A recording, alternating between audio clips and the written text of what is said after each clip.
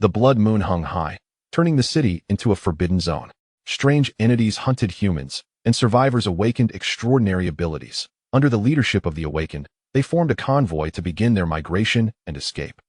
The sky was dim, and rain shrouded the earth. The air mixed with the smell of damp soil filling the nostrils. Raindrops slid down from his hair tips. Guyang was soaked, but dared not stop, pedaling his tricycle as fast as he could. His gaze was fixed on the convoy ahead. If he fell behind, only death awaited him. About 4 months ago, when the blood moon was high, torrential rain fell from the sky, and thunder roared throughout the night. Guyang had never heard thunder that loud before. The next day, the world changed. Countless strange phenomena emerged, and within 3 days, the entire Cloud City was paralyzed, with over 2.5 million people in the city, 99 dead. Jiu Yang was lucky. The kindergarten teacher living across from him was an awakened one, and with her help, he managed to escape. This world was filled with strangeness. The aimless journey of migration began. Only by constantly fleeing could one survive. Jiu Yang pedaled his tricycle closely behind the convoy, surrounded by people on bicycles, motorcycles, and three-wheeled vehicles. The means of transportation were varied. At the back, there was a large group walking. Fortunately, the few cars at the front were not moving too fast, allowing them to barely keep up. Jiu Yang wiped the rain from his face, a bit envious of the cars ahead. He wasn't envious of the vehicles, but rather that those people had gasoline. In the apocalypse, cars were everywhere. Guyang had driven one at first, but when he couldn't get gasoline later, he had no choice but to abandon it. By the time he found a gas station, there were no cars left. The supplies he could carry were limited, so he couldn't waste energy carrying gasoline. The tricycle he was pedaling was found in the last town, and overall, he was quite satisfied. It was better than walking on foot, especially downhill when he didn't have to pedal. Next time he found a gas station, he could fill up some gasoline and then switch to a vehicle that could shield him from the wind and rain. Even in the apocalypse, Guyang still had some aspirations. At this moment, the cars at the front gradually came to a stop, and the captain, Lu Liang's voice, came through. "We'll rest here tonight. The next supply point isn't far. We should reach it by 10 a.m. tomorrow." Many people breathed a sigh of relief upon hearing this, and sat down on the muddy ground without caring about the muck. Guyang didn't rest immediately. Instead, he looked for a flat piece of ground to set up a tent. After a long time of migration and continuous movement, his body was radiating heat, and now that they had stopped, the wet clothes would cause his body temperature to drop. Quickly, he had to change out of his wet clothes immediately. If he got sick, without medicine, it would mean death. After setting up the tent, Guyang first tossed the snakeskin bag filled with supplies into the tent, then crawled inside to change out of his wet clothes. To be safe, he took 2 cold medicine pills. If he caught a cold, it wouldn't be something 2 pills could cure. Jiu Yang had survived until now not by luck. He always adhered to the principle of being careful in everything. After taking the medicine, Guyang took out a box of self-heating rice with braised pork from his burlap. It had been 10 days since he last resupplied, and a large portion of his supplies had already run out. But relying on his tricycle, he could carry quite a bit, and his current stock could last for 2 more days. The self-heating rice emitted steam, and the aroma of the braised pork wafted out of the tent. Guyang placed the dagger next to his knee and began to enjoy his meal, even treating himself to a sausage and an egg today. Tomorrow he would be able to resupply, so he indulged a little today. This was the first time he had been so extravagant since the apocalypse. Eating was the only belief that supported him in the apocalypse. Even a piece of expired bread tasted incredibly delicious to him. Suddenly, a squeak sound of footsteps on the muddy ground reached his ears. The sound grew closer, coming from behind the tent. Guyang put down his food box, grabbed the dagger next to his knee, and stepped out of the tent. A plump old woman was approaching. "Little brother, can I borrow some food from you? It's not for me. It's for my poor grandson. Adults can manage, but children are still growing. I can't lend you any." Guyang's voice was cold. Whether before or after the apocalypse, being indifferent could help you avoid a lot of trouble. "Little brother, you have so much food, and you'll resupply tomorrow. I'll return it to you once I find supplies." The old woman was persistent, taking 2 steps closer to Guyang, her gaze drifting towards the inside of the tent. She had seen Guyang put a large snakeskin bag into the tent earlier. "Don't move." Guyang raised the dagger, pointing it at the old woman with a cold expression. Just now, the old woman hadn't seen Guyang's hand holding the dagger because it was blocked by the edge of the tent. The sudden appearance of a dagger pointing at her startled her. "Why can't you lend me a little food?" The old woman retreated repeatedly, seemingly at a loss for words, finally uttering, "You young people have no respect for the elderly or love for children." Guyang remained silent, his eyes turning icy as he took a step forward, causing the old woman to turn and flee in fear. Jiu Yang returned to the tent, continuing to eat the remaining half of his self-heating rice. Lending supplies in this apocalypse was a joke. Supplies were in towns. Although the people were dead, there were still traces of the living, and there might still be strange entities inside. Even a healthy adult could die inside, let alone an old person or child, the recognized burdens of the apocalypse. Guyang would not follow the example of some kind-hearted people to help them. Good people don't get rewarded. He had learned this lesson well. Just like the kindergarten teacher who saved him, she saved many people. But under unproven rumors, she died, killed by those she desperately tried to save. Eating the flesh and blood of the awakened could awaken special abilities and become extraordinary. Just because of this absurd statement, that kindergarten teacher was betrayed. Guyang watched quietly. He wanted to save, but he couldn't. From that day on, Guyang understood a very ironic concept. Being kind-hearted could lead to death. Later, when they encountered strange entities and lost the protection of the awakened, those people did not awaken as they wished. They were all killed by the strange entities. Guyang once again escaped by luck, eventually making it to this convoy. At night, the blood moon hung high, casting a blood-red veil over the sky. A faint sound of footsteps emerged, and Guyang opened his eyes, tightening his grip on the dagger in his hand. In the apocalypse, danger lurked everywhere, and Guyang had maintained a habit of light sleep. With his hearing still functioning while he slept, Guyang crouched softly in the middle of the tent, his gaze following the sound of footsteps. If someone intended to harm him, the first choice would definitely be to collapse the tent, similar to the principle of trapping someone in a burlap sack. As the person approached, a human silhouette appeared against the tent's fabric. In the next moment, Guyang looked at his wrist. A silk thread tied to it had snapped. This was to prevent anyone from stealing his tricycle, and he always tied one on his wrist while sleeping. The thread was thin and would break with just a little force. Guyang aimed at the silhouette and thrust the dagger fiercely. It pierced through the fabric, and a scream rang out.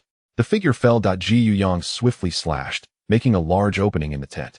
The moment he crawled out of the gap, the dagger was already aimed at the figure on the ground. Only then did Guyang see clearly that it was the plump old woman. She was about to struggle to get up, shock still on her face. She saw the dagger thrusting toward her throat, her eyes wide with fear. She had originally planned to steal Guyang's tricycle, thinking that tomorrow she could collect more supplies, so that she and her grandson wouldn't have to go hungry. In a sudden turn of events, a sharp pain struck her waist, and before she could comprehend what was happening, the tent was slashed open, and Guyang sprang out, the dagger aimed directly at her throat. It was ruthless and decisive. A chill ran through her throat, and blood gushed out, which the old woman could not cover no matter how hard she tried. She wanted to speak, but she couldn't understand why Guyang was so ruthless. She only wanted that tricycle, yet he killed her without hesitation. But no words came out. Her head hung weakly. Gained 100 kill points. Chapter 2: The Awakener of the Fleet. Kill points? What is that? Guyang was puzzled when a light screen appeared before him. Upgrading the dull dagger costs 100 kill points. Do you want to upgrade? Is this a system, or has my ability awakened? As for whether it was influenced by something strange, Guyang dismissed that thought. From his observations, there were at least 4 awakeners in this team, and he didn't believe that something strange could invade here without being noticed by all 4 of them. Nevertheless, he decided to proceed with the upgrade. The dagger was one he brought from home, and after a few months of use, its blades had dulled considerably, mainly due to a chip. Even if he were to resharpen it, the chip would still remain. A flash of white light enveloped the dagger, and the dull chip was restored, making it as good as new, shimmering with a cold light, even brighter than before. Upgrade complete. The dull dagger has been upgraded to a sharp dagger. Remaining kill points: 0. Just like that, 100 points were gone. Kill points can't all be for killing, right? Guyang thought to himself, his expression darkening. Shaking off those thoughts, he dragged the body at his feet toward a nearby pile of stones. When he returned, many people had heard the old woman's screams and came out to see what was happening. Numerous people witnessed Guyang disposing of the body. Some looked calm, some appeared horrified, and others showed complex expressions, but no one stepped forward to stop him or say anything in defense. To these people, Guyang simply smiled shyly. Many felt a chill run down their spines and involuntarily shuddered, their gazes toward Guyang now tinged with a bit of awe. In 4 months of the apocalypse, they had seen many dead, but those who dared to kill were few, especially someone like Guyang who could kill and still smile. Guyang ignored these people. He wasn't trying to hide anything by disposing of the body. He just thought it was unlucky to leave the corpse nearby, especially since everyone still needed to sleep at night. He did have some civic sense. After thinking for a moment, he considered whether to kill the old woman's grandson as well. Without anyone to care for him, a small child generally wouldn't survive. Remaining in this world would only mean suffering, but it wasn't he that Guyang wanted that 100 kill points. His gaze settled on the few awakeners' vehicles in the center. Since he had killed someone, those awakeners must have noticed. The reason there was no commotion now was that Guyang had not violated the rules of the convoy. Rule 1. No disputes are allowed during the convoy's migration. Rule 2. Killing without reason is not permitted. After some thought, Guyang dismissed the idea of killing the old woman's grandson. There was no telling how those people would react. A sleepless night passed. The next morning, the convoy began to migrate. And the old woman's grandson stood helplessly in the muddy road, crying loudly. The tent where they had been resting was gone, leaving only 2 tattered clothes on the ground. Guyang passed by the crying boy, expressionless, riding his tricycle to catch up with the convoy. At the front of the convoy, Lu Liang leaned against the co-pilot door frame, his brows and eyes forming gentle arcs, making his pupils nearly invisible. He withdrew his gaze from the rearview mirror and looked at the several purple-black cards floating in front of him. With his long fingers, he pinched one of the cards. Flames erupted, and the card disintegrated into tiny particles of light that dissipated into the air. From my divination, the next supply point seems a bit off. The bald giant rubbed his smooth head. What do you mean by off? I divine that the strange entities won't pose a threat to you. But my instincts tell me you will be in danger, Lu Liang said. Lu Liang had awakened the ability of divination, which not only granted him divination skills, but also heightened his perception. When he said it was safe, it might not be, and when he said it was dangerous, it might be completely safe. The old drunkard, with his wrinkled face, looked somewhat serious. That could mean there are strange entities inside that are above the captain's level, which means Tier 2. There were 5 people in the vehicle. Besides the driver, Uncle Wang, there were squinty-eyed Lu Liang, the bald giant Yunshan, the old drunkard Zhang Fan, and a girl who had been silent, meditating with her eyes closed. These were the 4 awakened individuals in the convoy. So, this is the situation at the collection point. Do you want to go take a look? Lu Liang stroked his chin. Go. What if we don't? Wait for the next collection point? The bald giant looked helpless. You eat less, but my ability is special. I need a lot of food. If we don't go, I'll starve. Who knows when the next collection point will be? He couldn't afford to take that gamble. Winnie, what about you? Are you going? The bald giant nudged the silent girl beside him. I'm not going. What? We're partners. How can I survive without you? Upon hearing this, the bald giant felt as if the sky had fallen. Winnie opened one eye and said irritably, I thought you were asking for my opinion. If I don't go, you'll be unhappy. Around 10 in the morning, the convoy came upon houses. Lu Liang's vehicle stopped. In the 4 months of the apocalypse, the city streets were littered with dried blood, and the central green belt was overgrown with weeds. Dusty vehicles could still be seen on the road. Lu Liang was the first to get out of the car, a stack of cards appearing in his hand. He casually drew one and frowned.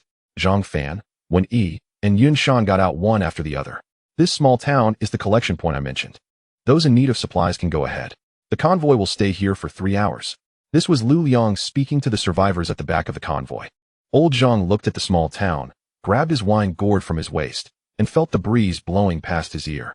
The old man turned and took out 2 red berries from his pocket. I can only give you 2 recovery saint fruits. The rest is up to you. The captain and I can't help you. If you find any plant seeds, please keep an eye out for me. After all, neither Lu Liang nor he were combat-type awakeners. Be careful, the old man reminded. Don't worry. Wen Yi and I will team up. Tier 2 strange entities aren't impossible to deal with. Yun Shan patted his chest, looking confident. Your ability is affecting you more and more. Can you be a bit more low-key? Lu Liang felt somewhat helpless. Being reckless wasn't a good thing. Let us go. Wen Yi tightened the 3 knives hanging at her waist, popped a saint fruit into her mouth, and walked toward the town. The surrounding survivors, seeing the 2 awakeners enter, followed closely behind. This had become a repeated experience. It was much safer to gather supplies while following the ability users. When encountering strange entities, the strange would prioritize attacking the awakeners. On the other side, Guyang was prepared, but he didn't move. Instead, he waited for those people to enter first to scout. If strange entities appeared, they would definitely be drawn out first. This was the safest way. Chapter 3: The Strange Black Dog in the City. Guyang rode his tricycle, holding his dagger, vigilantly observing his surroundings. His gaze quickly scanned a small supermarket that had been broken into, with shelves already emptied. Guyang searched and soon discovered that there were still items on one of the supermarket shelves. There were 2 or 3 people rummaging through it. Confirming it was safe, Guyang hurriedly got off the tricycle and ran toward the shelves. Pickled vegetables, noodles, instant noodles, self-heating meals, and even seasonings. He didn't pick and choose. He took whatever he saw. He stuffed a large quantity of food into a snakeskin bag. The three people beside him had bags hanging in front and behind and were selecting items in the supermarket. They watched as Gu Yong swept through the shelves like a locust swarm, leaving nothing behind. After packing one bag, he tossed it onto the tricycle and continued filling another snakeskin bag. They all looked enviously at him. In just a short while, the three people had not gathered as much as Gu Yong. Gu Yong saw the cigarettes and alcohol on the 3 layers of shelves, stepped on the shelves to take down the items, and threw them into the snake's skin bag below. These things were hard currency. Even though he didn't need them, they could be traded. As he removed a corner of the cigarettes and alcohol from the top, Gu Yang's breath hitched. A toad with a completely purple-black patterned body was inflating its gas sack, eerie energy swirling around it. Gu Yong placed the alcohol he was about to throw down back onto the shelf, pulled out a dagger, and quietly stepped down from the shelves. Noticing someone climbing up beside him, he quickly lowered his voice and hissed, "Don't move. All of you step back. Don't make a sound." The man climbing up, realizing Gu Yang's expression, stopped his actions and retreated. Ribbit. A sound came from behind Gu Yong, causing him to stiffen. His neck twisted like a machine. A strange frog was crouched on the roller of the supermarket's shutter door, staring at them with its 2 scarlet eyes. Damn it. These 3 had been messing around in the supermarket for so long, and it didn't croak, making him think it was safe. Now he was caught between a wolf in front and a tiger behind. Gu Yong tightened his grip on the dagger, slowly crouching down. His gaze fixed on the strange frog above the shutter door. Feeling a sensation behind him, Gu Yong realized the 3 had retreated behind him. He was speechless. While keeping a wary eye on the strange frog, he whispered, "This isn't a way to handle being attacked from both sides. How about this? I'll cover you. And you all run out first." "Really? Thank you." One of the tall, thin youths looked grateful. "It's only right to help each other," Gu Yong said seriously. "I'll count to 3, and you 3 run together. I'll hold off the strange frog." Before Gu Yong could start counting, another ribbit sounded from behind. He knew the one on the shelf had also woken up.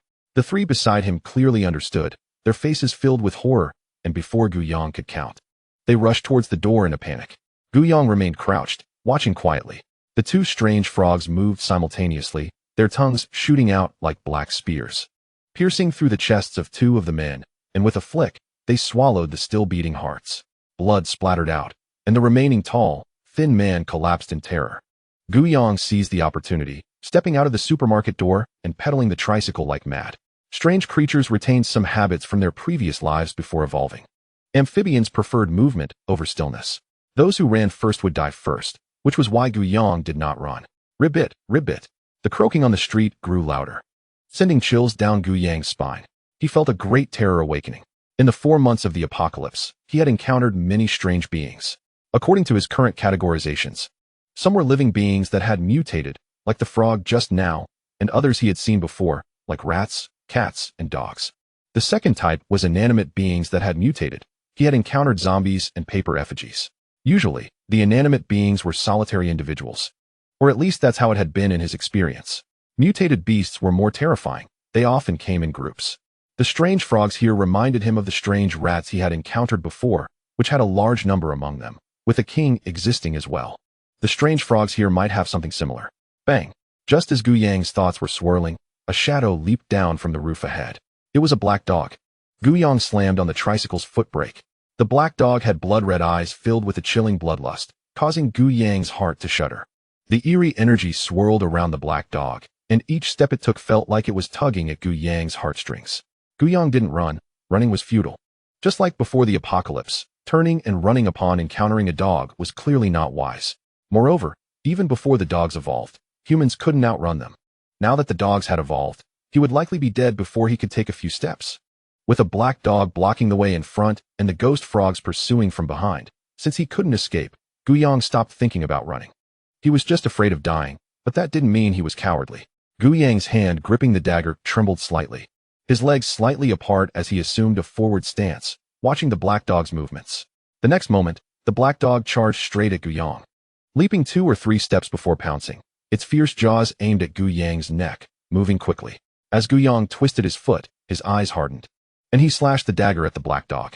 The black dog didn't dodge or evade, and the next moment, it let out a whimper. A woo. The black dog passed by Gu Yang's side, twisting its body gracefully in midair, landing and staring intently at Gu Yong. In its eyes was a hint of caution as it took a few steps back, creating distance between them. A gruesome wound extended from one of the black dog's front legs to its neck, releasing wisps of eerie energy. Compared to the black dog's caution, Guyang's face was filled with joy, for he had injured it. He had managed to hurt it. Strange beings could not be harmed by ordinary people.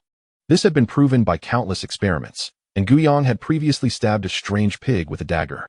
The wound had healed instantly when he withdrew the knife. With no effect whatsoever. It seemed that it was due to the upgrade from the kill points. Wounded the strange dog, gained 100 kill points. Hearing the notification, Guyang's eyes brightened further. Just as expected, the fear that had once filled his eyes dissipated, replaced by a naked desire, a thirst for kill points. He had previously feared it purely because he couldn't inflict damage, but now that he could, it meant he could kill. A woo. The black dog let out a low growl, not understanding why the person before it wasn't afraid. The next moment, regardless of everything, the black dog charged at Guyang. Guyang tightened his grip on the dagger, keeping his eyes fixed on the black dog. The black dog, initially lunging to bite him, changed its posture midair, extending 3 sharp claws from its paw toward Guyang. Guyang's eyes were fierce as he slashed at the dog's paw, the dagger glimmering, sending a black claw flying. Severed the strange dog's forelimb, gained 300 kill points. The dagger had 3 streamlined patterns on it, and just as Guyang received the kill points, he used them, upgrading the dagger once again. The black dog landed, staggering because it had lost a paw. Guyang seized the opportunity to pursue, stabbing the dagger toward the black dog. Although the black dog had lost a leg, it was still fast, and the dagger only managed to pierce its rear, leaving a long wound. The black dog let out a mournful howl. Guyang's eyes widened as he noticed the black dog was trying to escape, which he could not allow. Panting heavily, Guyang chased after it, stabbing randomly with the dagger, hitting wherever he could, and he stabbed the black dog multiple times. Wounded the strange dog, gained 100 kill points. Wounded the strange dog, gained 100 kill points. Wounded the strange dog, gained 100 kill points. The large black dog collapsed to the ground, its remaining 3 legs still twitching. Clearly not yet dead, but it could no longer move. Its blood-red eyes locked onto Guyang, fierce and threatening. Guyang wiped the sweat from his face, his heart pounding like a drum, his face radiating joy. This was the best day he had felt since the apocalypse began. Damn you, Guyang cursed inwardly, still daring to glare at me. He thrust the dagger fiercely into the black dog's neck a few times, ending its life. Killed the strange dog, gained 300 kill points. At that moment, Guyang appeared quite over the top. He had been pursued by strange beings for so long, and today he finally turned the tables. He had endured this humiliation for months. The black dog died, its flesh dissolving into gray-black light particles, leaving behind a skin and 4 canine teeth on the ground, emitting wisps of eerie energy. Chapter 4. The Method of Awakening. At this moment, at the end of the alley, Guyang was hiding around the corner on his tricycle. A giant toad, as high as a small hill, was entangled with a giant. The giant's left hand grasped the toad's tongue while his right hand, in a fist, landed punch after punch on the toad's head. It felt reminiscent of watching Ultraman. As he had guessed, this group of strange frogs surely had a strange frog king. The strange frogs Guyang had encountered before were nothing compared to this small hill-sized one. Beside him, a girl wielding dual blades faced off against a female strange creature dressed in a red wedding gown. The girl's blade light poured down like moonlight. The hands of the wedding dress strange creature were surrounded by swirling grayish-white energy. Each collision between the blade light and the strange creature's palms produced the sound of metal clashing. Incredible. No wonder she was an awakened. Guyang had not expected that there would be another expert. The wedding dress strange creature appeared to be even stronger than the strange frog king. The fact that the girl could fight back against the female strange creature was already quite impressive in Guyang's eyes. In contrast, the giant, resembling a small hill, posed no real threat to the strange frog king with its punches, and now half of its body was already being held in the strange frog king's mouth. Defeat was only a matter of time. The girl seemed to sense this as well. She gathered her strength and struck the female strange creature away, then darted towards the strange frog king. With her right arm raised high, the straight blade glimmered with a red light, slashing towards the strange frog king's belly. And with the swing of the blade, a wave of air swept outwards. The strange frog king's round belly caved in, its pupils dilated, and its hill-like body lifted half a meter off the ground before crashing down with a thud. The giant, which had been in its mouth, was also spat out. Hiss. Guyang inhaled sharply. The girl looked delicate but had incredible strength. He was envious but did not forget his purpose. He hopped onto a tricycle and circled around to the front of the battle. Occasionally looking back, the dust was gradually settling, and the original concrete road had disappeared. Seeing the wedding dress strange creature being toppled, Guyang let out a sigh of relief. He had been waiting for the right moment to escape amidst the chaos. And now that it was confirmed safe, he could run without worry. Guyang turned back and pedaled furiously. After about 2 or 3 minutes, he spotted the outline of the convoy. By this time, more than 2 hours had passed. Team leader Lu Liang stood by the roadside, gazing towards the town, while old Zhang leaned against a nearby stone, drinking. Many survivors, mostly the elderly, weak, women, and children, were gathered along the sides of the road. Guyang on the tricycle came into view. Why is there only one person? What happened inside? Lu Liang rushed over in large strides. Old Zhang also got up and followed. Lu Liang was anxious. It had been 2.5 hours, and no one had come out. He had drawn an omen, and the card had instantly burst into flames and turned to ash, which meant immense danger. There were only 4 awakened in the convoy, if 2 were lost at once. How would he and old Zhang survive? After all, neither of them was good at fighting. What happened inside? Where are Yunshan and Wenyi? Did you see them? What about the survivors gathering supplies inside? Lu Liang fired off 3 questions in quick succession. Guyang panted heavily. Seeing this, Lu Liang anxiously handed him a bottle of water. Guyang accepted it. Why not take free stuff? He opened the cap and took a small sip to moisten his dry throat. There were 2 very powerful anomalies inside. As for Yunshan and Wenyi, those should be the names of the 2 awakened. They are fine. At least the last time I saw them, they were okay. Whether they are fine now, he didn't know. Guyang roughly described the appearances of the 2 anomalies and some details of their battle. Old Zhang put away his wine gourd and said solemnly, "They should be 2nd tier. It's not a major threat. At least it can't be 3rd tier, or they would have been killed instantly. The difference between anomalies is vast. A 1-tier difference is an insurmountable chasm. Yunshan and Wenyi could fight against 2nd-tier anomalies precisely because their abilities were somewhat special." Lu Liang also sighed in relief, but his expression remained serious. "Captain, can I ask you something?" "Go ahead."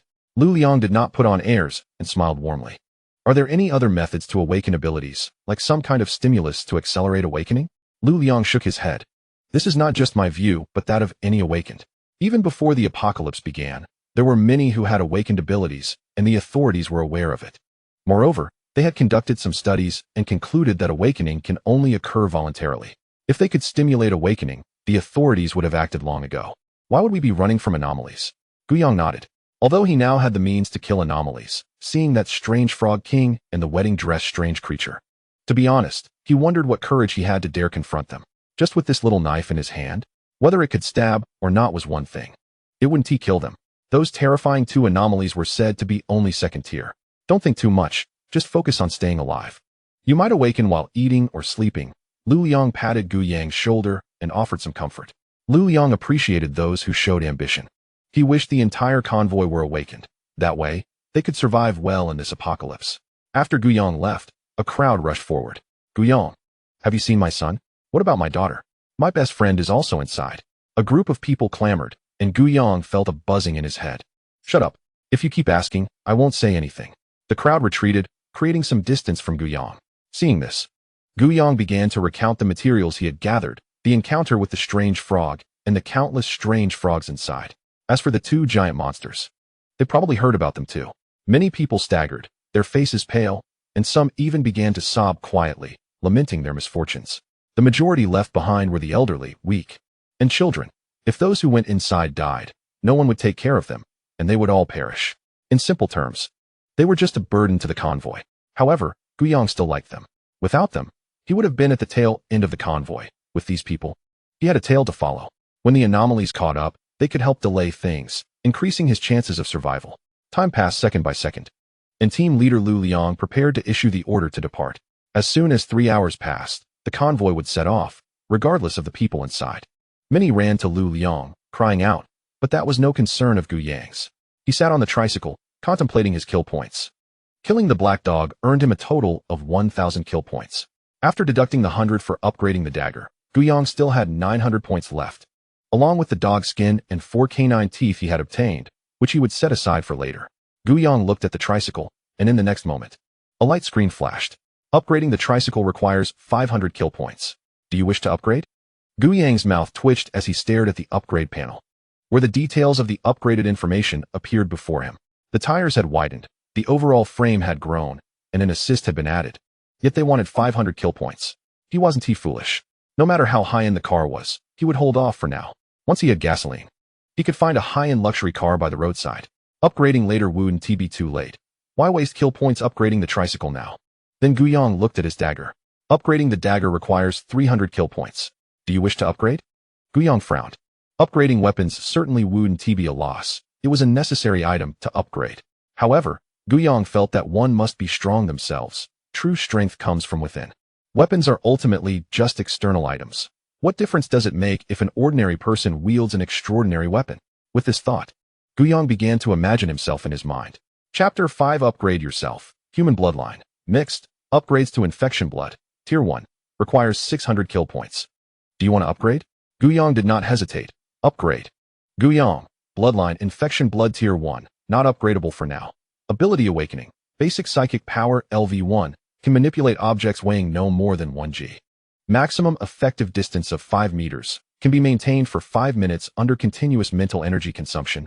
Can retrieve items from a distance.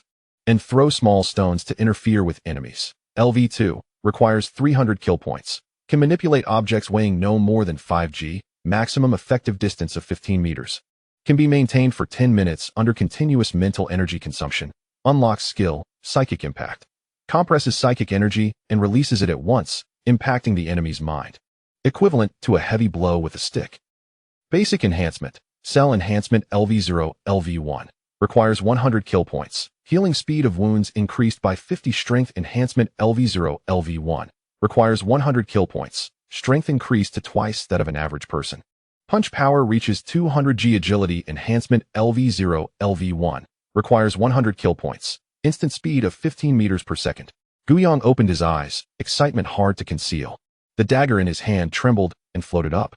Although this psychic power is still quite weak, Guyong really likes it. This ability is great for sneak attacks.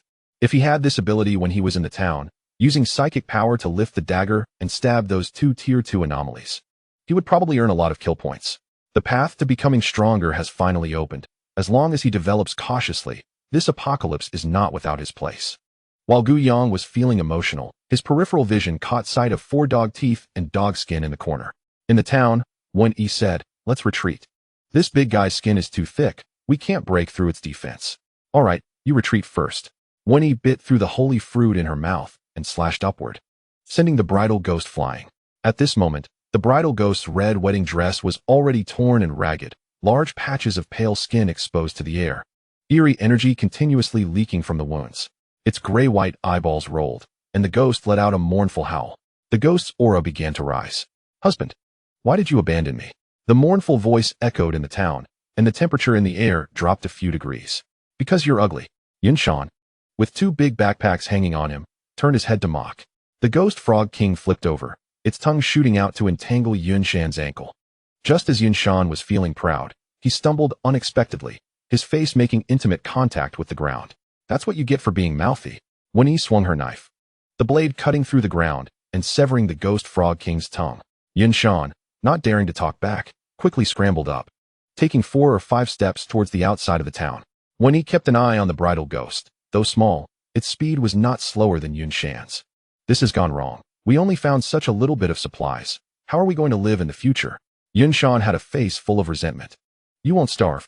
Just focus on getting out first. I didn't expect there to be 2 Tier 2 anomalies in here."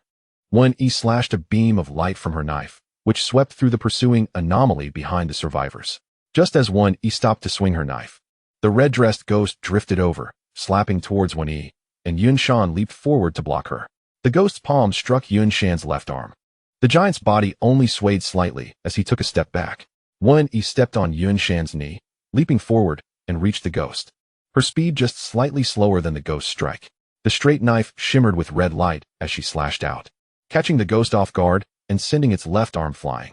In midair, Wen-Yi turned and kicked towards the ghost's chest, sending it flying. The severed arm dissolved into gray-white light particles in midair, and a blood-patterned golden bracelet fell, which Wen-Yi caught. "Thanks. I'll hold on to this for now, and we can split it later. You don't need to worry about those people next time," Yunshan said with annoyance. "It's good to help when you can," Wen-Yi replied cheerfully. "By the way, I feel like this Tier 2 ghost lacks strength. It doesn't hurt at all. Just let it hit you a few more times and see." Wen-Yi replied sharply. "I awakened as a Titan giant ape. Although it's slow, my defense is top-notch. It would take 20 or 30 hits from this ghost to kill me," Yunshan said stubbornly. While the two were talking, the bridal ghost looked back at the ghost frog king left behind, letting out a reluctant roar. The ghost had to slow down and eventually stop pursuing. At this moment, its severed left arm had regrown. She knew that she couldn't defeat those two humans alone. Over 30 survivors, carrying supplies, moved as fast as they could, wishing they had two more legs. The convoy moved, led by Lu Liang. The jeep charged ahead, and Guyang followed closely on his tricycle. Having secured the supplies on his tricycle and positioned it parallel to Lu Liang's vehicle, Guyang pedaled a few strokes past old Zhang's vehicle. "Young man, it's still you. Be careful." Old Zhang threw out a line. Lu Liang squinted at the rearview mirror, muttering, "It's really rare to see someone more afraid of dying than I am." When he helped Yunshan secure the supplies on the shelf. "Hurry up and go." Yunshan got into the passenger seat, and the vehicle shot out like an arrow, the rear wheels kicking up a cloud of white smoke. The ghost frog king followed, and the bridal ghost approached the two at high speed, its sharp claws brimming with eerie energy. When he took 2 steps and leaped, grabbing the top shelf of the vehicle and jumping onto her own car. The engine roared as they drove away from the town. When he watched the bridal ghost gradually shrink in the rearview mirror, reclining the passenger seat back. "TT, I'm going to sleep for a bit. Call me if anything happens." Wen Yi's voice was filled with fatigue. If it weren't for Yunshan's ability and her being so close to Tier 2, she might not have returned today. The girl with a heart-shaped face driving the car raised her eyebrows, showing a look of concern. The convoy did not stop along the way. When the front vehicles slowed down, many survivors followed one after another. Fortunately, the road was slightly downhill, so Guyang wasn't too tired. After riding for about 30 kilometers, the convoy gradually came to a halt. Lu Liang got out and looked at the card in his hand, his frown relaxing as he shouted to those around him. "We will rest here for the next 2 days, but don't wander too far." Hearing this, the pedestrians felt relieved, sitting down on the ground to rub their legs. Guyang picked a relatively hidden corner, where 2 large stones were squeezed together, and the gap in between was spacious enough to fit half a tent. After setting up the tent, Guyang eagerly crawled inside, the dagger trembling and floating in front of him. He picked up a nearby dog tooth. Through his research, he discovered that the system could not only upgrade items unilaterally, but could also fuse other materials to reduce the use of kill points. For example, if he wanted to upgrade the tricycle to a 4-wheeled car, adding some other materials like wheels, an engine, steel, etc., would cost fewer kill points. However, Guyang wouldn't waste kill points on such things. If he was going to upgrade, he would look for a high-end car. He wondered what would happen if the materials dropped from the anomalies fused into the dagger. The dagger had already undergone 2 upgrades. The 3rd upgrade originally required 300 kill points, but with the addition of the dog tooth for fusion, it only needed 100 kill points. With a thought, Guyang's balance of 300 kill points turned into 200, and the dog tooth and dagger were enveloped in a swirl of white light.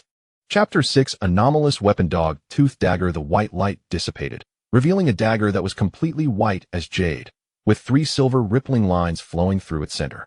The end of the dagger's handle extended and curved, taking the shape of a dog tooth. Canine Tooth Dagger. Artifact ranking 12581. Ability: a dagger fused with the canine teeth of a strange dog, enhancing sharpness while being highly resilient and difficult to break, dealing double damage to canine anomalies. Artifact: a forbidden item fused with strange objects. Using it comes at a cost, and the higher the ranking, the greater the cost. Canine Tooth Dagger. Fused with the canine teeth of a strange dog, it also incorporates the obsession of dogs, cannot be too far from its owner, and if lost, will infect the owner with rabies. But if you are Guyang, using it comes at no cost. Artifact. Looking at the ability description, Guyang's satisfied expression gradually turned grim, and upon seeing the last part, his brows relaxed. Rabies. Who knows if it's the rabies from ordinary dogs or the rabies from strange dogs? The higher the ranking, the greater the cost. This canine tooth dagger is only ranked over 12,000, and Guyang felt that the cost of use was not small. This thing actually has a usage cost. But fortunately, it doesn't apply to him. Guyang has a system, and with this apocalypse lacking in strangeness, he has plenty of kill points. So the dagger's ranking will definitely rise. The cost is too high. Guyang dares to use several of his lives. He only has 200 kill points left, which is not enough to upgrade to a 1st-level psychic ability. He glanced at the dog skin beside him, simply rolled it up, and stored it away. He didn't know where he would use the dog skin for now, and it wasn't suitable for integration into a weapon. Although he hadn't experimented, Guyang felt that there is compatibility in pairing strange items.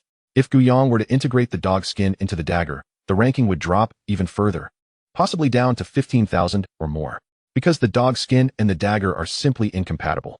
In fact, The apocalypse has only been going on for just over 4 months. Strange artifacts should be quite rare, yet his dagger is ranked 12581, which he did not expect. There are so many artifacts ahead. Guiyang was too lazy to think further, gripping the dagger as he walked out of the tent. Searching for a stone the size of a human head. How sharp it really is, one can only know by trying. With a gentle stab, the dagger effortlessly sank into the stone. Your dagger is so sharp. There's a strange aura to it. It must be an artifact. A crisp female voice rang out. Guiyang turned around to see one of the awakened from the convoy. Lu Liang had mentioned 2 names earlier, and this woman should be called Wen Yi. She couldn't possibly be named Yun Shan. That bald man must be called Wen Yi. Guiyang openly admitted. It's an artifact. He hadn't hidden anything while testing the dagger, and many people around had seen it. He always knew that to survive in the apocalypse, one must have a voice in the convoy. Did you awaken some ability to create artifacts? Wen Yi's eyes brightened, filled with hope. Artifacts. Their convoy only has one in the hands of old Zhang. The abilities of artifacts are unpredictable, and each one has unimaginable capabilities. Given their scarcity, she didn't believe that he just stumbled upon it. Guiyang nodded. The girl's words matched his thoughts. This way, he not only gained a voice in the convoy, but also concealed his psychic ability. Seeing Guiyang acknowledge this, the surrounding survivors stared at him with eager eyes. A person who was just an ordinary individual yesterday has suddenly transformed into an awakened one today. It was a leap to greatness. They witnessed an ordinary person awakening. Did that mean they also had a chance to awaken? Wonderful, the team gained another awakened one. When he seemed to sense a glimmer of hope for survival. Although Guiyang's ability wasn't combat oriented, in her eyes, it was very useful. Artifacts are rarer than awakened ones. What's the name of your ability, blacksmith? Artifact master? Guiyang fell silent. He hadn't thought about a name. When he suddenly realized. I understand now. You just awakened, and your ability hasn't fully integrated yet. Awakened individuals often have a process of integration when awakening their abilities. Once the integration is complete, the details and name of the ability will naturally be known. The names of sequences are not randomly assigned. Come with me. Wen Yi grabbed Guiyang's hand and headed towards Lu Liang. Lu Liang, old Zhang, the bald man, and a girl with a thin face were sitting together, surrounded by piles of supplies. When the few saw Wen Yi approaching with someone, they greeted her. Wen Yi, you awakened. We were just about to distribute supplies. The bald man said with a smile, then looked at Guiyang. He is the new awakened one. Wen Yi replied flatly. Yet this stirred up waves in the hearts of those sitting around. The girl with a thin face stood up, gave Wen Yi a knowing look, and left. She was only there to replace Wen Yi in distributing supplies. Since Wen Yi had awakened, she was no longer needed. Although the convoy appeared fair, it actually had its hierarchy. Several awakened individuals formed one class, and now with an additional awakened member, there were certainly matters to discuss, making her presence here inappropriate. Great. You little brat. Lu Liang stood up, his expression excited, looking at Guiyang as if he were examining a rare gem. What ability did you awaken? I didn't expect that after just patting your shoulder this morning and saying a few words, you'd awaken by the afternoon. Old Zhang and the bald man beside him also congratulated him. The group gathered around the campfire.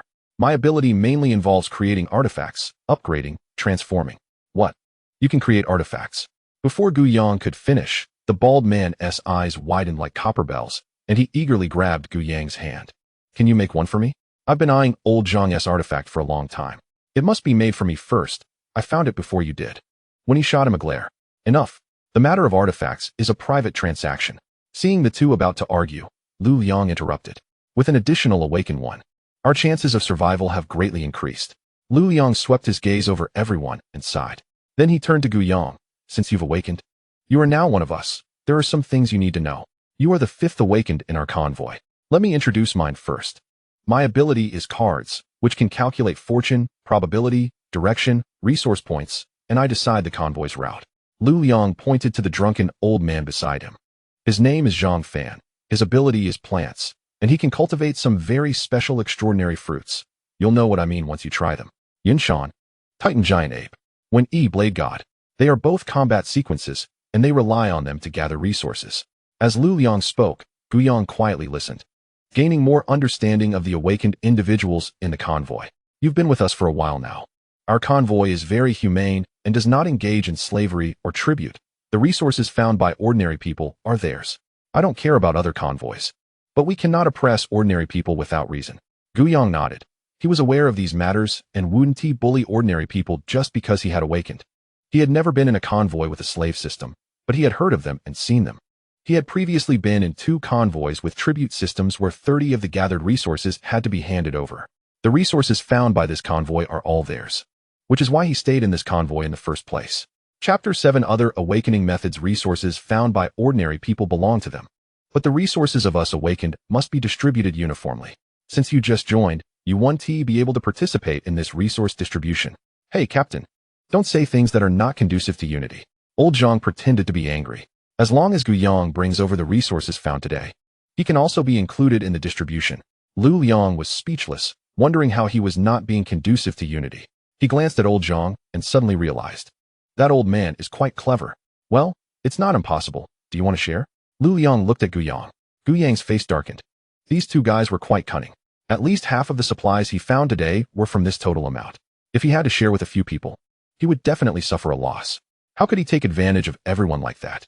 Gu Yang said this, and everyone understood that he was refusing. Old Zhang's face was full of disappointment. He wasn't greedy for the supplies. Mainly, he noticed that Gu Yang's sack contained quite a bit of cigarettes and alcohol, which he valued highly. Yun Shan and 1E went out to find supplies, and those 2 items were the least likely to be taken. Since Gu Yang was unwilling, it would be the same to trade supplies with him later. Gu Yang refused, and Lu Liang continued, as usual, as the captain and guide of the team. I take 30. Old Zhang takes 10 for logistics, and when E and Yun Shan, who risked their lives to find supplies, each take 30. This distribution has always been like this, and no one has any objections. This was also to let Gu Yang know their distribution model. Gu Yang felt it was fair. Lu Liang's ability was the most important. Without him, the people in the team would have been dead long ago. The piles of supplies, stacked like small mountains, were placed beside a few people, and the surrounding ordinary people looked on with envy. These supplies were enough for them to eat their fill every day and sustain themselves for a long time. Many people who entered the small town today did not come out. During the journey, many elderly, weak, women, and children fell behind due to the lack of food and water. Falling behind equated to death. Over the course of the day, more than 200 people had been lost. The apocalypse was undeniably cruel. Lu Liang simply categorized all the supplies and distributed each type according to the ratio. If anyone encountered supplies they temporarily did not need, they could privately exchange them with others. Gu Yang watched quietly and suddenly felt a fiery gaze. He looked up and saw the old drunkard. Gu Yang shivered. What if this old man had some peculiar preferences? He had seen many eccentric old men with special quirks. Gu Yang, I want to trade some things with you. Trade what? Gu Yang asked warily. Trade some cigarettes and alcohol. Tell Yun Shan and 1E to bring some cigarettes and alcohol for me next time. They didn't bring any this time. Yun Shan rubbed his bald head, feeling a bit embarrassed, and said, I really meant to remember this time, but there was an accident. There were 2 second-tier anomalies inside, and we almost didn't make it out. Look, we only found this little bit of supplies. Gu Yang said lightly, I don't smoke, and I used to drink a bit before the apocalypse, but I haven't drunk since. If I get drunk, I wouldn't know how I died. Seeing Gu Yang agree, the old man chuckled, revealing 2 rows of big yellow teeth. I still have half a bottle of erguo too. I only dare to take a small sip every day. Do you know how I've been living for the past half month? Old Zhang looked sad. What's so good about cigarettes and alcohol? They're bad for your health. When he said, rolling her eyes quietly, you're still young. You don't understand the ways of the world. Alcohol is the essence of grain. The more you drink, the younger you become, Old Zhang said, shaking his head. Gu Yang stayed until very late, giving Old Zhang 3 bottles of alcohol and 2 packs of cigarettes in exchange for 2 40L barrels of gasoline and 2 bags of hanging noodles. Although he didn't need them right now, he thought it was better to exchange them first. What if he encountered a vehicle before a gas station? That would be awkward. Gu Yang returned to his tent. Many people waiting for his return rushed over. Is there something? Gu Yang asked calmly. Gu Yang, how did you awaken your sequence? Can you tell us? It just awakened naturally, Gu Yang replied coldly, then walked straight to his tent. A small, thin man saw Gu Yang walking away and muttered, so selfish. What does naturally mean? He just doesn't want to tell us. Exactly, those awakened ones definitely know how to awaken, they just won't tell us. They want to keep riding on our heads forever. The surrounding people could only return to their tents with unwilling expressions. A young man wearing glasses saw this and took out a pack of compressed biscuits from his bag, which contained 6 pieces. He walked towards Gu Yang's tent. Stopping 1 meter away from the tent, he observed that Gu Yang didn't like anyone getting too close to his tent. Hello, I'm Zhao Qing. What do you want? Gu Yang asked, not bothering to close his tent. Looking at the man in front of him, he spoke lightly. Zhao Qing didn't mind Gu Yang's coldness. He stepped forward and placed the compressed biscuits next to Gu Yang's tent. I know there is no such thing as a free lunch. I want to ask how your abilities suddenly awakened and what you did during this time. Guyang glanced at the biscuits on the ground, his eyelids twitching slightly. If I say it as it is, your biscuits will be wasted. Do you still want to ask? Zhao Qing smiled. No problem. I think you an awakened one. Don't need to deceive me, a regular person. Deceive? If I say it's an awakening system, you definitely want to believe it. The truth is often not that convincing. It's just that I'm doomed to be deceived. Guyang withdrew his thoughts and looked at Zhao Qing. I was gathering supplies in the town and encountered 2 ghost frogs. The people with me were killed, and later, while escaping, I was blocked by a ghost dog. I fought it to the death. Guyang roughly recounted his experience, omitting the part where he got those 3 people killed and how he killed the black dog to obtain the strange items. If he really said it, no one would believe him, so he decided to make up a story. Actually, it wasn't entirely false. It was just his own insights. If there really was a method to stimulate awakening, and if abilities truly lay dormant within the human body, then only through life and death struggles. Walking on the edge of life and death, could one possibly achieve the effect of stimulating awakening? It was similar to the stimulation of adrenaline. The kind of self-awakening extraordinary abilities Lu Liang and the others had before the apocalypse might not be entirely accurate. Before the apocalypse, the anomalies had not erupted, and no one had studied fighting the anomalies. There was no evidence whether stimulation at the edge of life and death was effective. Anyway, he felt it was effective, and he said so much because he wanted Zhao Qing to validate whether it was true. Chapter 8. Strange Item Tang Knife. Zhao Qing fell silent. He felt that Guyang's words were probably true, but to fight with the anomalies to gamble on a possibility seemed too risky. Zhao Qing's expression turned somewhat grim. The good news was that he learned something, but the bad news was that it was almost a death sentence. It's well known that ordinary people cannot kill anomalies. Fighting with them is a sure death. He looked at Guyang enviously, thinking how lucky he was to awaken in battle. He probably wouldn't have that kind of luck. After thanking Guyang, Zhao Qing left, and Guyang crawled into his tent. As for whether Zhao Qing would try it, he completely did not care. He didn't care about his life or death. Zhao Qing returned to his car. Brother, how was it? Did you find out? The girl's eyes sparkled. If both she and her brother awakened, they could survive in the apocalypse. In her eyes, her brother could thrive whether before or after the apocalypse.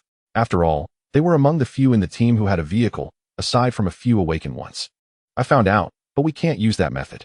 We can only rely on natural awakening and fate. Zhao Qing ultimately did not reveal Guyang's method. He had already asked the 4 awakened ones in the team, and without exception, they all awakened naturally. Some awakened while sleeping, some during soccer, some while drinking, and some while drinking tea. Only Guyang was different. He didn't think Guyang was lying to him, but he couldn't try it himself. He still had to take care of his sister. If something happened to him, what would happen to her? He wasn't foolish enough to seek death. What if one day he just awakened after a good sleep? The next morning, Guyang got up and just walked out of the tent when he saw Wen-yi. The girl had long hair tied up in a high ponytail, wearing a gray and white sweatshirt on top and matching sweatpants on the bottom, with a pair of red sneakers on her feet. The sunlight shone down, clearly revealing the fine fuzz on her rosy cheeks. In her arms, she held 3 long knives. What are you doing? Crafting a cursed object. Wen-yi blinked her eyes. With a cursed object, her strength would increase significantly. And the next time she encountered a second-tier anomaly, she wouldn't have to flee. What are your conditions for crafting a cursed object? Wen-yi asked. Mutual assistance among awakeners comes with conditions. It's not free. If someone is willing to help you, they will propose conditions, and once you meet them, the deal is done. Guyang rubbed his chin, noting that he still had 200 kill points left. For now, he only planned to use 100, saving the other 100 for the next time he earned kill points.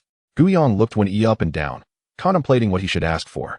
He wasn't lacking food at the moment, and he had exchanged for gasoline yesterday, which he didn't need for now. Give me a cursed item. All right.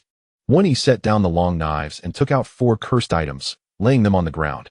A pair of cat eyes, a pair of bull horns, a pair of wild boar tusks, and a golden bracelet with blood-red patterns. I'll take the cat eyes. You help me integrate the other 3 into the knives. Guyang, do you think I'm a cursed object factory? What I meant was 1 cursed object. You need to give me 1 cursed item. Plus, I can only craft 1 cursed object for you. My ability has a cooldown. Guyang looked at Wen-yi, who was staring at the 3 knives with a conflicted expression. By the way, are you a 3-sword style? Wen-yi tilted her head, looking somewhat confused. What 3-sword style? I only have 2 hands. How can I use 3 knives? Then why are you carrying 3 knives? Guyang wanted to say that the more weapons you have, the quicker you die. Don't I need a spare? What if one gets broken halfway? Guyang fell silent. If he mentioned that he had another one on him, when he would likely ask what would happen if that one broke too. Hurry up and choose. After saying that, Guyong pulled out a toothbrush from his bag and started brushing his teeth. In the apocalypse, one must pay attention to oral health. A toothache is no joke. I've decided, I'll take this one. When he picked up a tang knife with a white handle and handed it to Guyong. Do you have any cursed items?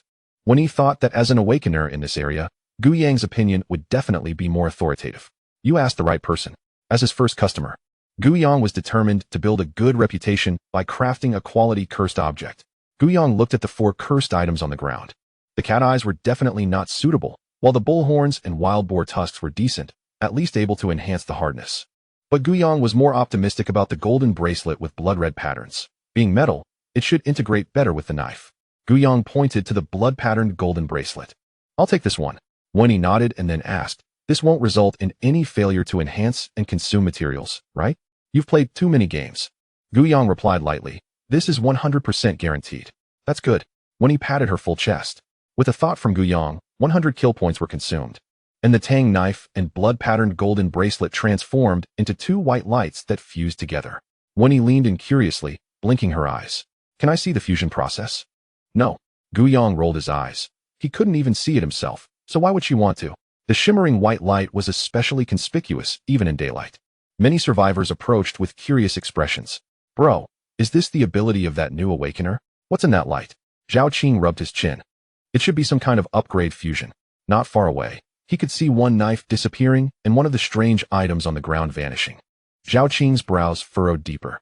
He previously thought the gap between him and the awakeners was simply because they awakened, and he didn't. It seemed that even in terms of information, there was an imbalance. He still had many things he didn't know. As the white light dissipated, the fused tang knife appeared in view.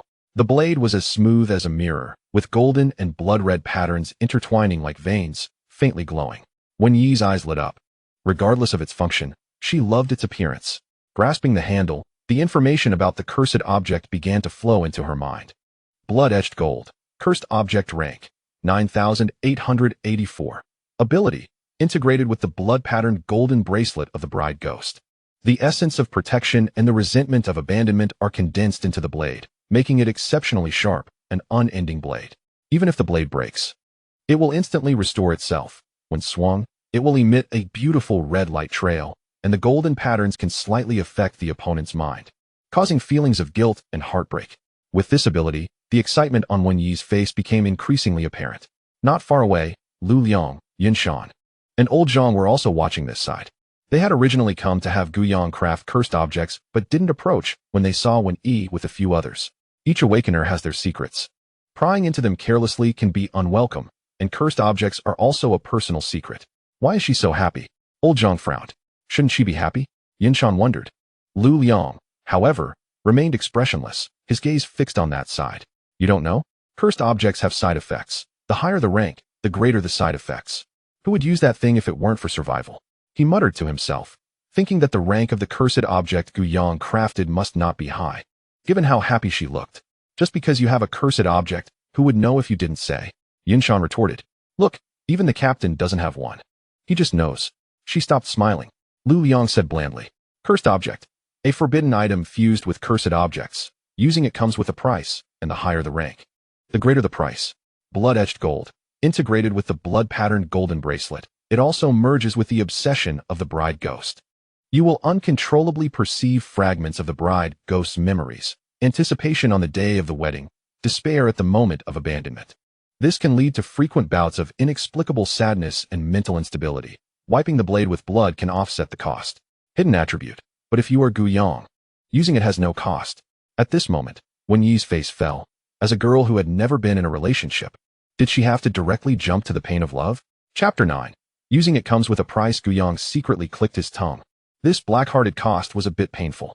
His dagger had upgraded twice and fused with 4 dog teeth, yet it was only ranked 12581. Wen Yi's knife had never been upgraded, and it directly landed at rank 9884. It was directly 2,697 ranks higher than his dog-toothed dagger, which could only mean that this bracelet was extraordinary. It hurt his heart. If he had used the tusks or bull horns, could this bracelet possibly have been his? Can this side effect be removed? When he asked weakly, she hadn't dated anyone and didn't want to suffer the pain of love. She felt miserable now. No. Cursed objects all have side effects. You can't just use some blood to suppress it. Guyang replied indifferently. Blood? Wen Yi seemed to have thought of something, her face once again lighting up. You pick one of these 3 cursed items. Guyang pondered for a moment. Let's put them on your vehicle for now. My tricycle is too small to fit them. He didn't want the cat eyes, as he couldn't think of how to use them for now. The bull horns and wild boar tusks were quite large, and the tricycle really couldn't accommodate them. The gasoline he exchanged with old Zhang was still on his vehicle. He needed to quickly find a way to get a car to store his things. Having his items on someone else's vehicle made him feel insecure. Furthermore, he was already an awakener, and chasing behind on a tricycle lacked style. Sometimes, Guyang still wanted to maintain a bit of face. Alright then. Wen Yi moved the materials back to her vehicle, making 2 trips in total. The pair of bull horns was particularly large, and she had to carry one in each hand. Guyang secretly tried to lift them. He couldn't move them. He awakened. But why didn't his superpower enhance his physical abilities? However, it makes sense. He awakened telekinesis, which is a form of mental power. While his physical strength may not have increased, his mental capacity should have. Thinking about it this way, Guyang felt that he indeed became smarter, even if it might just be psychological. After Wen Yi left, Lu Liang, Yun Shan, and Old Zhang approached. The 3 expressed their desire to create a strange weapon. Guyang shook his head in refusal and quickly fabricated a reason. I need to recover my abilities. I can only use them once every 3 days. Let's talk about it again when I have enough points for slaughter. After all, I've already demonstrated my strength by fusing a tang knife. By the way, will there be any failures when you create a strange weapon? Lu Liang asked. No, it's a 100% success rate. Upon hearing Guyang's answer, Lu Liang's pupils, which were originally unclear, narrowed even further, and he simply uttered 2 words, exceeding limits. As for the rest, there was no need to worry. Because of his powers, he knew many things that others did not. The rarity of strange weapons was even more pronounced than what Yun Shan and the others thought. 99% of the awakened didn't possess strange weapons, yet Guyang could mass-produce them. 3 days was nothing. It seems our convoy's survival ability has increased dramatically, Old Zhang said with a smile. After Lu Liang left, Old Zhang also departed, saying he wanted to check on the sunshine roses he had recently planted. When Wen Yi and Yun Shan brought back seeds from the last collection point, he jokingly scolded them for forgetting to bring cigarettes and alcohol, but not seeds. Every time Old Zhang spoke, he would mention bringing back seeds. After the 2 left, Yun Shan stayed behind. Seeing them walk away, he put his arm around Guyang's shoulder and asked with a curious expression, after your awakening, do you feel like you've lost something? What do you mean? Guyang replied, awakening is a curse. Everyone loses something. To be precise, you lose one thing, or maybe not. Yun Shan stammered, unsure of how to express himself. It's just, something feels different. Just like me. The captain and the others always say I lack brains and act recklessly. I guess I lost a bit of intelligence. At this point, Yun Shan thought for a moment and added, but I used to be really smart. I don't feel it's that obvious. Guyang said. He relied on the system to awaken, so he didn't see any flaws. After all, his organs, and even his important parts were still intact. If there were any issues, he hadn't discovered them yet. Guyang then asked, do you know what the captain and the others lost? That's a taboo in the team. The captain said we shouldn't pry.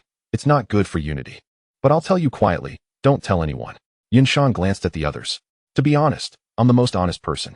Upon hearing this, Guyang put his arm around Yun Shan's shoulder like a good buddy, his face showing a shy sincerity.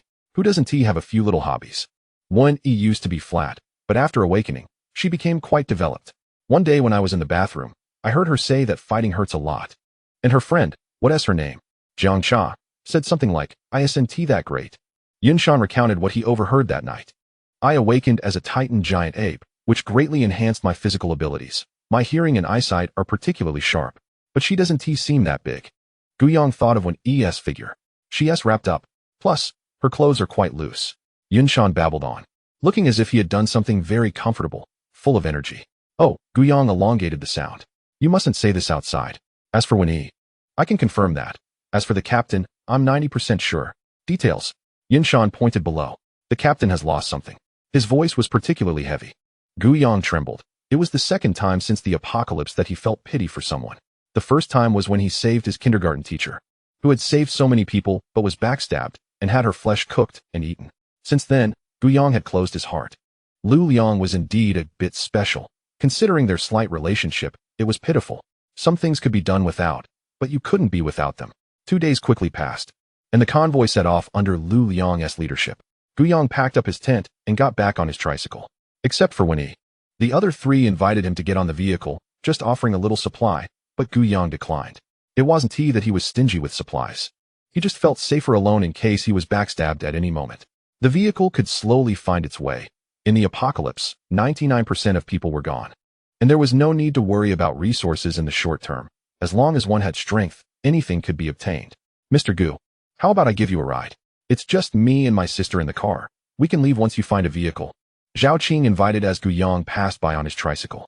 No need. I prefer my 360-degree panoramic sunroof. Gu Yang replied as his tricycle leisurely slid past Zhao Qing's car, passing a few other awakened ones before finally aligning with Lu Liang. Brother, we're being so kind to let him ride, and he is not appreciating it. Zhao Shuang pouted, her fair hands resting on the car window. Because he doesn't want to get involved with us. Zhao Qing said gently. TCH, what is so great about that? Zhao Qing patted the girl's head. You're still young and haven't been out in society. He really is quite impressive. He knew that Gu Yang, as an awakened one, would eventually have his own vehicle, and the invitation was merely to foster a good relationship. He didn't expect Gu Yang to stay on his vehicle or for him to give Gu Yang his vehicle. On one hand, Zhao Qing didn't want to be dependent on others. He didn't know much about Gu Yang, and the only deep impression he had was that he was quite ruthless. On the other hand, as an awakened one, the other sequences must have invited him as well. After all, if someone of the same level didn't accept the invitation, how could he? It would be better to be with those extraordinary sequences. In my opinion, brother is the most impressive. The little girl's voice was crisp and tender, filled with unspoken emotions. Chapter 10, Copper-Armored Zombie Gu Yang. How about you just trade your remaining cigarettes and alcohol with me? Old Zhang took a sip of Mao Tai and tossed some peanuts into his mouth. A look of indescribable comfort on his face. The alcohol Gu Yang had was all good stuff. Before the apocalypse, he wouldn't have dared to buy it. These past 2 days had been a real treat, and thinking of the several bottles of alcohol still on Gu Yang's tricycle made him itch with desire. Planning to trade for all of it. No trade. Gu Yang's tricycle slowly glided past. Hey, you brat, who doesn't drink or smoke, hogging the latrine. Old Zhang's voice trailed off in the air. The reason Gu Yang refused to trade was to avoid inflation. When Old Zhang was desperate, wouldn't he be able to take advantage of him? Normally, 10 kilograms of rice for a pack of cigarettes. When the time was right, 20 kilograms for a pack. Gu Yang didn't need food at the moment. He was more interested in Old Zhang's plants. At this moment, Gu Yang realized what he had lost upon awakening. He had lost his conscience. The tricycle slowly came to a stop in front of Lu Liang.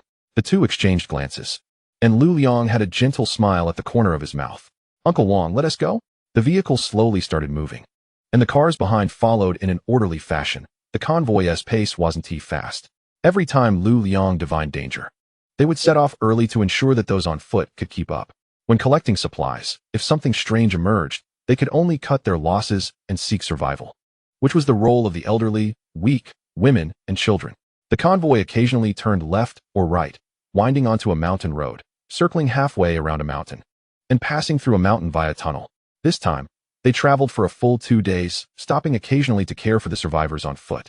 The road ahead turns right, and about 2 kilometers away there are many cars. We will stay here for half an hour. That should be enough time for you to go back and forth. Gu Yang nodded. On the way, Gu Yang asked Lu Liang to keep an eye out for any cars nearby, the price being that he would help Lu Liang make a cursed item for free. Originally, Gu Yang didn't want to waste 100 slaughter points, but who knew that the road they were taking was so rarely traveled even before the apocalypse. They hadn't seen a single car along the way. Gu Yang was a bit speechless. When you want something, it's not there. And when you don't want it, you find cars all over the roadside. Do you need a ride? I can take you for a bit. Is it free? Gu Yang looked at Lu Liang suspiciously. Squinting eyes are the most sinister. Talking about free is a bit sentimental. Farewell. Gu Yang started to walk back. Lu Liang sighed helplessly. Can't the price be negotiated? Gu Yang found the honest Yin Shan and asked Wen Yi to help keep an eye on the tricycle. Yin Shan drove the off-road vehicle at high speed and reached the place Lu Liang mentioned in just a few minutes. The road was filled with cars, looking like a traffic jam on the highway. Inside the car, there were many dark gray bloodstains on the ground and some broken bones. My goodness, so many that I even want to change cars. Yun Shan touched his bald head, which shone brightly under the sunlight. Gu Yang completely ignored the low chassis sedans and chose a high chassis off-road vehicle. Yin Shan, let us take this car. Okay. Yin Shan took 2 steps and transformed into a giant 5 to 6 meters tall, wrapping his arms around the car as chassis and lifting it out. Gu Yang was somewhat relieved to have brought Yin Shan. If it were anyone else, he would have to choose a car that wasn't T-blocked at the intersection. He didn't T-like any of the cars at the intersection. How are you going to drive it without the keys? You can only break the window and pry the lock. I'll just use my ability to fix it later. Guyang took out the Fong knife and easily cut through the driver's side glass. Sitting in the driver's seat and violently cutting open the one key start next to the steering column. Inside, 6 wires of varying thickness were exposed. The thickest one should be the motor wire, 2 of the thinnest ones, and 3 medium-thick red and yellow wires. Guyang first powered the car, then connected the motor, and the engine started running. After driving another 20 kilometers, Lu Liang's car stopped, and the driver, Uncle Wang, walked up to Guyang's car window. Mr. Gu, Captain Lu Liang would like you to come over for a moment. Just me or everyone? Guyang asked. Everyone. I'm going to notify the others now. Guyang nodded, got out of the car, and walked toward Lu Liang's vehicle. Leaning against his car door, Lu Liang spoke after seeing everyone had arrived. We will pass by a small village ahead. It seems to have only a dozen households, and there is a strange entity inside. If the convoy passes through the village and the entity ambushes us, some of those ordinary people might die. There aren't many people left now. We need you to handle it first. That entity isn't very strong and poses no threat to you. Lu Liang looked at Wen Yi and Yun Shan. Although it's not very dangerous, we still need to prevent the entity from ambushing us. Old Zhang took out 2 holy fruits and handed them to Wen Yi and Yun Shan. What are you doing? Old Zhang looked at Guyang's outstretched hand. Why do they have some and I don't? You're not going. Old Zhang glared, slapping Guyang's hand away. Who says I'm not going? Guyang glared back. If he didn't go, where would his slaughter points come from? Without slaughter points, how could he level up? What did you say? You want to go? Lu Liang's narrowed pupils glimmered with an inexplicable light. You're so afraid of death, and you want to go? Old Zhang's murky eyes became sharp, taking a step back. Captain, quickly divine whether this guy is possessed by an entity. He has just left. And there's also Yun Shan. Old Zhang's fingers suddenly turned to Yun Shan. Yun Shan, widen my eyes. Wen Yi jumped back, her long knife already half drawn. He is not possessed. Don't be so jumpy, Lu Liang said calmly. Really? Old Zhang took out another holy fruit and handed it to Guyang. Be careful. Don't die. Why does a support want to get so close? The 3 left, and Old Zhang watched Guyang's back. This kid has secrets, clearly. He is afraid of death, but I can't figure it out. What is there to think about? Who doesn't he have a few secrets? Don't you have secrets on you? In the village, Guyang held the Fong knife squeezed between Yun Shan and Wen Yi, staying alert to his surroundings. Ready to dodge at any moment. The 3 walked along a narrow path, and in the corner of an old house. There was a pile of straw with a figure curled up beside it. As the 3 approached, the curled figure stood up, revealing a humanoid shape dressed in a set of earth-colored armor. As the humanoid figure turned, its bluish face had several patches of rotten flesh, and 4 sharp teeth protruded from its lips. A low growl rumbled in its throat, and grayish-white, eerie energy spewed out. A copper-armored zombie. Guyang stepped back a bit, still remaining vigilant of his surroundings. What if there are more experts? Chapter 11. Living King of Hell. The zombie let out a roar and rushed straight over. It was Guyang's first time seeing a zombie. He had only seen them on TV before. Aren't zombies supposed to jump? Yun Shan's body grew taller. His right arm raised high, and just as the zombie got close, he swung down hard. The rushing zombie was smashed away, flying twice the distance and sending the straw pile flying. About 2 seconds later, the zombie climbed up again, its crimson eyes flickering like flames. The helmet on its head was gone. Only a few strands of white hair remained, and its chin was dislocated. Yun Shan swung his fist again, and Wen Yi's speed was similar to Yun Shan's. With a crisp sound, Wen Yi's thumb pushed open the knife sheath. The 2 struck at the same time. The massive fist smashed down on the zombie's head, and the blood-scarred golden blade created a beautiful red light trail. With a loud bang, the zombie's jaw hit the ground, directly sinking into the mud. The blood-scarred golden blade's slash made no sound. Only a severed arm spun in the air and fell to the ground. Good knife. Wen Yi's face lit up with joy. She had just casually swung the knife and hadn't used the true damage of the knife god, easily severing the copper-armored zombie's arm. Is this the cursed item? If I had used an ordinary weapon without activating my ability, the knife would probably have broken. Just as Yun Shan was about to swing another punch, Guyang hurriedly stopped him. Although the entity isn't that easy to kill, what if? If I kill it, how do I gain slaughter points? Guyang stepped forward, his eyes filled with desire, and stabbed the zombie's thigh and arm with the Fong knife. Gained 100 slaughter points. Gained 100 slaughter points. The zombie let out a series of roars, grayish-white eerie energy continuously escaping from its wounds. The The zombie struggled violently, but its head was stepped on by Yun Shan, and its remaining hand was pinned down by Wen Yi. Don't move. It's normal to feel pain. Gu Yang had a pathological smile of a psychopathic killer on his face. When he stabbed the 21st time, no sound echoed in his mind. And Gu Yang was taken aback, suddenly feeling anxious. Hey, are you okay? I didn't stab any vital points. Why did you just die? When he pulled out her long knife and said blandly, entities do have vital points, but what you have is a cursed item. And each attack will bring out quite a bit of eerie energy. Eerie energy is equivalent to a person's health. When the eerie energy runs out, the entity dies. Gu Yang understood. So if I use an ordinary weapon, would it die slower? You really are a living king of hell, Wen Yi said somewhat speechlessly, by the way. Why do you want to torture the entity? Yin Shan also didn't understand. Since Gu Yang wanted to do this, they could only cooperate. To tell you the truth, my ability is a bit special. I need to torture entities to recover my abilities. The more pain the entity suffers, the faster my abilities recover. Gu Yang was seriously talking nonsense. He couldn't possibly reveal the system's matters.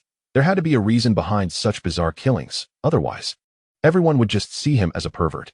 This also had an advantage. When his killing points ran out in the future, if someone asked him to make strange devices, he could directly refuse. It wasn't that he couldn't help. It was just that his abilities hadn't recovered yet, so others wouldn't say anything. How much have you recovered? Can you help me make strange devices now? Yin Shan quickly asked. I've recovered quite a bit. It's fine. Gu Yang had harvested 2,000 killing points this time, plus the original 100 points, leaving him with a total of 2,100 points. After the zombie died, it transformed into strange energy and dissipated. In the human-shaped depression, there were 4 corpse teeth and 5 nail pieces emitting a faint gray-black, strange energy. There were also 5 nail pieces at the position of the severed arm. The 3 of them searched through the earthen house and initially thought that these 10 households in the remote countryside wouldn't have much, but they found quite a bit of cured meat and potatoes. When they returned to the convoy, Lu Liang and Old Zhang greeted them. Seeing the cured meat hanging from the 3 of them and the potatoes they were carrying on their shoulders, they were dumbfounded. Are you all right? Lu Liang, as the captain, was the first to express concern. Old Zhang, on the other hand, looked at the cured meat on the several people with a grin, as that was a great accompaniment for drinking. It's nothing, just a copper-armored zombie, not very intelligent, just charges around randomly, a couple of punches knocked it out. Yin Shan liked to fight against such brash and reckless strange beings that couldn't dodge. He hated things like the bride's strange creature that couldn't be hit. It only meant he would take hits. I've broken through to the second stage. Wen Yi said flatly, with a hint of uncertainty. When these words were spoken, everyone fell silent. In the apocalypse, the strange beings were evolving. They had seen quite a few strange beings reach the second stage before, but all human awakeners were still at the first stage. Sometimes thinking about it made them feel quite desperate. Wen Yi advancing was a good thing. Old Zhang sighed. That's right, with Wen Yi at the second stage, plus Gu Yang's talent, we won't lack strange devices. And there will always be a place for us in the future apocalypse. Lu Liang wore a gentle smile. Let's distribute the supplies. Haha, old man. I'm really tempted by the cured meat. Tonight, I'll treat you all to drinks at my place. Yin Shan took out the strange items that had dropped. The convoy was very fair.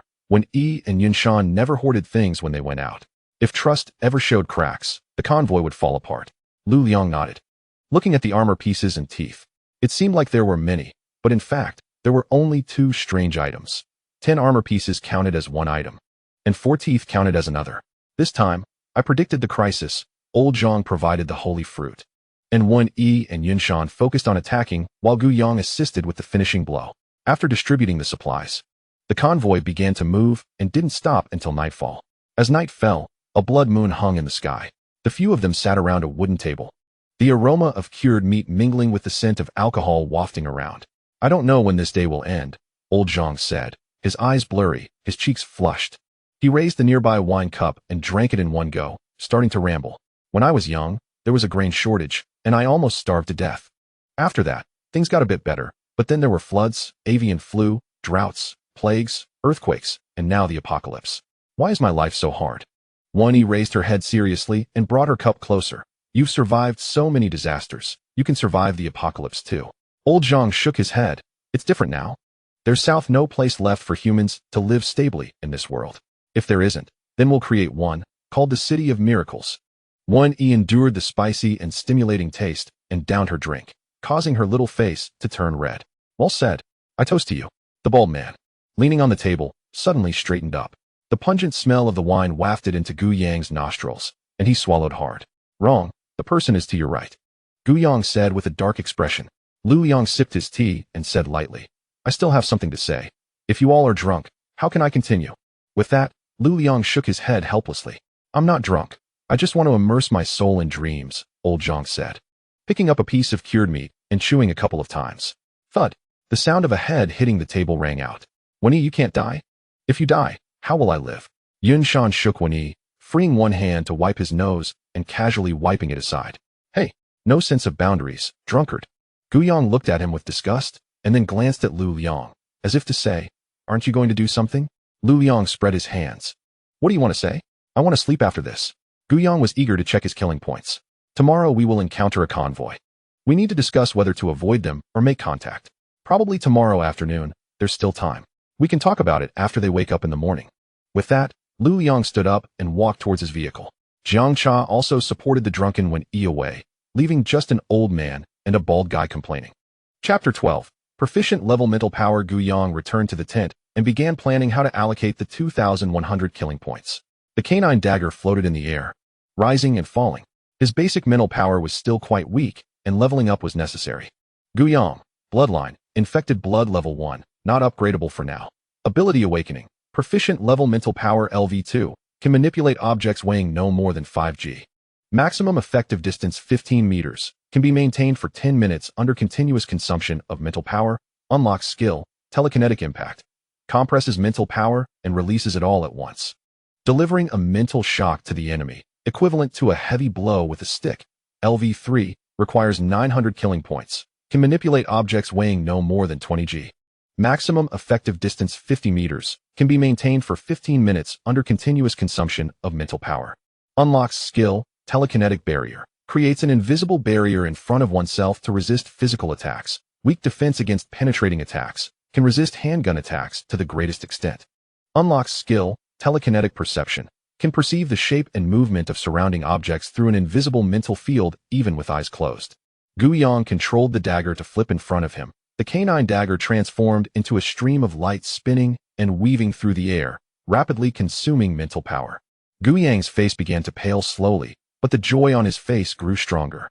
Now his mental power barely had self-defense capabilities. He wasn't sure about strange beings. But if a human were to be hit by his mental shock while unaware by the time they came to their senses, the canine dagger could already be plunged into their throat. Agility enhancement requires 100 killing points. Do you want to upgrade? Upgrade. Agility, LV1, instant speed 15 meters second. LV2, requires 300 killing points. Instant speed 27 meters second. Strength enhancement requires 100 killing points. Do you want to upgrade? Upgrade. Strength LV1, punch strength 200g. LV2, requires 300 killing points. Punch strength 580g. Cell enhancement requires 100 killing points. Do you want to upgrade? Upgrade. Cells LV1, wound healing speed increased by 50. LV2, requires 300 killing points. Wound healing speed increased by 100 for now. It seemed I was lacking nothing. The next morning, inside Lu Liang's tent, 5 people sat around a small square table, steam rising from their teacups. Here's the situation. A convoy is expected to meet up with us around 2 p.m., given our current speed. Do we want to make contact, avoid them, or vote on it? Let's start with Gu Yang. Lu Liang took a sip of tea, put down his cup, and looked at Gu Yang. The others also turned to Gu Yang. I think it's unnecessary, Gu Yang said. He had seen quite a few convoys, most of which were ruthless and would eat people without spitting out bones. In the apocalypse, while strange beings were indeed terrifying, humans were even more so. Safety came first. Old Zhang, what about you? Lu Liang's gaze turned to the old man Zhang. Old Zhang pondered for a moment. You should have divined the other party's strength, right? If their strength is weaker than ours, I still suggest we make contact. In this apocalypse, with the constant evolution of the bizarre, we haven't even seen all the types of bizarre. If we can exchange information, it will benefit our future actions. I have divined this. 3 cards appeared in Lu Liang's hand, laid out on the table. This is the information card I made. There are suspected 3 awakeners. The captain is an old man who mostly sleeps during the day, and his ability is unknown. The second awakener is a short-haired man with scars, who is said to have killed a bizarre with 1 punch. His ability should be strength-related, but the specifics are unclear. The third is a girl about the same age as Wen-Yi, accompanied by a bizarre, whose ability is tentatively categorized as controlling or raising bizarre. Although there are only 3 of them, they don't seem weak. Bazaar can be controlled by people? Yunshan looked shocked. Awakeners are all peculiar. Gu Yang's ability to create bizarre tools is even more shocking than that person controlling Bazaar, and he does it in bulk. When he also expressed her opinion. Anyway, that's the situation. Lu Liang took over the conversation, looking at Old Zhang. Old Zhang, let's vote. After voting, if it's to avoid contact, we still have time to leave. Old Zhang fell silent, and Gu Yang, who had already voted, took over the conversation. I think we should make contact. This will help us survive better. There are 5 of us against those 3 awakeners. Yunshan can deal with that scarred man, and the girl who controls Bazaar can be handled by Wen Yi. Wen Yi is 2nd tier. Isn't it easy for her to deal with her? As for that Captain Old Man, let Captain Lu deal with him. A young man against an old man is an easy match, right? Lu Liang's face darkened. You let me say everything, and even I got involved. What are you doing? You're quite good at arranging things. I'm protecting Old Zhang. He's old, and I'm afraid he'll be affected by your battle's aftermath. Gu Yang said with an air of naturalness. Earning a couple of clicks from Old Zhang. Young man, thank you. I didn't expect you to take such good care of me. My opinion is to make contact. Old Zhang looked at Lu Liang. If Gu Yang isn't afraid, why should he be? Anyway, he doesn't need to rush to the front. Yunshan said. I agree. I also want to trade for some food with them. The supplies we found last time were too few. I'm almost out of food. What about Wen Yi? Lu Liang looked at Wen Yi. Gu Yang smirked. That's already 3 votes in favor. Even if Wen Yi disagrees, with Captain Lu likely against it, they would only have 2 votes. In the end, Wen Yi agreed, and Lu Liang looked somewhat helpless. Since everyone agrees, let's make contact. This contact should be approached with a peaceful attitude. Don't harbor any bad thoughts. We are all humans. Our focus should be united against the Bazaar. As soon as Lu Liang finished speaking, the 3 people, except for Yunshan, simultaneously fixed their gazes on Gu Yang. What are you looking at me for? Gu Yang said somewhat displeased. Prejudice in people's hearts is a mountain. Do you think I would have such bad thoughts? Yunshan, evaluate him. Gu Yang looked at Yunshan. Yunshan had a serious expression. Captain, I think what you are doing is indeed not good, as you often say. It is not conducive to unity. Lu Liang was speechless. Apart from Yunshan, the others could see Gu Yang's thoughts clearly, having initially rejected contact. Ever since he learned that the other party had a woman who could control Bazaar, Gu Yang's expression changed, although he later restrained himself. That moment of brightness was clear to everyone, coupled with the fact that Gu Yang's ability requires torturing Bazaar to recover. It would be strange for him to have good intentions. He was clearly eyeing the other party's Bazaar. After the meeting, Gu Yang planned to repair the glass and the broken main console on his vehicle. Lu Liang followed him. The Bazaar tools you owe me can be crafted now, right? Chapter 13. The Gun of Pain, what do you want to merge? Come with me. After Lu Liang finished speaking, he walked towards his vehicle, and Gu Yang followed closely. Lu Liang opened the trunk of the car, revealing an iron box. He opened the lid and took out a handgun. The Bazaar tool is based on this handgun. Lu Liang stepped aside, and Gu Yang looked into the iron box. Inside was a large bone, a hive made of writhing fleshy fibers, a bone spur, a diamond-shaped stone, and 10 pieces of zombie armor. You also have so many Bazaar items. Gu Yang secretly clicked his tongue. Are these guys all this wealthy? I have a few Bazaar items since I have survived until now, right? Lu Liang still wore a faint smile. After all, it's been almost 5 months. And we've encountered quite a few Bazaar. That's true, Gu Yang nodded. What do you want to use for the merge? I want to merge all the Bazaar items except for the bone into the gun, Lu Liang said. Based on his feeling, these items, apart from the bone, complement the handgun quite well. I promised you to merge 1 Bazaar item. For every additional item, you need to pay me half a Bazaar material. If you merge everything, you need to give me an additional 15 Bazaar items. Lu Liang said nothing, staring intently at Gu Yang with an inquisitive look, trying to see through him. It's not that I'm greedy. Merging so many items is a huge drain on me, and I won't be able to help others for a long time afterward. Gu Yang looked very troubled. All right, then I won't merge that black diamond-shaped stone. You can have the big bone. Can I have that diamond stone? Gu Yang blinked. He felt that stone was special. No, that stone is very special. After Lu Liang finished speaking, Gu Yang stopped talking. He knew Lu Liang's character and that he understood the stone's value, so he wouldn't easily part with it. Everyone in the convoy is heartless during transactions. They would want to screw each other over. He didn't want to waste his breath. He directly consumed 100 kill points to start the merge. The system merges Bazaar items based on the carrier's consumption of kill points. For the same carrier, the kill points consumed for merging several Bazaar items at once are the same. The nail, hive, and bone spur transformed into white light and merged into the handgun. The light growing brighter. After a moment, the merged gun body came into view. The gun body was not metal but a deep crimson color, covered in pulsating patterns of hardened bone. The grip was wrapped in a rough, tough black material that felt like human skin, emanating a faint but continuous heartbeat. The barrel was long and slightly twisted, embedded with several pieces of zombie nails that glimmered with a green light. Lu Liang held the gun in his hand, and the information about the bizarre tool began to flood into his mind. Gun of Pain.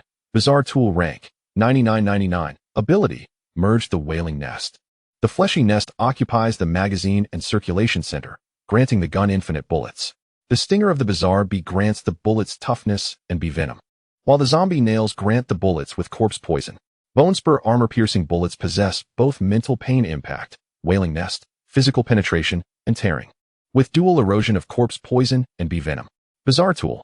A forbidden item that merges bizarre objects. Using it has a cost, and the higher the rank, the greater the cost. As usage increases, the whispers of the wailing nest will gradually permeate the user's mind, causing them to hear the wails of countless souls in the nest during midnight dreams. You will begin to become pain-addicted. Using a knife to cut your own skin for pleasure. Hidden attribute. If you are Gu Yang, using it has no cost. Gu Yang also checked the information and pondered.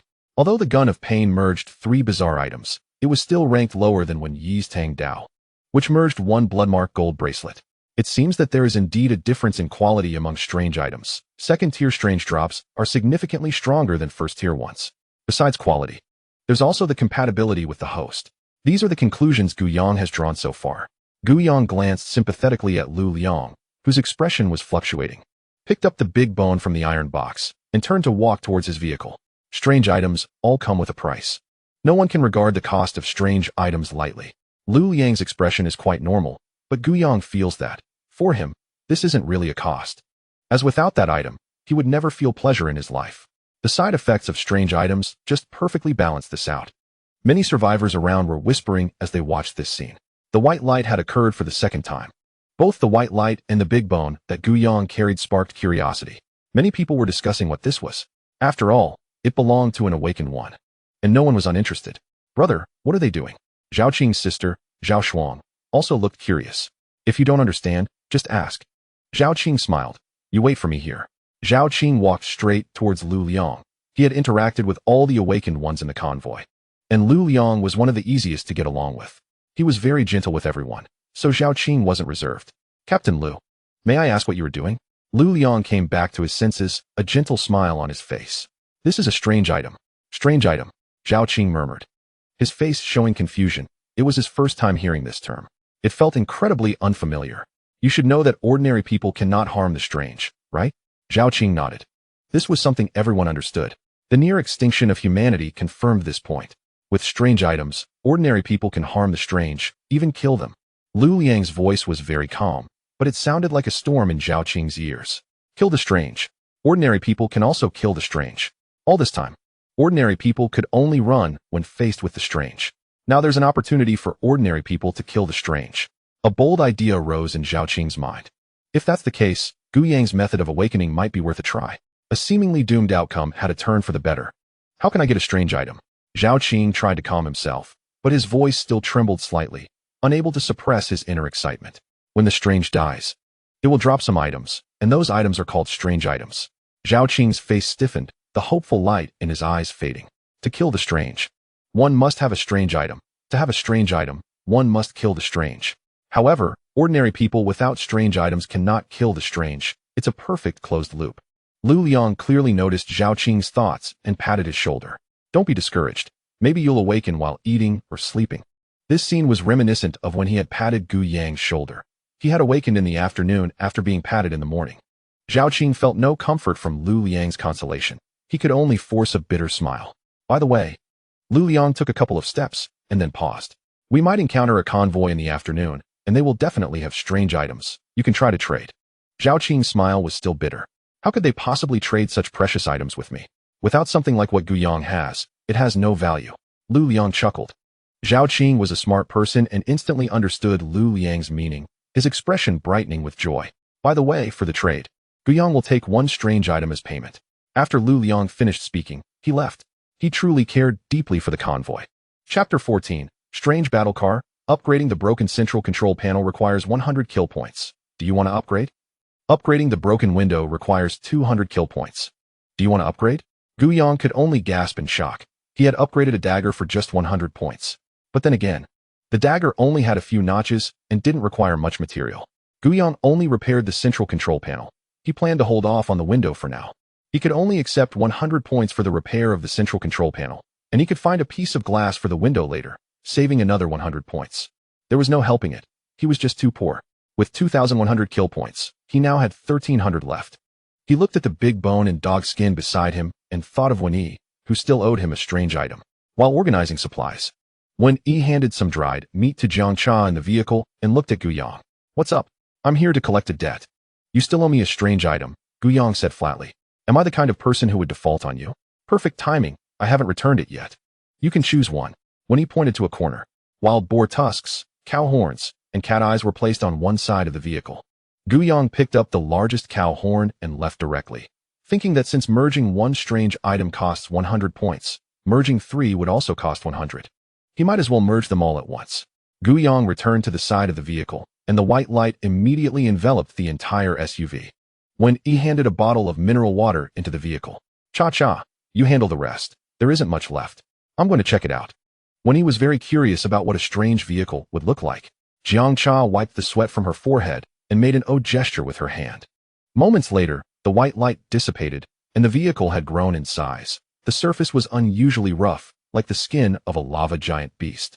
Most strikingly, a pair of bronze-like cow horns sprouted from the bottom beam of the vehicle, rugged and barbaric, exuding an ominous aura. Violent battle car. Strange item ranking. 9,552. Abilities. Rock-solid bone. The beam and chassis structure are indestructible. Conventional physical impacts, explosions, and corrosion are extremely difficult to damage it. Dogskin seat. The seat has automatic temperature regulation, enhancing sleep quality and providing a strong sense of security, as if guarded by a loyal, fierce dog. Bull charge. The cow horns hum and emit dark red and bronze light. The battle car will make a devastating linear charge, with increased speed and power, crushing and trampling enemies and obstacles in its path with terrifying impact. Strange item. A forbidden object that merges strange materials. Using it always comes with a price. And the higher the ranking, the greater the cost. Usage cost. Limb stiffness. After long-term driving, the driver's arms will feel stiff and heavy, and flexibility will decrease, as if wearing an invisible bone armor. Dependency on the seat. Users will increasingly rely on the dogskin seat's sleep effects and sense of security. If they leave the seat for too long, they will feel mentally exhausted, anxious, and recovery efficiency will sharply decrease, even exhibiting withdrawal like irritability and panic. Ordinary beds will no longer provide satisfaction. Long-term exposure to the cow horn's hum will make users more irritable, impulsive, and aggressive. A disagreement could lead to violence. But if you are Gu Yong, using it incurs no cost. Now, Gu Yong no longer cared about those costs. After all, they were ineffective for him. Abandoning the usage cost and wielding the strange item without cost was simply too enjoyable. However, if the dogskin seat's function was just to regulate temperature, that would be fine, but it also enhanced sleep quality, which wasn't good for Gu Yong. What loyal dog guarding? Isn't that a detriment to him? He might as well sleep in a tent in the future. Sleeping too deeply in the apocalypse isn't a good thing, unless one day his vehicle is safe enough. When the white light dissipated, Elder Zhang and Yun Shan also gathered around. This car can now be considered a strange item, right?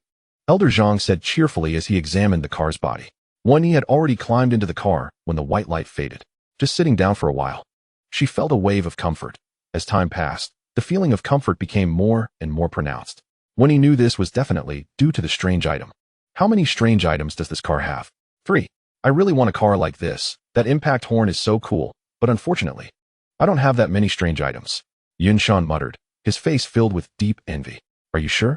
Gu Yong looked at him suspiciously. Wen Yi and the captain each have several, and you say you don't have any. I really don't. The strange items are all in their hands. I had a lot of food back then, and since strange items were not useful at that time, I traded them to Wen Yi and the captain. The zombie tooth in my hand was obtained last time. Yun Shan looked regretful. If he had known he would later encounter a teammate who could create strange items, he would never have traded, even if it meant eating less. I don't have any either, old man. Old Zhang circled the car and returned to his spot. I have dozens of pots of plants on my car, and I still need to store supplies. There is no space for strange items. The reason old Zhang's car can hold dozens of plants is that he has a strange item that expands the internal space of the car, which Guyang has also seen. However, it's easy for the old man to get strange items. Old Zhang chuckled, not looking as regretful as Yinshan. He believed that with the special fruits he cultivated, it would be easier for him to trade for strange items than anyone else when encountering other teams. In the afternoon, the two teams met. Although the other team's vehicle stopped, the engine was still roaring, and they were on guard. After all, it had been nearly 4 months since the apocalypse began, and those who survived were not fools. Who knew if the other side was made up of inhumane people? For a moment, the atmosphere between the two teams grew strange. Lu Liang was the first to get out of the car, wearing a gentle smile, with Yunshan following closely behind. Old Zhang sat in his own car, while Wen Yi was in Gu Yang's car. What do you think of this team? Gu Yang held a canine dagger in his left hand, his eyes focused on the other team. He didn't look at the cars of the awakened ones in front, but instead observed the survivors of the other team. His right hand rested on the central armrest, his fingertips unconsciously tapping. The state of the survivors could reveal what kind of team the other side was. Gu Yang received no response, and the next moment, he felt a damp sensation on his fingertips. Gu Yang turned around. Wen Yi had her head slightly tilted back, her chest rising and falling. Droplets of crystal clear liquid falling from her mouth onto the central armrest, already forming a small puddle. Gu Yang's face darkened, looking disdainfully at his fingers. There were no tissues in the car. He cautiously reached his fingertips towards Wen Yi's shoulder, intending to wipe it on her hoodie. As soon as his fingertips touched the hoodie, Wen Yi opened her eyes, glanced at Gu Yang's hand, then at his face, her brows furrowing as she leaned back. Wen Yi looked at him with disdain, as if she never expected him to be that kind of person. Gu Yang's expression froze for a moment. Then he said lightly, "You don't think I want to touch you, do you? Just look for yourself." Gu Yang pointed at the central armrest. "It's all dripping on my hand. Isn't it reasonable for me to wipe it? I, Gu Yang, am a model citizen who has received compulsory education." Wen Yi, "By the way, you don't have bad breath, do you?" Gu Yang added. Wen Yi's face turned red, and she hastily wiped the central armrest with her sleeve, glaring at Gu Yang. "You're the one with bad breath. Your whole family has bad breath." Wen Yi got out of the car, feeling that Gu Yang was really too presumptuous, a surge of anger welling up in her chest. After Wen Yi left, Gu Yang, almost instinctively, brought his fingertips to his nose to smell. "It really doesn't smell. Damn, how did I become so weird?" Gu Yang shuddered, realizing it afterward. Chapter 15. Other teams. As Lu Liang approached, 3 people got out of the other team's vehicle. An old, hunched man, puffing on a pipe. A scarred man with both hands wrapped in white bandages, his gaze fierce and expression arrogant. A gloomy woman, half of her face covered by the hood of her sweatshirt. Small in stature, followed by a person with a bizarre, pale skin covered in stitched seams. Everyone, there's no need to be so tense, we're all human survivors. Meeting his fate. Lu Liang's gentle smile eased the other side's vigilance. "Hello, I'm the captain of this team. My name is Lu Liang." The hunched old man relaxed a bit. "I'm the captain of the dream team. My name is Wang Yun. You can call me Old Wang. There must be more than just you 2 awakened ones on your vehicle." The old man took a puff of his pipe. "Yes, there are 3 more awakened ones." A glint of light flashed under Lu Liang's lowered eyelids. He still didn't know what the other side's abilities were, and no survivors from their team had seen them use any. The information he divined only indicated that this old man mostly slept, and when he woke up, he either smoked or ate. Lu Liang didn't even have a direction to guess. "Do your awakened ones look down on us? We only have 3 awakened ones here. But at least we all got out to greet you. You're being quite rude," the scarred man said coldly, his temper flaring. "Are you looking down on us?" "No way. The old man just had a bit to drink and fell asleep. My apologies to you all." Old Zhang cheerfully got out of the car from a distance to mediate. Lu Liang remained smiling, not showing any change in expression despite the scarred man's questioning. When he also got out of Gu Yang's car and walked over. Seeing both of them go over, Gu Yang also got out of the car, wearing a shy smile, looking like a fresh-faced young man. "How about we hold a trading fair tonight?" Lu Liang suggested with a smile. "What are you trading?" Wang Yun puffed on his pipe. "Just exchanging things we don't need for mutual benefit. This way, it's good for everyone, and no one will suffer losses." The old man turned to glance at the scarred man and the gloomy woman in the hood. They both nodded, and Wang Yun smiled and agreed. After both sides separated, the scarred man looked at the girl behind him with a grin. "Miao Jing, didn't he expect you to be quite charming? That shy-looking boy from the other team can't take his eyes off you. His gaze is so hot." The scarred man clicked his tongue and continued. "You're still too young, revealing your intentions too early. Why not you sacrifice a bit and bring him over?" The bored girl coldly replied with a single sentence before leaving. Look at this guy. The scarred man was somewhat speechless. You should tone it down a bit. Your eyes are almost glued to that girl from the other side. She's an awakened one. Don't cause trouble. They have 5 awakened ones. The old man lowered his eyelids, smoking his pipe, his voice very flat. After saying that, he turned and went back to the car to sleep. The scarred man looked eagerly in the direction of Wen-Yi, wondering what the difference was between ordinary people and awakened ones. He really wanted to try? The scarred man turned to leave, and just as he opened the car door, Wen-Yi seemed to sense something, turned around to glance, and then got into the car. Lu Liang returned to his tent, where the table was covered with messy cards. Lu Liang sat back at the table, frowning deeply. He could directly divine information about the same tier's strange items, but for awakened ones, he had to break through realms to do so. The inability to determine the other side's abilities left him quite troubled. He preferred to have foreknowledge. However, there was no way around it now. Unless he broke through to the second tier, he would be able to directly divine information about first-tier awakened ones. He needed a supportive strange item. But none of the strange items in his possession seemed suitable for creating supportive-type strange items. At night, the smell of food wafted through the air. Wang Yun woke up from the tent, beads of sweat forming on his forehead, with a hint of fear in his eyes. What's wrong? Did you foresee something? The gloomy woman had taken off her hood, as she didn't see like sunlight due to her ability. The scarred man sitting at the table, chewing on bread, also looked serious. Did something happen? Wang Yun has the ability to foresee a future crisis from his dreams. He always dreams of the future. Along the way, whenever he foresees a dangerous route while driving, he wakes up to change his route and then goes back to sleep. With this ability, he has avoided quite a few dangers. I dreamt that you were killed. I was killed. The gloomy girl and the scarred man both exclaimed simultaneously.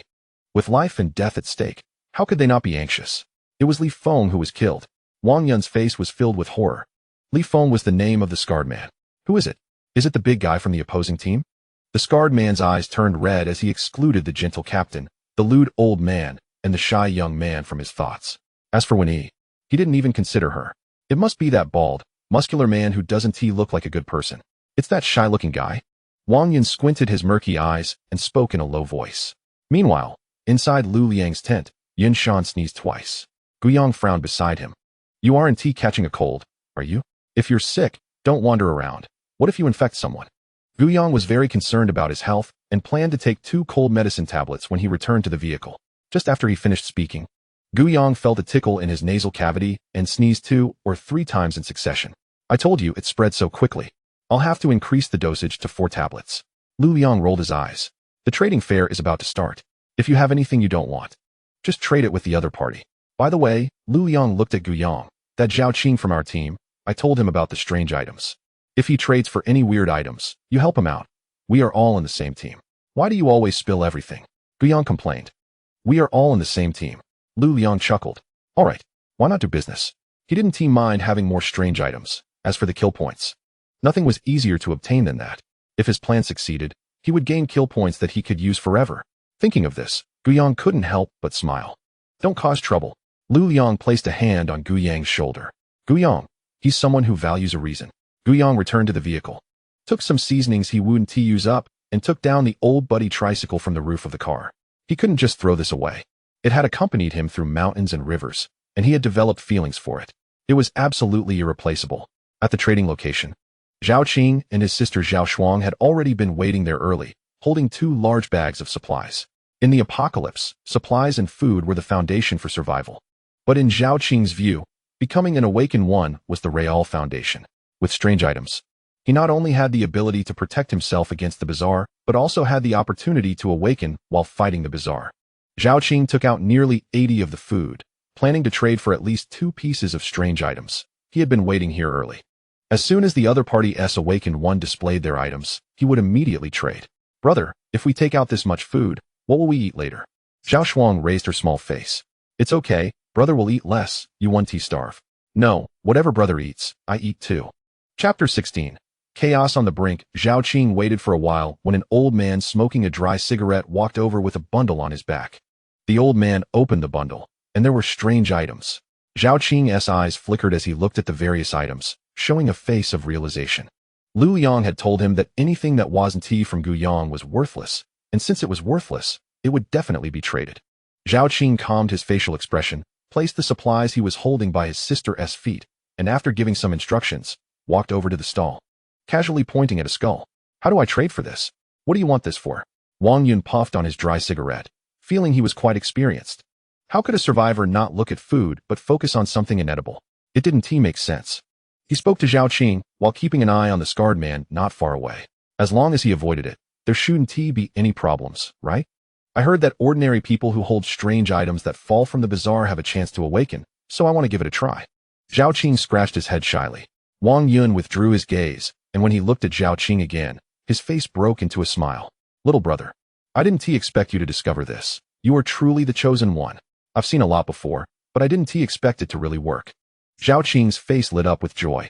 Wang Yun nodded mysteriously, sneering in his heart. Another young person dreaming in broad daylight, holding on to the idea of sleeping to awaken.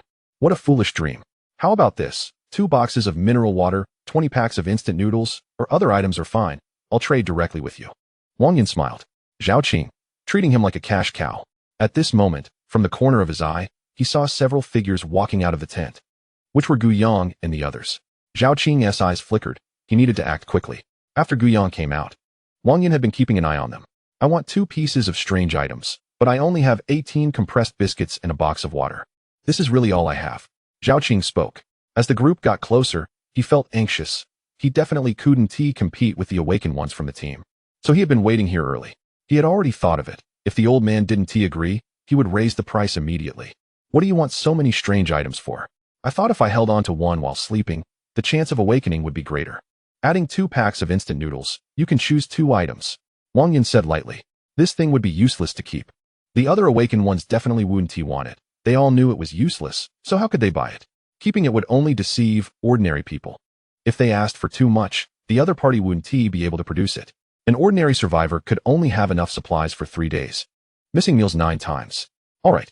Zhao Qing hurried back to his sister, took out 2 packs of instant noodles, 3 packs of compressed biscuits, 6 in 1 pack, and a box of water. His face flushed with excitement. The supplies he spent were less than a third of what he estimated. But he had obtained 2 pieces of strange items.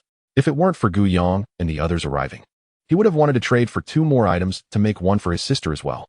Now was not the time for greed. Wang Yun kept his eyes on Gu Yang and didn't look towards Zhao Qing's side. Nor did he see that the other party had quite a bit of supplies. Zhao Qing handed the supplies to Wang Yun, taking a skull and a bag of black scales from the ground. As Gu Yang and the others approached the trading point, the surrounding ordinary people showed no reaction. But Wang Yun, the scarred man, and the gloomy woman all looked warily at Gu Yang and his group. Gu Yang rode the tricycle. When he crossed her arms, Old Man Zhang had his hands behind his back, and Lu Liang and Yun Shan had their hands in their pockets. The 4 felt the gaze of the others, all focused on Gu Yang. What did you do? Lu Liang said lightly. I haven't done anything. Gu Yang looked innocent. He really hadn't done anything. If you haven't done anything, why are they looking at you like that? When Yi said coldly, still angry because Gu Yang had said she had bad breath. We 5 are walking together. Why do you think they are looking at me? Gu Yang raised his head, looking defiant. He hadn't done anything. He was definitely friendly. Old Man Zhang, Lu Liang, and when Yi all instinctively moved apart. The wary gazes from the other 3 did not change as the 3 separated. Seeing this, Yun Shan took a few steps to the side. Now Gu Yang was certain that these 3 malicious gazes were directed at him. His brows furrowed, feeling somewhat offended. The scarred man sat cross-legged on the ground, arms crossed.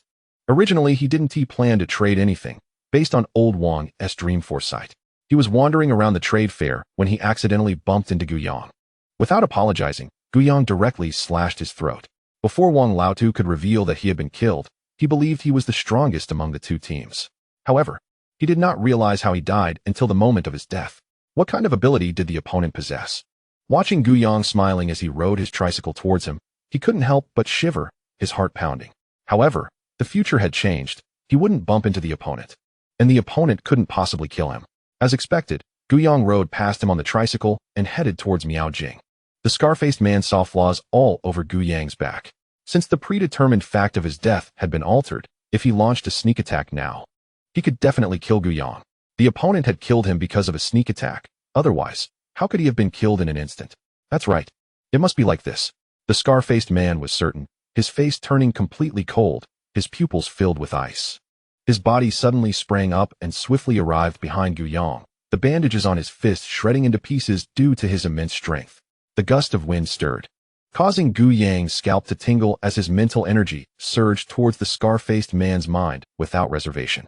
The scar-faced man heard bubbling sounds in his ears, and his figure paused just a step away from Gu Yang, his eyes filled with killing intent turning murky.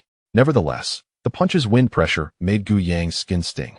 He couldn't imagine what would happen if he were hit. Gu Yang's expression turned cold. He couldn't understand why the opponent was trying to kill him when he hadn't done anything yet. However, Gu Yang's hands were not slow.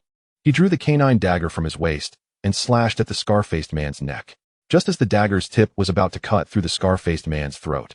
The murkiness in the scar-faced man's eyes shattered like a stone thrown into water. He narrowly avoided it, and the dagger only grazed his skin. The dagger did not cut through the scar-faced man's skin as intended, and Gu Yang immediately retreated to create distance, his gaze fixed on the scar-faced man. The commotion caused by the scar-faced man was significant. Even ordinary people could hear it, let alone the awakened ones on the scene. Chaos was about to erupt. Lu Liang opened his lowered eyelids slightly.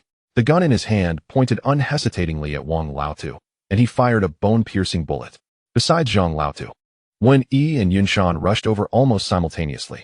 Unexpectedly, Gu Yang hadn't caused trouble yet, and the opponent had already started. Wang Yun was directly stunned. He thought he had changed the predetermined fate by arranging Li Feng to attend the trade fair, so why was he going crazy? Miao Jing. Yunshan let out a loud roar and instantly transformed into a 5-meter-tall giant, leaping towards Li Feng. Li Feng only felt a massive shadow enveloping him, and his gaze instinctively looked up, but he didn't have time to react. A red light rippled and flashed before his eyes, followed by a crisp crack sound. That was the sound of Wen Yi sheathing her knife. Li Feng's head rolled away, watching helplessly as a giant crushed his body. What kind of monster is this? This was Li Feng's last murmur before death.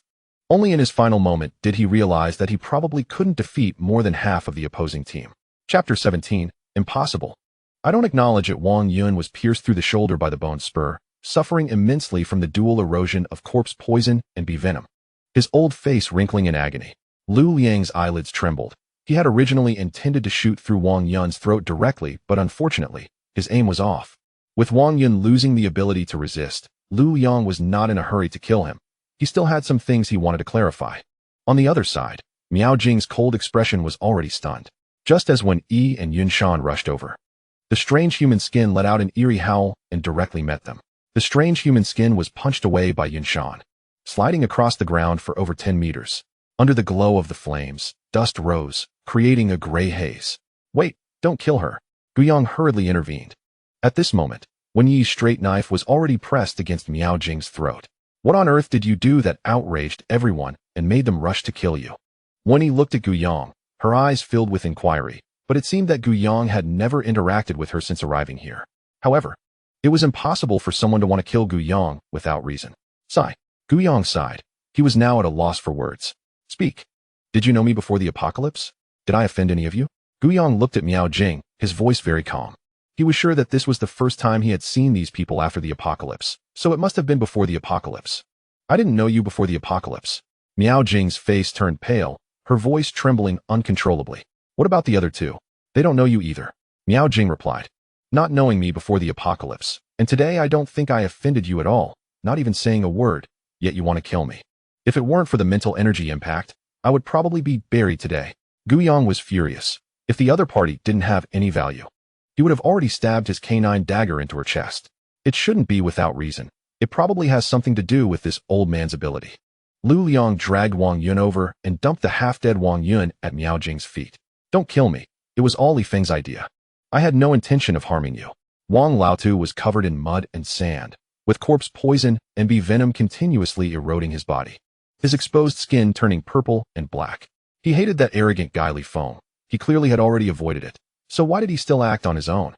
Now he was getting dragged into it. Save me. I don't want to die. Wang Laotu wailed, tears welling up in his eyes. Tell me, why did Li Feng want to kill me? If the answer satisfies me, the captain will naturally save you.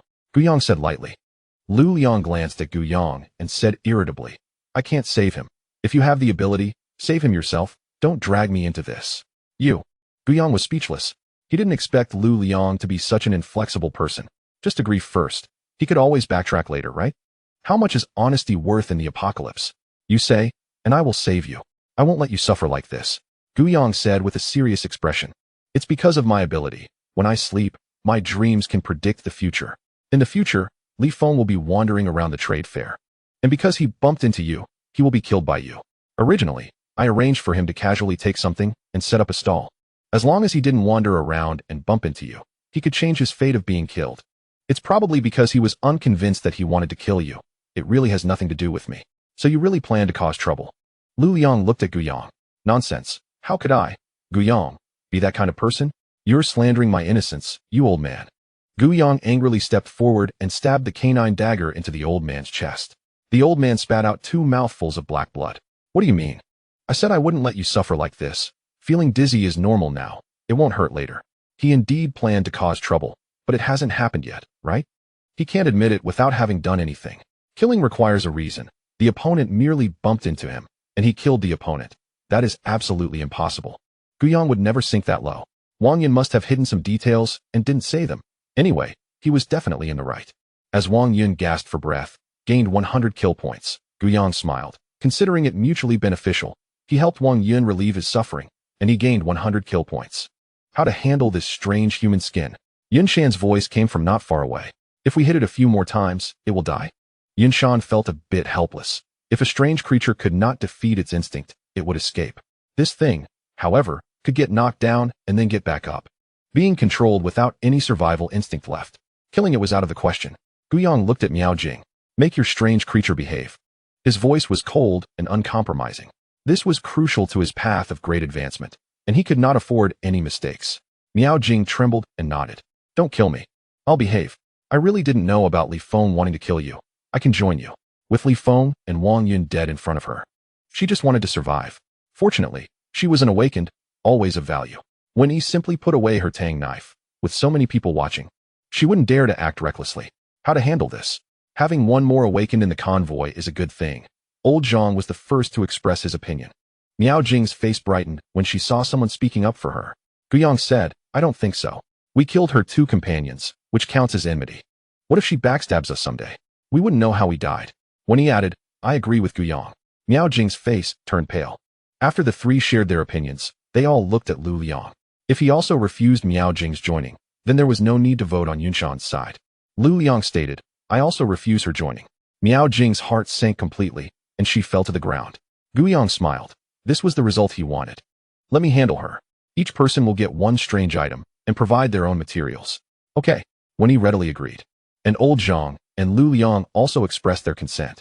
How many strange creatures can you contract at once? Can the contracted strange creatures recover from injuries? Gu Yang looked at Miao Jing. Currently, I can only contract 1, and it can recover from injuries. Miao Jing didn't know why Gu Yang asked this, but still answered truthfully, unwilling to let go of any hope of survival.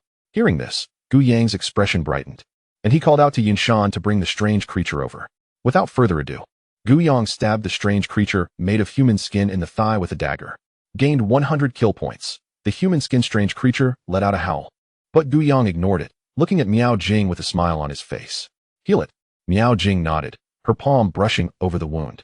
And the injury on the human skin strange creature's thigh healed instantly, making her already pale face even whiter. Gu Yang's eyes were filled with intensity as he stabbed the human skin strange creature's limbs, 1 stab each. Heal.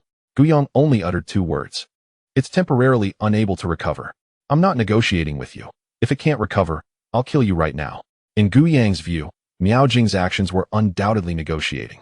Miao Jing's eyes widened, her pupils trembling violently. It can recover, but I need to eat. Miao Jing spoke stutteringly. Fine. Gu Yang agreed readily, thinking the other party would make some outrageous demands. Just eating is not enough. Lu Liang interjected. Gu Yang frowned and looked at him, his eyes showing displeasure. The convoy had always been about peaceful coexistence. He was paying a price, handing her over for him to deal with, and others naturally had no right to interfere. Lu Liang sighed. I can't help it. Don't you want to ask her what kind of food she eats? Gu Yang's frown deepened. What else could she eat? Chapter 18. Lu Liang's flaw, distributing strange items. Lu Liang. What she eats is human flesh, which is the main reason I don't agree with her joining. Noticing the change in Gu Yang's expression, Miao Jing hurriedly explained, I only consume anger. This is the price of my ability. I can't eat regular food. I can only absorb anger. Gu Yang didn't dwell on it. Under Miao Jing's watchful gaze, he continued stabbing the human-skinned strange creature. As the strange creature died, Miao Jing spat out a mouthful of blood and fainted. Needing to absorb anger to heal the contracted strange creature's injuries was not worth it. He could just kill people and still earn kill points. However, it wasn't a loss as he ultimately gained 1,200 kill points. The next morning, in Lu Liang's tent. Guyang, every awaken loses something or changes after awakening, which is a flaw. Do you know what my flaw is? I know. Guyang replied lightly. Lu Liang nodded and spoke softly. That's good. This is why when you pulled me into saving Wang Xing before, I immediately refused, and also why I told you not to kill Miao Jing. After all, they really didn't mean to harm you. Wang Xing was bound to die. And Miao Jing absorbing anger was also due to fate, just like how I am often bound by fate. Wait, I don't understand what you're saying. Guyang looked at Lu Liang with a strange expression. What does your flaw have to do with these matters? What does it have to do with the second child and the saint? Lu Liang replied, of course, it's all fate's arrangement. What is the captain's flaw? When he asked curiously, why do you know it when I don't? Yinshan told me. Guyang didn't hesitate to sell Yinshan out. Yinshan told you. Lu Liang frowned, thinking Guyang had figured it out himself. How could Yinshan know his own flaw when his brain isn't quite right? What is the captain's flaw? When Yi patted Yinshan's shoulder, narrowing her eyes, we're good partners, life and death together. You tell him, but not me. When he frowned, looking surprised at his behavior. No.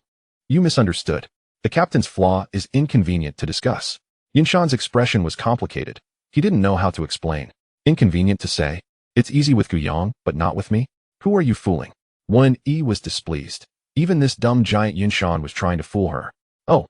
So that's it. Yinshan leaned closer to Wen Yi's ear. Oh, I see.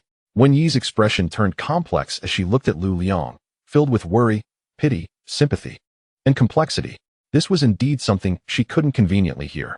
Lu Liang's face darkened completely. Do you think I can't hear at this close distance? Yinshan, are you spreading rumors about me outside? You don't have that thing. I'm perfectly normal, no organs missing at all. The usually gentle Captain Lu Liang exploded. Don't believe in rumors and don't spread them. Do you understand?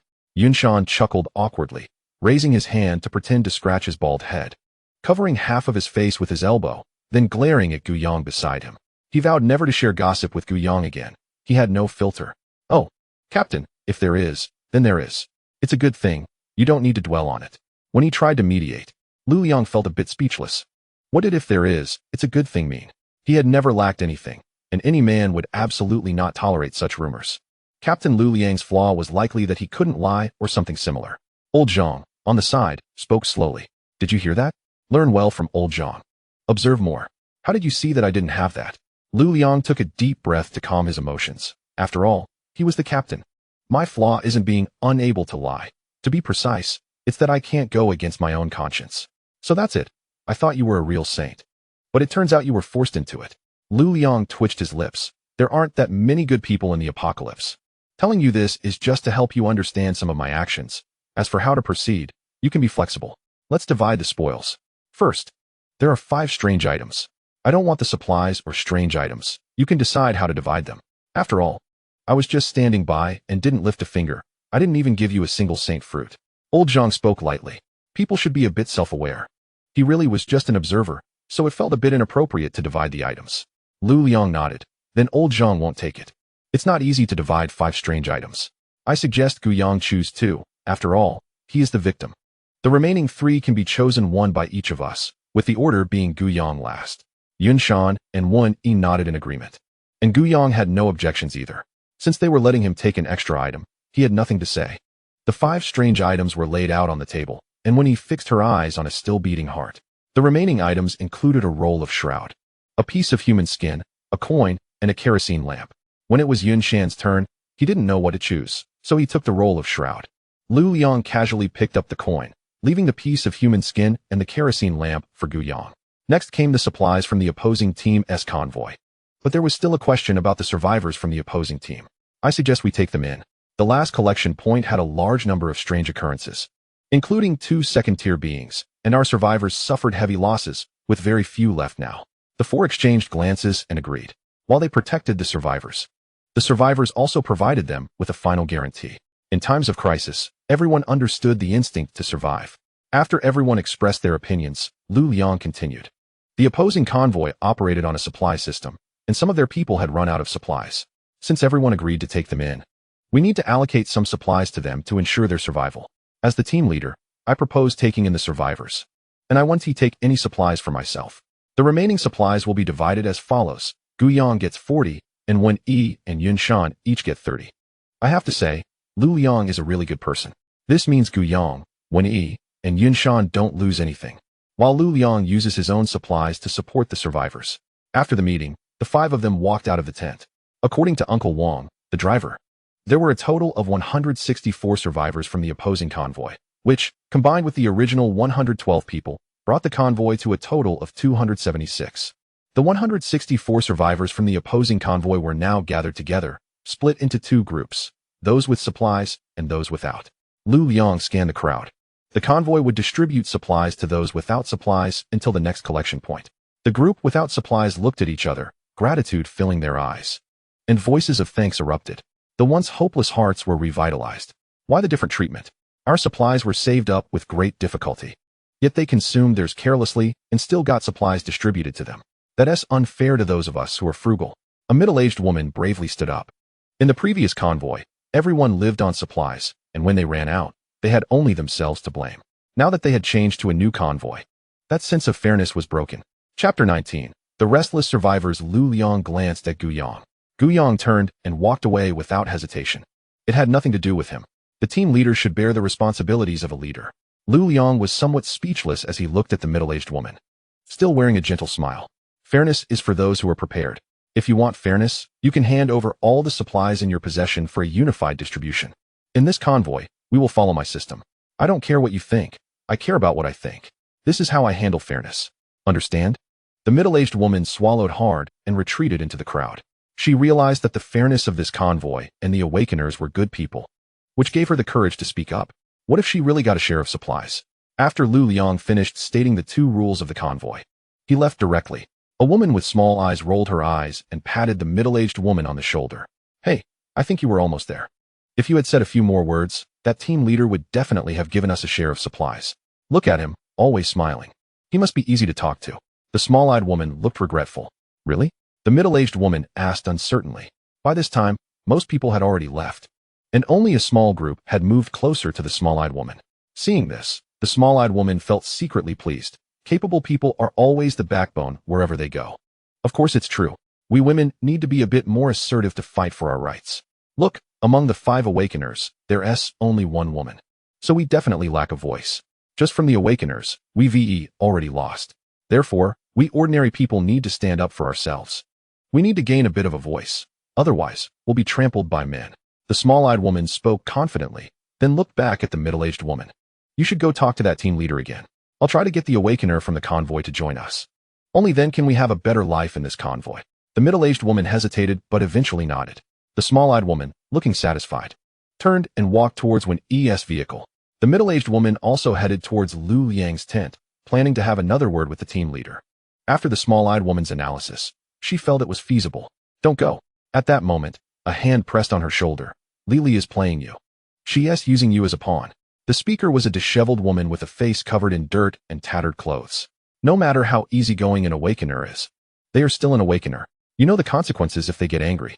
The middle-aged woman seemed to realize something, shivering slightly. In the end, she didn't dare to go. She thanked the woman and left.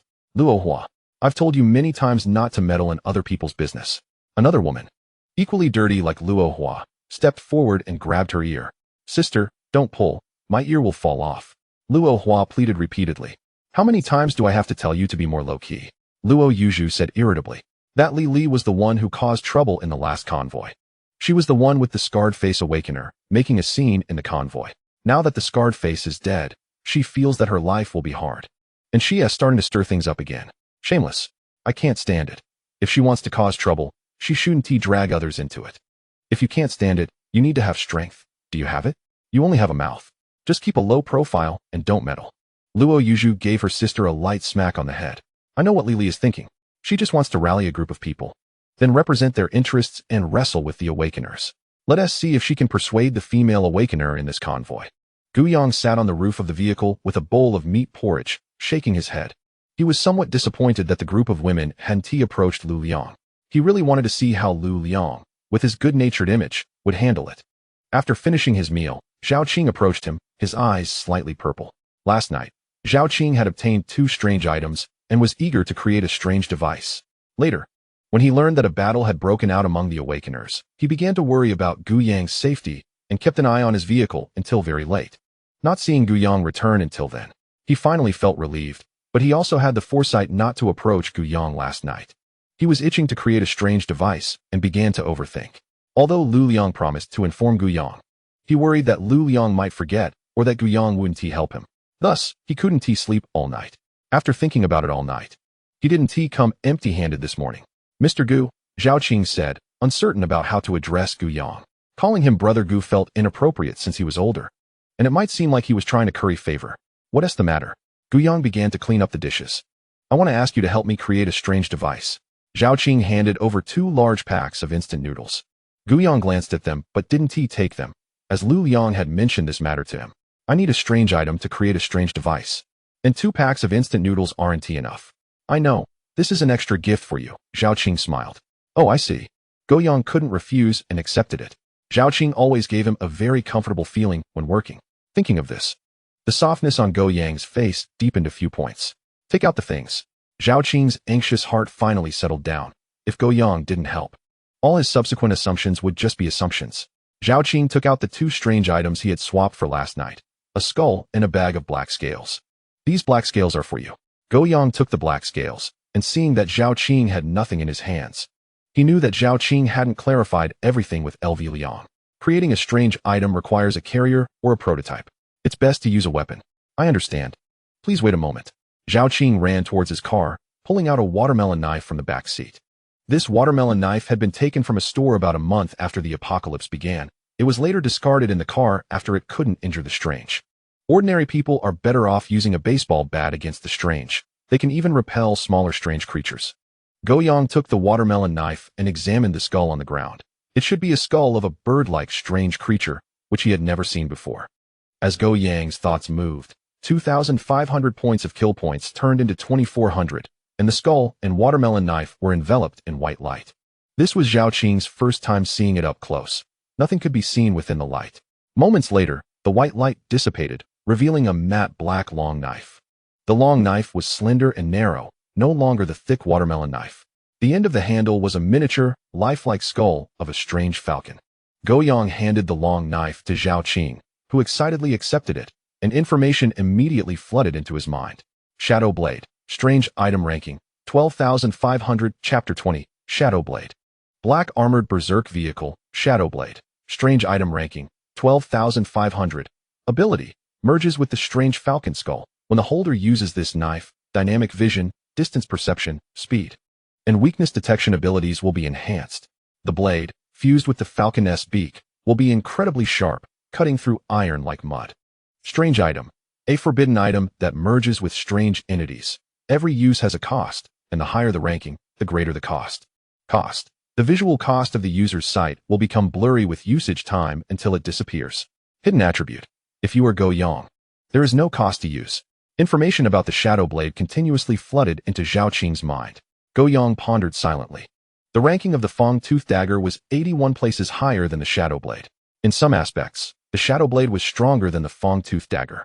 Dynamic vision, distance perception, speed, weakness detection, and attribute enhancement were all present. How much it was enhanced was yet to be determined, but at least it was enhanced. The Fang-Tooth Dagger had no enhancements, only double damage against dog-like strange creatures. Gu Yang concluded that a lower-ranking strange item wasn't necessarily weaker. Zhao Qing, overwhelmed by the information, could barely process it and managed to squeeze out a smile. Mr. Gu, does this cost imply something like a failed enhancement or a defect? If it was like a failed enhancement, he could accept it. He could use it for now and find materials later. Strange items all have a cost when used. Considering those 2 big bags of instant noodles you have, let me enlighten you. There is no such thing as a failed enhancement with me. Every strange item has a cost, and the higher the ranking, the greater the cost. Zhao Qing fell silent. 12,500 rankings would cost him his eyesight. And if he went further, he might lose a hand or a foot. He decided to stop thinking about it. He would deal with his eyesight when it became an issue. After all, he couldn't do without strange items. What he held was not just a strange item, but a hope for the future. Life would surely improve slowly because of this strange item. The white light of the strange item attracted the attention of many people. The original survivors of the convoy merely glanced, and looked away. The newly joined survivors began intense discussions, and many inquired about the original crew, but only received vague guesses. With the white light dissipating, revealing a weapon. Anyone with a bit of sense knew this wasn't an ordinary weapon. The strange thing was that Zhao Qing had returned with the weapon, and many indifferent gazes became eager. Previously, these special weapons were in the hands of awakened ones. They would explore, but wouldn't share. Now it was different. Suddenly, many people started to approach Zhao Qing. Faced with the crowd's inquiries, Zhao Qing simply said one thing: strange items, weapons that can kill strange creatures. In an instant, the survivors erupted in excitement. After all, ordinary people couldn't kill strange creatures, and those who could were called awakened ones. If they could also kill strange creatures, could they also be called awakened? Not far away, the Luo sisters widened their eyes. Sister, that weapon can kill strange creatures. Luo Yuzhu nodded, her gaze serious. Being able to kill strange creatures was a symbol of strength. Meanwhile, Go Yang sat in the car, holding Zhao Qing's bag of scales. With a roll of human skin and an oil lamp on the passenger seat. He thought the scales matched the car quite well. But what about the oil lamp and human skin? Go Yang got out of the car, and with a thought, the scales and oil lamp disappeared, enveloping the entire car in white light. Following the principle of not wasting, since merging a few items cost 100 kill points. And since he couldn't figure out how to use them, he might as well merge them. The ranking wouldn't drop anyway. The off-road vehicle now had no defects in terms of hardness except for the body and tires. The scales should be able to reinforce the car. And as for the lamp, the strong white light of the off-road vehicle once again attracted everyone's attention. You upgraded the car again, didn't you just upgrade it? You're really extravagant. He walked over, holding a box, her eyes filled with envy. Go Yang had a lot of strange materials. What are you holding? Materials. Seeing your car makes me feel sour. I want to modify my car too. Go Yang asked, how many materials do you have that you need to use a box? When he replied, I suspect you are being sarcastic. My heart is racing, and it feels a bit creepy. What's wrong with me using a box to hold it? She suspected Go Yang was mocking her for being poor, but she had no solid evidence. No problem, absolutely no problem. I'll help you modify it later. Didn't you say you couldn't help others merge for a long time after helping me? This white light is flashing here and there. Isn't it inappropriate to play tricks with the captain? LV Liang's voice came from behind Go Yang. Both Go Yang and turned around. It wasn't just LV Liang, but also old Zhang and Yun Shan. Go Yang forced a smile. Isn't it because I killed that human skin strange and recovered a bit? Your ability is a bit too over the top. LV Liang knew Go Yang was talking nonsense, but didn't dwell on it, just expressing a sentiment. Being over the top is good. Maybe my wish to die peacefully can be realized without being torn apart by strange creatures, leaving no complete corpse. Old Zhang chuckled. At this moment, the white light on the surface of the berserk vehicle dissipated, and everyone's gaze turned to it. From the outside, the original dark brown sinewy bone armor was covered with a layer of closely arranged, heavy black scales, like thick tiles. And the base of the bull's horn was also wrapped in black scales. Black armored berserk vehicle. Strange item ranking. 8942. Ability. Rock solid bone. The beam and chassis structure are indestructible. It is extremely difficult to damage it from conventional physical impacts, explosions, or corrosion. Dog skin seat. The seat has an automatic temperature adjustment function, improving sleep quality and providing a strong sense of security, as if being guarded by a loyal, fierce dog. The bull charge. The bull horns emit a dark red and bronze light, and the war chariot performs a straight line. Devastating charge, with a surge in speed and power. Enemies and obstacles in its path will be shattered and crushed. The impact is terrifying. The ghostly oil lamp. When lit, it emits a dim yellow glow that barely illuminates the cockpit, but the glow perfectly masks all biological presences, life energy, heat. Mental fluctuations inside the chariot. Eerie pangolin scales provides unparalleled physical defense, with high resistance to piercing, cutting, blunt force, high temperatures, and strong acid corrosion. The scales can adaptively adjust their angles to deflect most kinetic attacks, and broken scales can slowly regenerate. Cursed artifact. A forbidden item that merges with eerie objects. Using it comes at a cost, with higher ranks demanding greater sacrifices. Usage cost, limb stiffness. After prolonged driving, the driver will experience stiffness and heaviness in their arms. Decreased flexibility, as if wearing an invisible bone armor. Dependence on the seat. Users will increasingly rely on the comfort and security provided by the dogskin seat. If they leave the seat for an extended period, they will feel mentally exhausted and anxious, with a drastic reduction in recovery efficiency, even experiencing withdrawal like irritability and panic. Ordinary beds can no longer provide satisfaction. Long-term exposure to the bullhorn's hum will make the user more irritable, impulsive, and aggressive, leading to violent confrontations over trivial matters. Iron Prisoner. While the scales grant unmatched defense, users will feel a heavy physical restraint, as if carrying invisible shackles, permanently slightly reducing bodily flexibility and reaction speed. Essence of existence. The lamp oil consumes the user's life energy. When the oil runs low, the flame will flicker violently, giving the user a 50 chance of dying instantly and a 50 chance of becoming eerie. But if you are Guiyang, use it without cost. As the information flooded in, Guiyang showed a satisfied expression. This vehicle can no longer be called a vehicle. It is directly a weapon of the apocalypse. He would charge through any eerie encounters. Future upgrades will not be detailed again, or else I would feel embarrassed about the word count. Chapter 21. Endless Power Guiyang. Congratulations on your fortune. How many eerie items have been fused together? Yunshan held a bullhorn, drooling with envy. When he glanced at the box she was holding, she wondered how many eerie items her vehicle still needed to be modified like this. She felt envious and jealous. Guiyang's abilities were indeed exceptional. Old Zhang hunched over, touching and inspecting the vehicle, occasionally tapping it, and the satisfaction on his face grew stronger. Lu Liang looked at the vehicle, his eyes shimmering with faint light. Near Guiyang's vehicle, a woman with small eyes gazed at the scaled behemoth, her eyes flickering unpredictably. The Zhao siblings sat on the roof of their jeep. Brother, will we ever own a vehicle like this? Zhao Qing sat cross-legged, looking at the shadow blade resting on her lap, her face radiating a gentle smile. We will. People need dreams. What if it comes true one day? The Luo sisters munched on compressed biscuits, their eyes still filled with shock. Sister, this is the first time I've seen such an impactful awakener. His abilities are too abnormal. I don't know what ability it is, but it's way better than that guy who controls the eerie and punches. Just looking at that vehicle gives a strong sense of security. It would be great to sit in it. Luo Hua sighed. Daydreaming was her favorite. Daydreaming with her sister was her belief in surviving the apocalypse. You don't deserve it. A sharp taunt rang from behind. You, dark and dirty, still want to sit in that vehicle. Luo Hua's anger flared, and she turned around, feeling even more furious. I thought it was someone. You're just a fat woman kicked out of the team for trying to take supplies. Little girl, what do you know? This is called being voluptuous, the kind men love the most. Li Li's face flushed. In the past, no one dared to retort when she cursed. Her hatred for the few awakeners in the convoy intensified. If it weren't for them, she wouldn't have ended up like this. What you call voluptuous is just fat. Got it. Fat woman. Luo Hua said, puffing out her ample chest.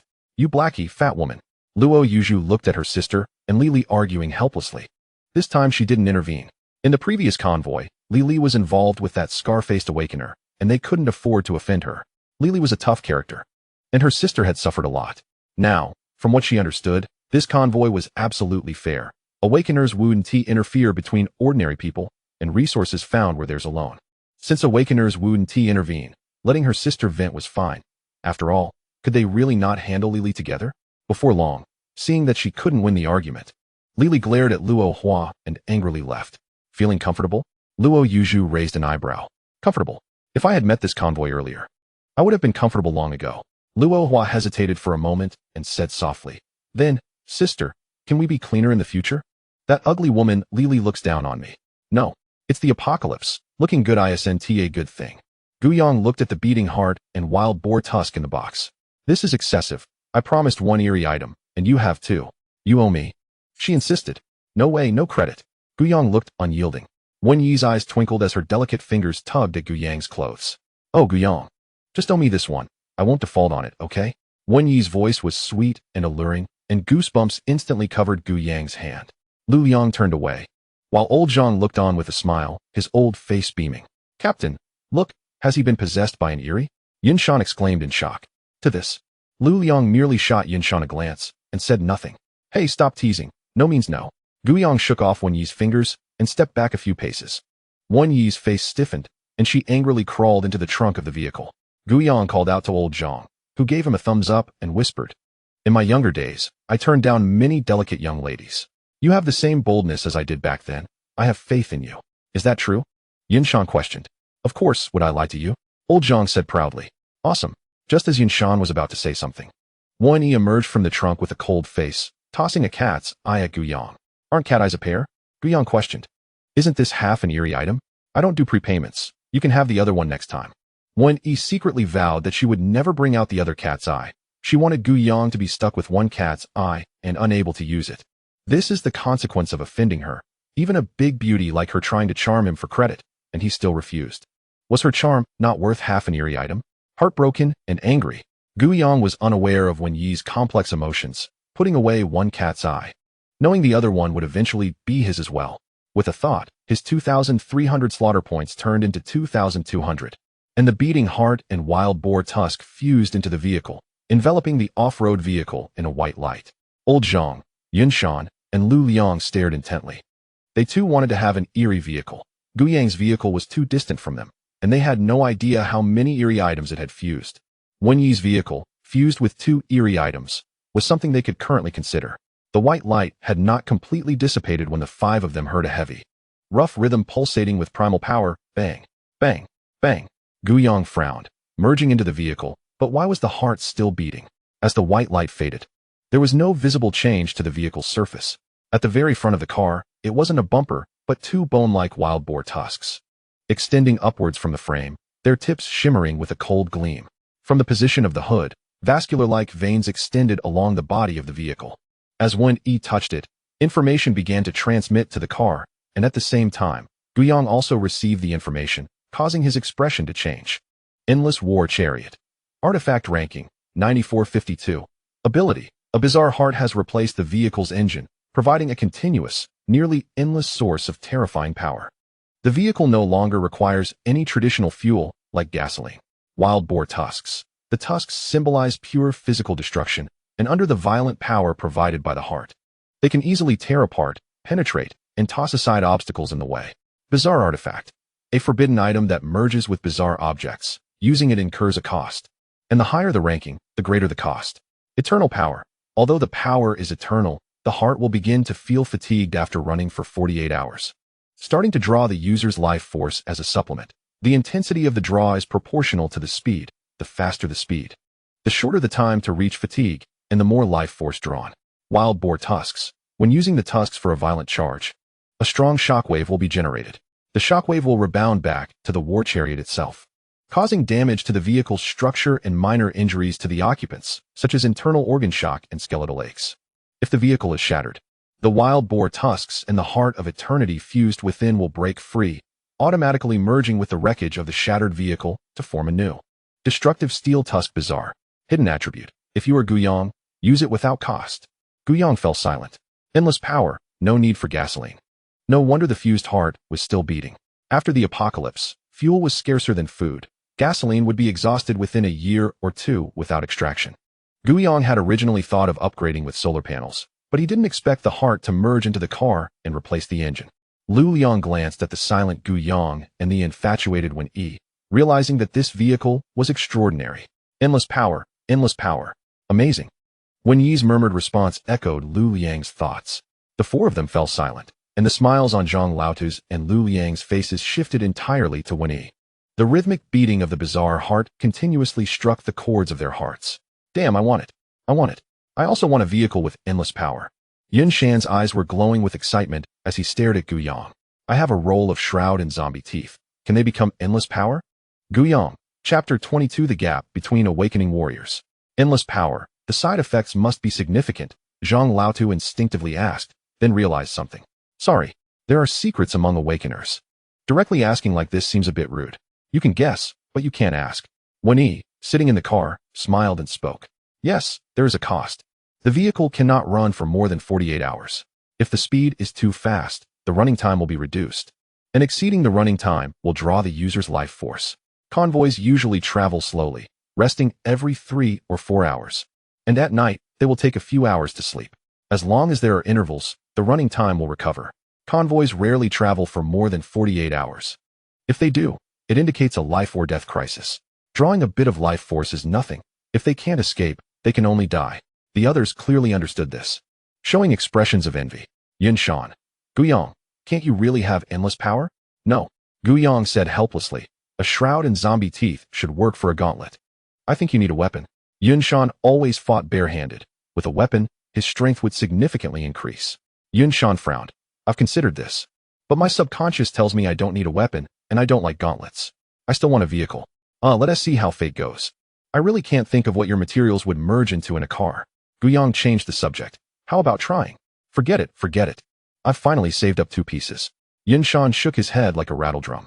What about you guys? Guyang looked at Zhang Laotu and Lu Liang. Just owe it for now. Lu Liang said lightly. Zhang Laotu, same for me. He doesn't even have a bizarre item, so he can't merge anything. I wonder if the plants he studies can merge. Thinking of this, Zhang Laotu began to ponder. Guyang nodded, and the few chatted for a while before returning to their own vehicles. Guyang lay back in the back seat. Recalling the scene of being ambushed by the scar-faced man, his thoughts underwent some changes.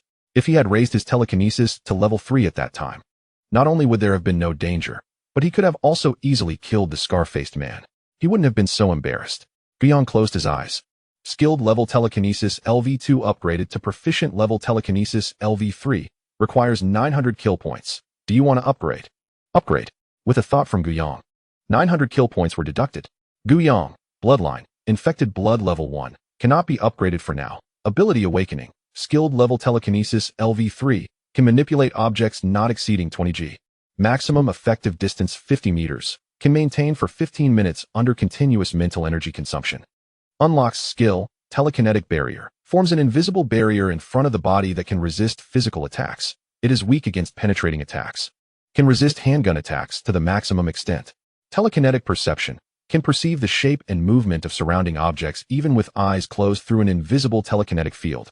LV4 requires 1800 kill points. Can manipulate objects not exceeding 100 g. Maximum effective distance 100 meters. Qualitative change in mental energy.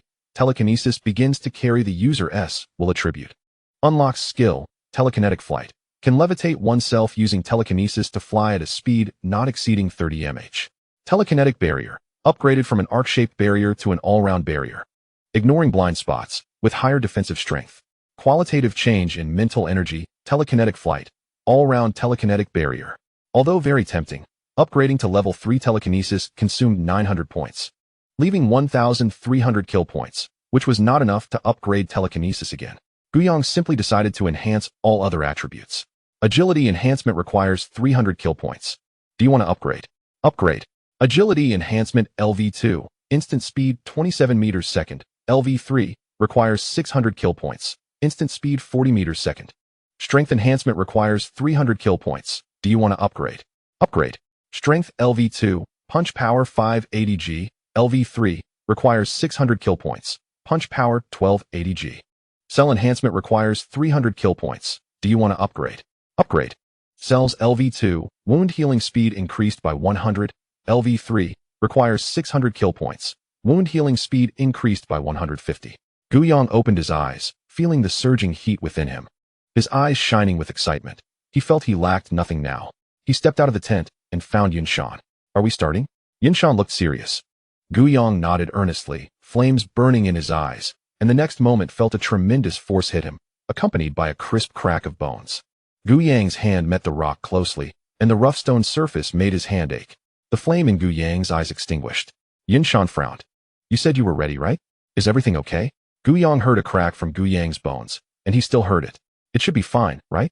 Guyang looked at Yinshan's arms, which were thicker than his thighs, and suddenly felt he had found the wrong person.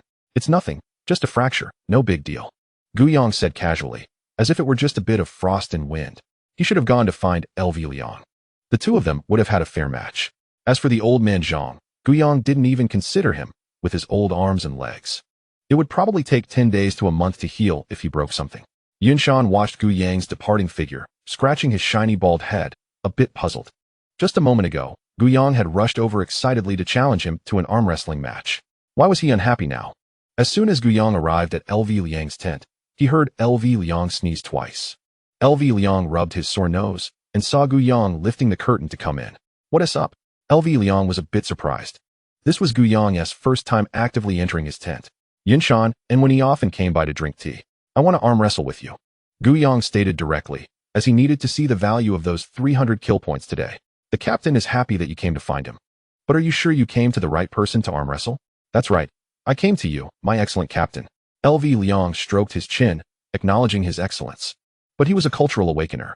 While LV Liang was pondering, Guyang had already cleared the cards off the table. Why not use your right hand? Are you left-handed? LV Liang asked, looking at Gu Yang's left hand resting on the table in confusion. Don't ask, just know that I'm afraid of bullying you. He couldn't say he was still healing from a break, could he? That punk Yunshan, with all that strength, he thought he could at least hold on for a while, but was unexpectedly defeated in a second. If it were before the apocalypse, Gu Yang would have definitely tried to squeeze out some medical expenses. Who do you look down on? We are all support sequences. Who is strong and who is weak is yet to be determined. LV Liang extended his left hand, placing it on the table to grasp Gu Yang's palm. Are we starting? LV Liang inquired. It's already over. Gu Yang grit his teeth and shouted. Showcasing a force that could lift mountains, his immense strength surged from his left arm, breaking the two wooden legs of the folding table. You bastard Gu Yang. Gu Yang lifted the curtain and walked out of the tent, not caring about what LV Liang cursed behind him. He had never felt so refreshed. He had only wanted to test how much difference there was between his basic physical qualities and those of a combat awakener, so he approached Yunshan, thinking that his strength wouldn't be that great without transforming into a giant. He intended to show off. Who would have thought he would feel so pent up after arm wrestling with Yunshan? He had to find LV Liang instead. As for Wen Yi, he didn't even consider her. Back in the first tier, she had slammed her knife into the belly of the strange frog king, lifting the mountain-sized creature half a meter off the ground. Now that she was in the second tier, arm wrestling with her would mean she could use her abilities, and he wouldn't even be able to tell. Not to mention it would be embarrassing. The path of enhancement is long and arduous. Fortunately, he could see his experience points. Other awakeners could only level up by using their abilities more, leaving it to chance. Chapter 23. What do you think the captain is doing? As night fell and the red moon hung high, the two sisters of the Luo family each nibbled on half a compressed biscuit. Resources were hard to come by in the apocalypse, so they had to conserve every bit they found, eating a little more while on the move. When not traveling, it didn't really matter if they ate or not. Lily walked past the two women, holding a small bag of supplies. Sister, what is that bad woman up to again? Who knows? She hasn't had a moment's rest all day, Luo Yuzhu said lightly, her tone indifferent. But her eyes were fixed on the other woman. What if she really succeeded in causing trouble for them? Lily's target was Zhao Qing.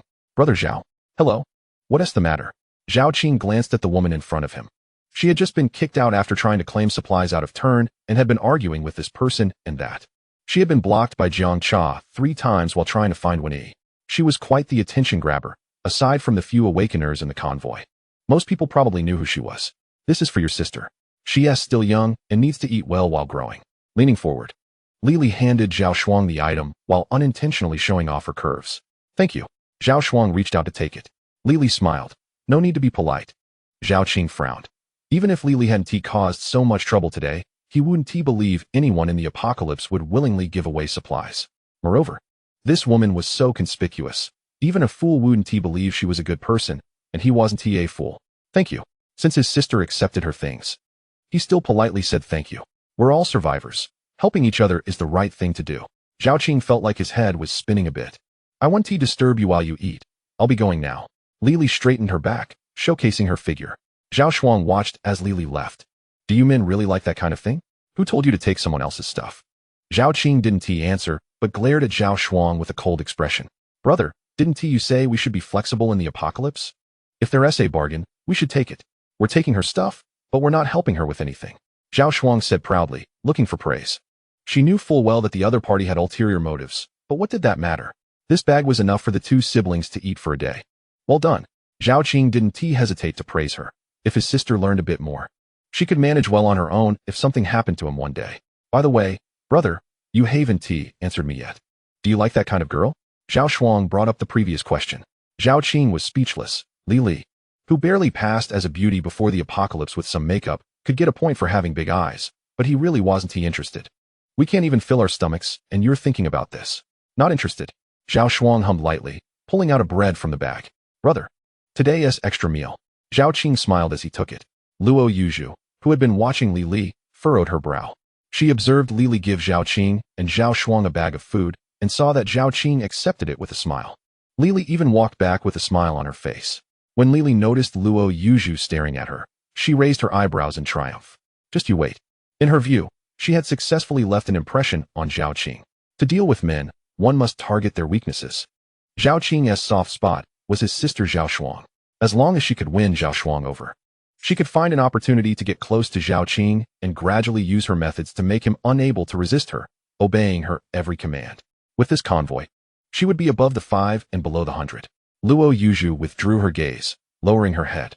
If Zhao Qing had a strange item. If Lily really got close to him, that would be a bit tricky. Sister, I'm going to the restroom. Luo Wan said hello, and Luo Yuzhu, still lost in thought, nodded absently. Luo Wan walked a circle around the outskirts of the convoy, confirming that no one was watching her.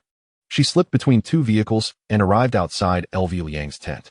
She naturally knew her sister's concerns. If Li Li really got close to Zhao Qing and targeted them, she would have to learn from Li Li and directly try to win over the captain. It wasn't her fault for being shameless. It was just that life wasn't going well. A good woman aims to be the captain's wife. Just as she approached the tent, she heard a voice. Ugh. Oh. Immediately, she widened her eyes and quickly covered her mouth, cautiously retreating. If she was discovered, she would be silenced. She didn't want to die. When they returned, Sister Luo Yuzhu had already crawled into the tent. Luo Hua had a fine layer of sweat on her forehead and also crawled inside after lifting the tent flap. Sister, do you know what I discovered? A shocking secret. Can you close the flap first? There are mosquitoes outside, you know? Luo Yuzhu said helplessly. Even in the apocalypse, those damn mosquitoes were still alive. Luo Hua closed the flap and whispered, I think our captain is a pervert. She had previously wanted to be the captain's wife, but now she didn't want that at all. Let me tell you, when I passed by his tent, I heard him cough. Wait a minute. Let me clear my throat. Hiss. Oh ho ho ho. Hiss. Ha hiss hiss. Luo Hua gritted her teeth, a sickly, delighted smile showing through her clenched teeth. The last tone rising slowly, sickly and joyful. What do you think the captain is doing inside the tent? In Luo Hua's eyes, there was shock, curiosity, and complexity. Luo Yuzhu was somewhat speechless, shivering a little, rubbing her arms with her hands. I'm going to sleep now. Don't make me slap you. And you should hurry up and sleep too. We might have to set off at any time. Luo Hua lay down beside her sister. How could the captain be that kind of person? After thinking for a few minutes, Luo Hua fell into a deep sleep. TT. Why does Guyang treat me like this? Wen Yi's face showed sorrow, her eyes filled with hollow despair. I love beef, but he has never given me beef even once. Jiang Cha's mouth twitched slightly. She had tried to wake Wen Yi, but it was useless. Looking at the blood-stained gold beside her, she gritted her teeth, grabbed the blood-stained gold, and went to the trunk, her small hands rustling at her waist. A few minutes later, Jiang Cha returned to the driver's seat with a red face, and Wen Yi's hollow, sad eyes gradually became clear. Looking at Jiang Cha's big red face, Wen Yi hugged her. My good TT, you finally figured it out. Actually, we can look for ordinary survivors. As long as we offer some food, there should be quite a few people willing to give a little blood to offset the cost of the blood-stained gold. Jiang Cha suggested with a red face. She really didn't want to do such a shameful thing anymore. Yeah, you're so smart. Then during the time we're not together, I'll go find survivors to give some blood. When Yi's eyes lit up, Jiang Cha's face stiffened. She suspected her good sister had developed a special quirk. Remembering the feeling just now, Jiang Cha's face turned even redder. Chapter 24, Gas Station Achu. The next morning, Guyang woke up from the tent, took out 2 packets of cold medicine, and directly chewed them in his mouth. He had been sneezing all night last night, and sneezing again this morning. It was the rhythm of catching a cold. Good morning, Guyang. A sickly voice sounded. Guyang turned around. Wasn't this supposed to be the strong Yinsan? What's wrong with you? You look like you're about to die. Did you catch a cold too? No, just insomnia. Everyone in the convoy, get ready to set off in 10 minutes. Lu Yang's strong voice echoed. Guyang hurriedly began to pack up the tent, while Yunsen stood yawning without moving. I said, you could find a driver. Usually, there are people doing odd jobs, and in urgent situations like this, someone could help you pack up. He couldn't understand Guyang's stubbornness. He set up the tent because his car was small, and his legs couldn't stretch out. Why was Guyang still setting up a tent with such a big car? Forget it, I still prefer being alone. Guyang quickly folded the tent and tossed it into the trunk. Finding someone trustworthy was key. Otherwise, he wouldn't know when he'd get backstabbed. Trustworthy was the key term. How to prove it? All right, I'm going back to sleep. Yinsan called and turned toward his own car. At this time, his driver had already packed up and was sitting in the driver's seat, ready to set off at any moment. Yunsan nodded in satisfaction, realizing one advantage of his car. This was something Guyang and Wen Yi couldn't compare to. Although Wen Yi also had a driver, her driver was her good friend, who could only be counted as a helper. Sometimes, Wen Yi even had to drive herself. She still had to lend a hand while working. It wasn't as comfortable as him. He didn't have to do anything. As the convoy was about to set off, Lily walked awkwardly to Zhao Qing's car, the engine roaring in waves. Brother Zhao, can you give me a ride? I twisted my ankle a few days ago while walking, and it still hurts a lot. I might not be able to walk. After speaking, Lily pretended to bend down and rub her ankle, her pert backside and deep cleavage exposed before Zhaoqing. With a buzzing sound, the window rose, and Lily lost her support, stumbling a bit. She widened her eyes in disbelief. Shouldn't Zhaoqing be happy? She proactively got onto his car. Shouldn't he be excited to get out and open the door for her? In the past, Li Feng was like that. She leaned in, and Li Feng would immediately get out to open the door for her. He was still an awakener. What right did Zhaoqing, just an ordinary person, have not to fawn over her? At this moment, the convoy started moving, and the Luo sisters rode past her on a tricycle. Luo Hua made a proud face, which infuriated Li Li. Haha, I'm dying of laughter. It seems Zhaoqing ignored that woman. Luo Hua lazily leaned against a bag of rice in the car. It's best if he didn't pay attention. Luo Yuzhu also chuckled. This way, they wouldn't have to face extra danger. Then, as if remembering something, Luo Yuzhu sighed. We don't have much gasoline left. I hope this trip doesn't take too long. Luo Hua thought for a moment. There's still a barrel of gasoline in the car. Let us see who is more reasonable when the time comes. We can swap for another barrel. At worst, we just need to give up some supplies. There's nothing we can do about it. Usually, they saved and scrimped to prepare for various sudden crises. Just like money before the apocalypse, one never knew when a large sum would be needed, so they had to save a bit. At the back of the convoy, a small, thin, middle-aged man rode past Li Li on a tricycle, his eyes filled with desire, greedily sizing up Li Li. Beautiful lady, want to ride in my car? Your car is too hard. Li Li crossed her arms, glancing at the shabby tricycle, her eyes filled with disdain. What a low class. I have a cotton jacket. If I put it on, it won't be hard anymore. The thin middle-aged man got off, rummaged through a bag, and pulled out a thick cotton jacket. Neatly folding it and laying it on the car, he patted it with his hand. How about this? It's not hard anymore, right? Lily looked back and saw there weren't any cars behind. It's okay, I guess. I'll reluctantly sit for a bit. Lily, like a proud peacock, climbed onto the tricycle, filled with a sense of superiority. A man should have this attitude toward her. The thin middle-aged man, seeing Li's proud demeanor, was not angry but rather happy. Before the apocalypse, he worked in a factory, but they fired him because they thought he was too old.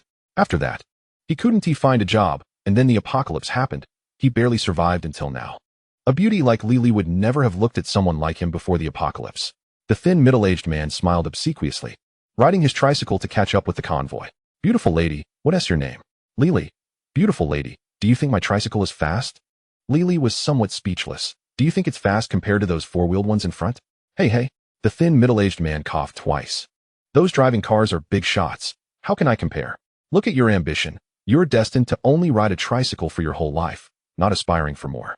Lily mocked without mercy. Beautiful lady, don't look down on tricycles. One of the big shots in our convoy started from a tricycle. What if one day I awaken while riding it? The thin middle-aged man said, looking forward with longing. Who was it that awakened while riding a tricycle? Lily was somewhat skeptical. Guyang, the big shot.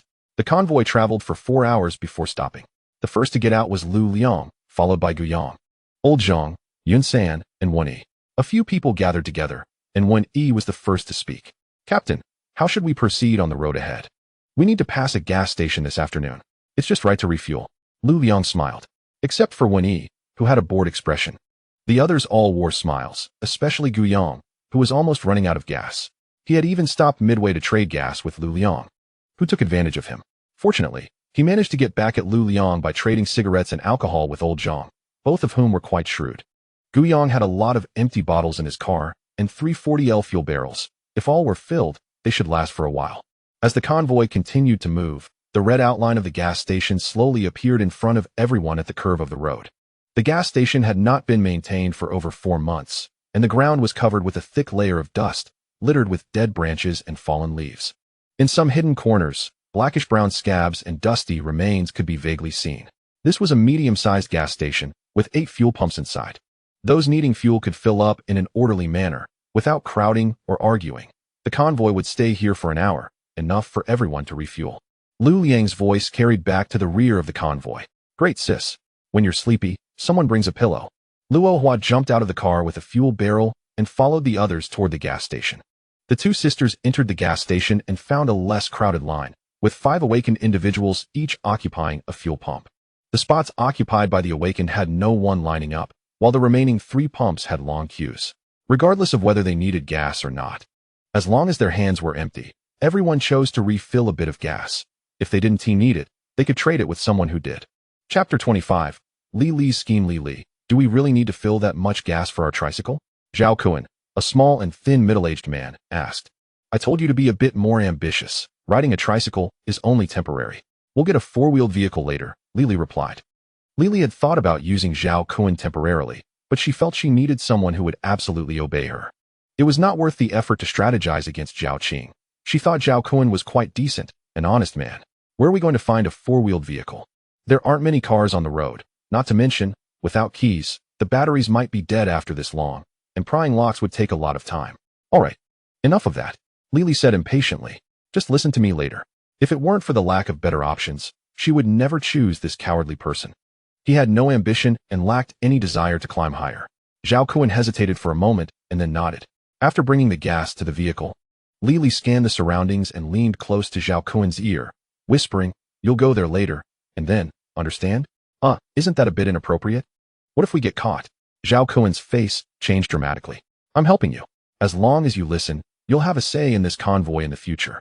If you don't want to rise higher, pretend I never said anything. I'm leaving right now." "Wait." Zhao Kun quickly grabbed Li's hand, the delicate touch firming his resolve. "I'll do it," he said, his tone strong. "Good, don't mess up." Li nodded in satisfaction. Zhao Kun took out a wrench from the car and walked towards the dense forest Li mentioned. Li adjusted her collar and walked up to a black pickup truck. A short, chubby man was sitting in the truck, puffing smoke. There were two women in his vehicle, which Li had observed beforehand. "Big brother, I've been walking for a long time. My feet hurt so much. Can I sit in your car?" Li's voice was filled with grievance, bending down to rub her ankle to give the short man a good view. The short man swallowed hard. She was much better than the women in his truck. "So, are you willing to do some intimate things with me?" He directly stated his request. Big brother knows why the sister came to find you, and not anyone else. Li's cheeks flushed. Before the apocalypse, she was good at pretending to be shy, shedding tears, and could instantly get into character. Why? The man's eyes were filled with desire. And Li kept her angle unchanged, his gaze fixated on her. "Of course, it's because I like you. What else could it be?" Li's voice grew softer, fully embodying shyness. "Then get in the car. We can have a deeper conversation." Here? There are so many people. Let's be a bit wild and go over there," Li said, pointing to the dense forest where Zhao Kun was hiding. "All right, I like wild," the short man said, getting out of the car and hurriedly dragging Li toward the forest. At this moment, he was already blinded by desire. "Big brother, don't rush. My feet hurt." "No choice. I need to take my time. Later, I'll give you a good massage," the short man leered. Li was pulled into the dense forest. A smirk of mockery at the corner of her mouth, but as they entered the forest, she transformed into a pitiful appearance. "Big brother, don't rush." The short man couldn't wait to make his move, and Li felt a bit anxious. How could someone like him touch her? She looked around, and Zhao Kun came around from one side, bringing the wrench down hard. The short man froze for a moment before collapsing straight down. "Well done." Li straightened her clothes, returning to her proud peacock demeanor. "Finish him off." After Li finished speaking, she walked out of the dense forest. Zhao Kun gave the short man 2 more hits and casually threw the bloodied wrench aside, quickly following Li out of the forest. "Are we really not going to get caught?" Zhao Kun still felt a bit worried. "No," Li replied flatly. "The convoy will be leaving soon. And the short man's truck has only 2 women. When we come back, we can just scare them a bit." The awakened ones wouldn't even notice that someone was missing. "You go move the things from the tricycle to the pickup truck." After Li spoke, she directly got into the front passenger seat of the pickup truck. After a while, the 2 women struggled to carry 2 barrels of gasoline, also hanging several mineral water bottles around their necks. "Who are you?" one of the women asked. "From now on, I'm in charge of this vehicle," Li said with a look of pride. The 2 women pursed their lips and said nothing, assuming she was just the new woman the short man had picked up. This woman was prettier than them, so she must be favored more. They weren't stupid and naturally didn't dare to argue. After setting down the gasoline, they returned to the back seat of the pickup truck, squeezing to one side, leaving one space empty. Zhao Kun finished loading the supplies and directly got into the driver's seat. The 2 women in the back were even more confused. One of them asked, "Where's Brother Su? Why has the driver changed?" "Brother Su is gone. You'll follow us from now on and just listen." Li smiled proudly, her eyes filled with arrogance, her face full of self-satisfaction. Indeed, excellent people are always excellent wherever they go. The 2 women in the back realized what Brother Su is gone meant, exchanged glances, and fell silent. Brother Su's disappearance in the apocalypse, everyone knew what that meant. As long as they obediently listened, the man driving looked much kinder than Brother Su. He should be a good person. and that was the only way they could comfort themselves. Gu Yang and the others were moving gasoline to their vehicles, just about to set off when a long, ethereal hum echoed through the sky, the fading sound deep and low, evoking feelings of solitude and sadness. The sky quickly darkened, and a strong wind surged, causing the trees on both sides to rustle. What the hell is that? Is a whale flying in the sky? Yinshan stood on top of the car, his eyes wide open like copper bells. As everyone looked up, the brilliance of the entire world was drawn away, a chill swept down their spines, and an indescribable sense of oppression filled the air. My life is over. Old Zhang's eyes trembled violently. When he held dual daggers, red mist swirling in her pupils. Gu Yang squinted slightly, holding a canine dagger, his gaze fixed firmly on the sky, unconsciously stepping back towards Wen Yi. This size, what stage of anomaly is this? 7th or 8th stage? Gu Yang didn't even know the maximum stage of anomalies. He just felt that this whale must be of the highest tier. He had no thoughts of running. He knew it was impossible to escape. Everyone, don't panic, that is not an anomaly. LV Liang's voice carried an undercurrent of excitement. Not an anomaly? Old Zhang was the first to react, feeling a sense of relief wash over him. That's an anomaly device. Its serial number is 001. This serial number is something others have mentioned, though it's uncertain if it's true. Someone has seen it before. LV Liang looked up, his drooping eyelids even opening halfway due to excitement. I can't believe it's actually real, LV Liang muttered to himself. Captain, this thing should have a name, right? Yinshan jumped down from the roof of the car. Look at its back. Earlier, the whale was directly above them, and they could only see its light blue belly. Now that the whale had moved away, everyone could see the dense green spikes on its body. Wen Yi, is it called the spike whale? Chapter 26, a city suitable for human survival. Spike whale? A few people's mouths twitched. The name is quite good, don't change it next time. It's called the King, LV Liang said somewhat speechlessly. Why give it such a pretentious name? When he muttered, feeling that spike whale was just fine. Such a large anomaly device, who knows what its purpose is? If the backlash is too great, 1 second could mean death. LV Liang, that's unclear. Anyway, I've been looking for it to confirm whether it truly exists. What do you want to find this thing for? Gu Yang asked curiously. LV Liang couldn't possibly be bored and just want to confirm its existence. People who have seen the king before said that there's a city behind it. A city where an awakened person with the ability to see 1,000 miles resides, and they saw not only a city up there, but also people inside it. I want to go up. That's probably a place where humans can survive. Running endlessly isn't solution. There's a city up there. Old Zhang's eyes lit up. Doesn't that mean we can farm up there? But how do we get up there? Gu Yang rubbed his chin. Even if his mental power increased by 1 level and he could float, his maximum speed would only be 30 mph. This thing, at a glance, is very fast. It's impossible to reach. I don't know. LV Liang shrugged. At least this is a hope. We'll surely find a way to get up there in the future. Indeed, there will always be opportunities in the future. Old Zhang's eyes sparkled with a glimmer of hope. Life is becoming more promising. The group returned to their vehicles, and the convoy continued on. After about 2 hours, LV Liang stopped in an open area next to a river. Gu Yang got out and walked to LV Liang's side. A card hovered in front of LV Liang, apparently divining something, and Gu Yang kept quiet and didn't disturb him. Wen Yi, Yinshan, and Old Zhang gathered around. It wasn't until LV Liang put away the card that Gu Yang spoke up to ask. Didn't you say we still had to travel for more than 10 hours? Why did we suddenly stop? There's no choice. Uncle Wang said the part of the supplies allocated to the survivors won't last for a few days. LV Liang paused, his expression gradually becoming serious. If we continue on the original route, we will pass through an area where the plates are stretching, which is shrouded in fog and is very anomalous. If we don't replenish supplies this time, we won't be able to estimate when we can replenish them next time. Plate stretching area? Gu Yang's expression was somewhat puzzled. You joined late and haven't seen the notes. Let me explain it to you. After the disaster, the entire blue star was stretched outward from different points, causing the whole planet to expand. Those stretched areas are covered in fog, and no one knows what the situation inside is. In short, it's extremely dangerous. This is also intelligence I exchanged with another convoy. LV Liang took out a small notebook. Let me show you. These are some of the pieces of information I've collected, which others have already seen. Gu Yang nodded and reached out to take it. So what do you plan to do now? There's a small town to the northeast. I plan to detour there to replenish supplies. Not only those ordinary survivors, but we also need some food reserves. The next time we can replenish supplies is uncertain, so we must stock up. Yinshan affirmed. No one is more anxious about replenishing supplies than him. After all, he eats a lot. More than 2 months ago, when supplies ran out, He didn't starve. After all, he is a combat-type awakener, and his teammates wouldn't let him starve to death.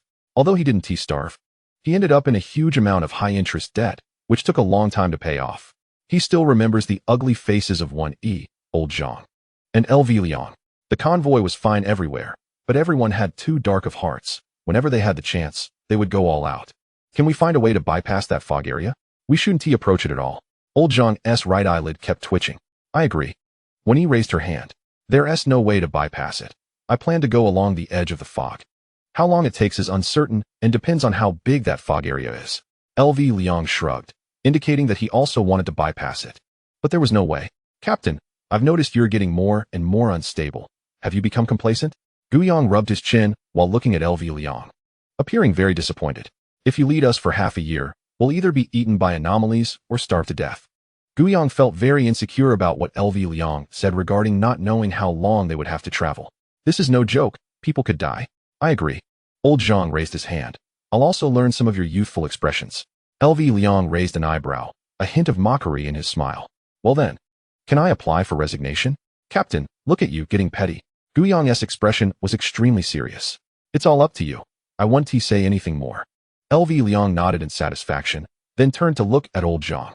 At this moment, old Jean had unknowingly turned his back, humming a little tune. Uncle Wong, notify everyone.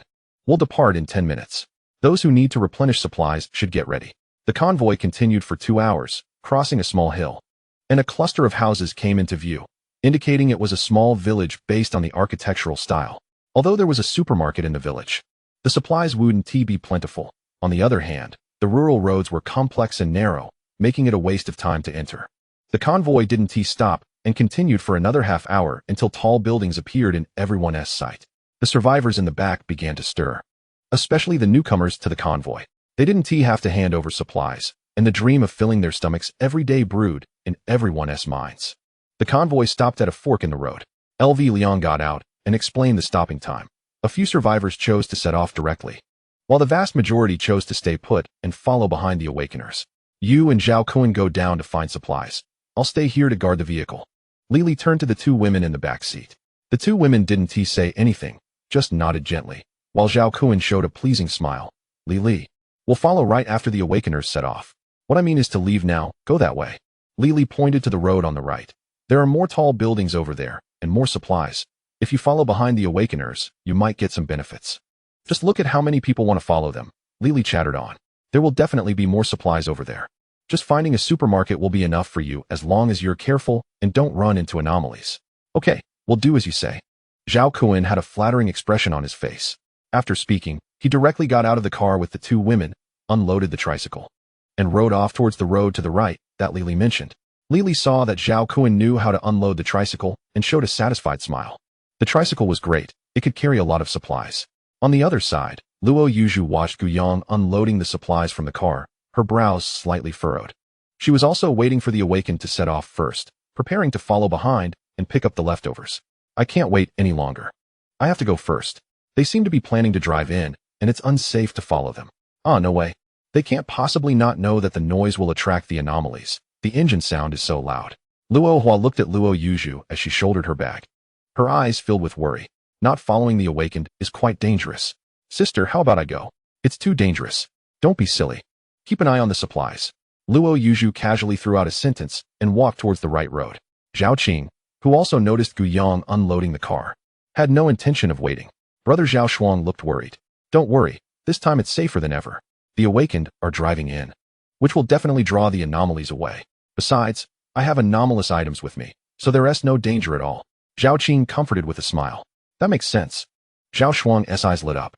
So, having a brain is a good thing. I hope you have one too. Zhao Qing tapped Zhao Shuang on the forehead and turned to walk towards the left road. Stinky brother. Zhao Shuang pouted, watching Zhao Qing until he disappeared from sight. Holy fruit, 2 pieces per person. Yun Shan and Guyong received the holy fruits and drove the black-armored violent war vehicle straight into the city. Is it really okay to drive in like this? Old Zhang watched the black-armored violent pickup leave. Since Guyong dared to drive, it must be safe. How many anomalous items are integrated into that vehicle? It can't be an ordinary car. Come and have some tea. LV Liang had already set up a small table. What is wrong with the table legs? Old Zhang noticed that the two broken legs of the wooden table were tied with two iron bars. It's hard not to notice. It looks too bad. Old Zhang shook it, and the table wobbled, making a clattering sound on the cement floor. Chapter 27. A bountiful harvest of supplies. The vehicle drove into the town, and the oil lamps lit up, casting a dim yellow light. Yunshan sat in the back seat, looked up, and complained, "Your lamp isn't bright at all. Why are you turning it on during the day?" This is called a ghostly oil lamp. The halo perfectly shields all biological breaths inside the war vehicle, so no matter how loud the engine is, the anomalies won't detect us. The whole vehicle is an anomalous item. They can only see the outside and treat the vehicle as one of their own. Wow, that is amazing. This is simply a divine artifact. Let us drive back and forth a few more times. Yunshan knew what this meant. One word to describe it: invincible. What about the survivors following behind? With such a loud engine noise, they will definitely attract anomalies, and then they'll become live targets. Right? When he looked in the rearview mirror and saw a large crowd of people following behind the vehicle. It's none of my business. It's not like I asked them to follow. Guyang looked indifferent. If they die, they die. When he opened the car window and shouted back, "Don't follow us. The noise from the vehicle will attract anomalies. It's very dangerous. Hey, don't stick your head out. It'll be trouble if the anomalies see you." The vehicle can isolate the breath, but if they are seen, even if the breath is isolated, the anomalies will know there are people inside. After one, he shouted, Guyang, with a speechless expression, rolled up the window, looking back in the rearview mirror. Only a small portion of the people left, while the vast majority still followed. It's hard to persuade the damned ghosts. One, he fell silent, and then seemed to think of something, looking up at Guyang. You speed up and shake them off. Let us head straight to the city center. Guyang remained silent, and the vehicle shot out like an arrow. In the center of the city, a huge golden mushroom stood atop a building. It was a cinema. Guyang drove towards the golden mushroom. This cinema was large, and such a large cinema must be located in a bustling area. Guyang, there's a row of fruit shops over there. Do you think there are any fruits that aren't spoiled, like durians?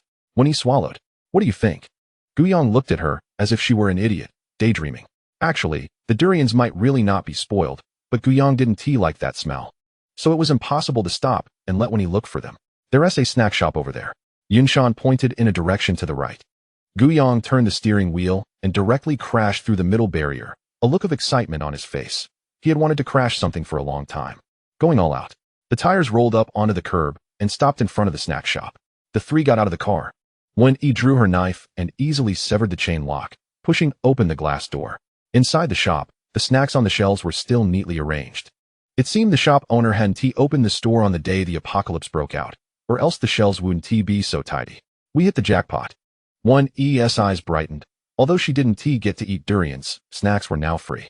Guyang looked around, confirming that there were no anomalies lurking, and began to move small bread. Yunshan stood on the roof of the car, stacking entire boxes of food on the roof while putting the loose items in the trunk. One box after another, dried tofu, drinks, bread, even some packaged chips were taken. The bagged ones took up too much space, and a box couldn't hold much. Yunshan, stack it steadily. Don't let it all fall later. When he threw a box of mineral water up, don't worry. I've stacked goods for people before. I know how to do it. I'll tie it down with a rope later, and it'll be secure. Yunshan placed the water down, patting his chest to assure her. That's about it. We need to leave some space. We can't just haul back a truckload of snacks. We still need to find a supermarket to get some rice and flour. Guyang spoke, looking at the densely packed goods inside the shop with a pained expression. This snack shop is still considered medium-sized. Even a truck wouldn't necessarily be able to load it all. The two assisted Yunshan in securing the boxes on the shelves, got back into the car, and continued towards the location of the golden mushroom. There must be a large supermarket there. Strange, with such a loud noise from the car. Not a single anomaly has been attracted? Guyang was a bit surprised. Isn't that good? Yunshan smiled. No good. Guyang shook his head. And just then the car jolted. Winnie, did we run over something? It should be a speed bump. Guyang said casually. Crushed the anomalous black cat and gained 200 kill points. Guyang was stunned, slamming on the brakes. Damn, we ran over an anomaly. Guyang turned around and found that there was indeed a flat object in the middle of the road. The flat object wriggled a couple of times and stood up, a pair of red eyes glaring at the big guy in front of it. Meow. The voice carried anger. It didn't understand why its kind would hurt it. While it was confused, the big guy charged straight at it, and the black cat first stood on end as it jumped aside. Not fun. Guyang slammed on the brakes. Good news. Crashing into anomalies also earns kill points. Bad news. The cat is too fast to hit. The meowing, anomalous black cat leaned forward, its voice warning. Guyang's expression was filled with joy. He knew that this posture meant the black cat was about to attack. Hold on tight, Guyang reminded and directly shifted into reverse. The rear of the car charged forward. The meowing, anomalous black cat roared in anger and leaped towards the black armored violent war vehicle. The moment its claws made contact with the surface of the black scales, a shower of sparks flew up. The next moment, the black cat let out a cry of pain, its body flying sideways and crashing into a round stone pillar. Collided with the anomalous black cat and gained 400 kill points. Guyang locked onto the black cat tightly, turned the steering wheel, and the engine roared as the stone pillar flew up. Like a cannonball, it crashed into the copper statue in the middle of the square. The strange black cat stumbled into the bushes of the green belt and disappeared. Guyang didn't plan to chase after it. It was too late to get out of the car now. What a pity, Yunshan mumbled, looking at the black cat that had vanished into the bushes. Feeling somewhat heartbroken, he was in need of strange materials. The car continued to drive to the area where the golden mushrooms were located. This was a commercial plaza, and Guyang followed the sign to the entrance of a large supermarket. This supermarket was at least 2,000 square meters, overflowing with supplies. The three of them entered the supermarket and immediately split up. Guyang headed to the snack section, picking up chocolates and candies, high in sugar and calories, and moved them outside. Yunshan directly held a large tray piled high with rice and flour. When he was loaded with bags of dried mushrooms, dried black fungus, dried shrimp, squid, salted duck eggs, sausages, and ham. We hit the jackpot. The few of them busied themselves for a while, and soon the car was filled to the brim. At this time, quite a few other survivors found their way here, also carrying numerous bags. What a pity. If we could take it all, we could eat for years, Yunshan said, looking pained. Guyang nodded, saying, almost, there are warehouses behind too. If only we had some kind of space now, it would be fantastic. Before the apocalypse, I hoarded 100 billion worth of supplies. Guyang had seen it before. Yunshan asked, what about Wenyi? It's all packed. Is she still moving? Guyang replied, when I came over. She said she found a warehouse and went in to take a look. Bang! A loud sound echoed in the supermarket. A pale and thin young man rushed over, panic written all over his face. Yunshan grabbed the young man's collar, frowning. What's wrong? Why are you so flustered? Did you see something strange? I didn't see anything strange. I was collecting supplies when a wall suddenly collapsed, and I ran, the young man said, looking terrified. It was in the direction of the warehouse. Let us go take a look. Guyang pointed in a direction. Yunshan nodded and quickly walked over, with Guyang closely following behind. They reached the source of the sound, and what came into view was a fallen gypsum partition with a neat cut, and the dust it kicked up had yet to settle. Chapter 28. The strange vines under the umbrella. I was startled. I thought there was something strange.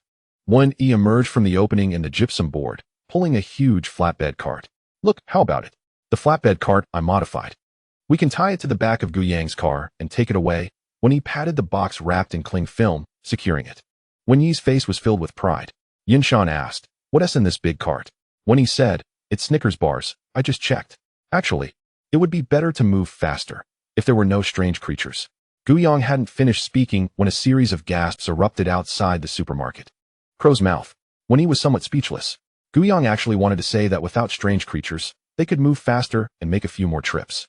The three of them exited the supermarket, and outside, the Bluestone Street had gathered quite a few survivors. Some survivors were slumped on the ground, while others were bent over, hands on their knees, all breathing heavily. Upon seeing the three awakened ones at the supermarket entrance, their faces lit up with joy as they gathered around. What is going on? Guyang asked calmly. There are rats. The rats are chasing us. Zhao Qing emerged from the crowd, holding a shadow blade, beads of sweat covering his forehead. Where are the rats? Yunshan looked around the street. Zhao Qing frowned. The rats chased us here, but didn't continue pursuing. You are all in the same situation? Guyang scanned each survivor. All the survivors nodded. People were occasionally appearing, panting heavily, from the three-way intersection below. What do you think? When he looked at Guyang, her expression serious. Anyone would find this situation unusual. Guyang fell into thought, looking towards the cinema location further up the street. Below, the three streets were densely packed with rats, but the strange rat king was nowhere to be seen. The rat swarm was 99 likely just ordinary strange creatures, with only a few reaching the first level. A group of mindless strange creatures acted in unison, driven by a powerful strange entity. This powerful strange entity should not be the rat king. Why would the rat swarm drive humans away? They could just rush in all at once, right? Listen to me. Guyang stood on a stone pillar at the curb, shouting loudly. The rat swarm is coming. You all run up. The three of us will block the rat swarm. Time is short. Whether you can escape depends on your skills. The crowd immediately stirred, many shedding tears of excitement. Great, we are saved. These awakened ones are fantastic. The vast majority of survivors hurried towards the cinema. There were entrances on both sides of the cinema, and according to the direction, they only needed to turn left to bypass the rat swarm and return to the convoy. Yunshan remained expressionless, while Wen Yi's face showed a hint of reluctance, but she quickly calmed down. The three of them quietly watched the survivors running towards the cinema. Guiyang turned back. The rat swarm had already surged onto the bluestone road at the three-way intersection below, further confirming his suspicion that the rat swarm was trying to drive them into a corner. Thoughts aside, Guiyang would not joke with his life. Despite the rats moving slowly, he still got into the car. Yunshan helped Wen Yi attach the cart to the back of the vehicle, and the two followed suit into the car. Whether they could keep the supplies would depend on luck. Zhao Qing glanced at the dense rat swarm below, swallowed hard, and hesitated to go up, knowing that awakened ones couldn't be that kind-hearted. Why would they sacrifice themselves to protect a group of ordinary people? Staying here too close to the rat swarm meant they wouldn't be able to escape. He steeled himself and approached Guiyang. Mr. Gu, can I hitch a ride? I can just hold on outside, no need to get in. Sure. Guiyang paused, saying, go to the roof, and help me hold on to some supplies. Thank you. Thank you. After thanking, Zhao Qing climbed up to the roof of the car. Next to him were 3 men and 1 woman who also didn't head towards the cinema. The woman was Luo Yuzhu. The few of them realized Zhao Qing's intention. After all, those who had survived to this point had not blindly charged with others, but had used their brains. Luo Yuzhu stepped forward first, gritting her teeth as she took out a small amount of supplies from a small bag. Having lost 99 of her supplies to avoid the rat swarm, this small pack was all she could keep without affecting her movement. Luo Yuzhu handed the supplies to Guiyang and got into the car. The remaining 3 men had no supplies and didn't want to die, so they gritted their teeth and got into the car. Zhao Qing made room for them and smiled amicably as a greeting. Guiyang didn't say anything. He had no objections. At this point, the crowd had reached the intersection near the cinema, and under the golden mushroom's umbrella, 7 green vines hung down. Gray-black strange aura flowing along the veins of the stems and leaves. A sharp whistling sound broke the air as the dangling branches lunged at the crowd below like venomous snakes emerging from their holes. The vines pierced the skulls of 7 people, lifting them up. The survivors below were thrown into chaos, fleeing in all directions. But their target was the same, the left entrance. The 7 suspended bodies visibly shriveled as their vital energy was drained. Once the vines struck again into the crowd, wails filled the air as another 7 skulls were pierced. At this moment, the pickup truck moved. The engine arrow the 7 people pierced through the crown of their heads were just hung up when the car rushed around the corner. Guiyang did not slow down, and the car tilted slightly while turning. The wheels spun in place, creating a harsh screeching sound against the ground. The perspective shifted. At the end of the road paved with bluestone bricks was a T-shaped intersection. According to the direction, Guiyang should turn left and bypass the rat swarm along the concrete road. As the car approached the intersection, Guiyang's alarm rang loudly. Yunshan, Wen Yi, there's something underground. Guiyang's mental power had been activated since he forced the people up from the rat swarm. And the reason he couldn't detect the vines under the golden mushroom umbrella was that they remained static under the cover of his mental force. All of this felt very strange to him. The rat swarm drove the people up, indicating there must be a powerful anomaly above. But under his perception, everything was still. It was too bizarre. He never expected it to be a plant anomaly. This was the first time he had seen one. At this moment, under the perception of his mental power, Guiyang could clearly sense something moving underground. Yunshan and Wen Yi asked nothing. On one hand, as teammates, they should trust him unconditionally. On the other hand, the ground was shaking. Guiyang slammed on the brakes. If he continued forward, the anomaly below would emerge, and the entire vehicle would be sent flying. At the end of the intersection, the bluestone bricks shattered, and mud and gravel flew everywhere as a furry hand reached up from underground. Thanks to Come Drink Porridge for the update symbol. And thanks to Loves to Eat Sauce Braised Beans for 3 acts of love-powered support. If anyone has good ideas about anomalies, feel free to leave a comment here. Thank you, everyone. Chapter 29. Instant kill of the second-order anomaly Rat King. It had been 3 hours, and no one had returned. Lu Liang lowered his eyelids and looked towards the town, lifting his teacup with a calm demeanor. Although he was anxious, he needed to remain composed. If he panicked, what would happen to the survivors behind him? I say, you should change the tea leaves. There's no flavor left. We need to save. Where do you think the tea leaves come from? They weren't replenished last time. I have to conserve a bit. Oh, old Zhang slapped his forehead. I forgot to remind them to bring me some tobacco and alcohol. But with Guyang around, it should be fine. Old Zhang thought to himself that Guyang wouldn't let him down. Lu Liang shook his head, thinking that old Zhang was still too naive. The more you care about something, the easier it is for someone to choke you. Unlike him, although he liked tea, he acted indifferent when distributing supplies. If the others wanted to share, he didn't care. He wouldn't seek a trade, letting it rot in their hands until, over time, no one wanted the tea. On the other hand, tobacco and alcohol were always fought over by Yunshan and Wenyu, all for the sake of slaughtering pigs, and they managed to kill every time, becoming more addicted over time. It had been over 3 hours, and not a single person had returned. Many in the convoy began to worry. Stop looking. Your sister is most likely dead inside. Li Li's teasing voice rang out. Luo Hua turned around, clenched her fists, despite her efforts to restrain herself. She couldn't help but feel worried and angry. There were many people before the apocalypse who trampled on feelings recklessly, and those people should have died first after the apocalypse. Why was Li Li living so well? Why don't you care about your lover? Don't wait until you have to find the next one, only to find they've been played out. Luo Hua mocked coldly. You little slut, what are you saying? Li Li snapped. She hated it the most when others used words like played out. Who is the slut? Isn't it obvious? At least we are clean and innocent. Heh. To put it bluntly, it's just that no one wants you, dirty and blackened. If you were presented to a man, he wouldn't even look at you. It would be off-putting. If you were like me, you'd be eager to get close. Li Li scoffed. What are you pretending to be noble for? After saying this, she swayed her hips and left. Luo Hua turned to look at the town, praying silently in her heart. Inside the town, a screeching, piercing sound accompanied a furry giant emerging from underground. The anomaly Rat King. Guyang narrowed his eyes. No wonder it hadn't appeared. It was hiding below. There is a competitive relationship among anomalies. The Rat King was a second-order anomaly, and if it could willingly give up its life force, it meant that the vine was stronger than the Rat King. What level was that, third order? Go all out. Guyang's expression became serious. The vines behind him had dropped 7 corpses again, and one of the vines was coming towards Guyang, instantly piercing through a man's crown. Blood mixed with brain matter splattered out. Yunshan and Wenyu exchanged glances and struck with all their might. Just as the Rat King prepared to raise its hand to meet them, Guyang's mental force surged forth like a tide. The Rat King's mind fell into a daze. Its body lost control, like a machine that hadn't been started. Wenyu, also a second order, unleashed her full power. Red mist swirled in her eyes, and the blood-red tail light was as intense as flames. A flash of brilliance shot out from the back of the Rat King's neck. The giant's fist followed, and the head, already cleaved more than halfway, twisted to the side, its connected flesh torn apart, hanging by a thread of skin at the waist. The massive body fell straight to the ground, its flesh dissolving into a large amount of gray-black particles. The second-order Rat King was killed in an instant. Damaging the Rat King's mind grants 500 kill points. With the death of the Rat King, 3 items were left on the ground.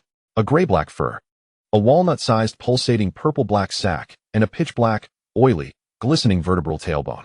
The two picked up the 3 items that had fallen on the ground and immediately jumped into the car. The combat vehicle let out a roar, and all that could be heard was the sound of tires screeching and spinning. Guyang looked at the rearview mirror. A green vine was wrapped around the rear wheel. The vine taut and straight. How unsightly, trying to hold us all back. Clearly, with the Rat King down, the anomalous vine was getting anxious. Guyang gritted his teeth and slammed the accelerator to the floor. The vine snapped in response, and Guyang smirked. Did I fuse so many anomalous items for nothing? You think one vine can hold me back? The combat vehicle turned along the undamaged small stretch of road and sped down the concrete path.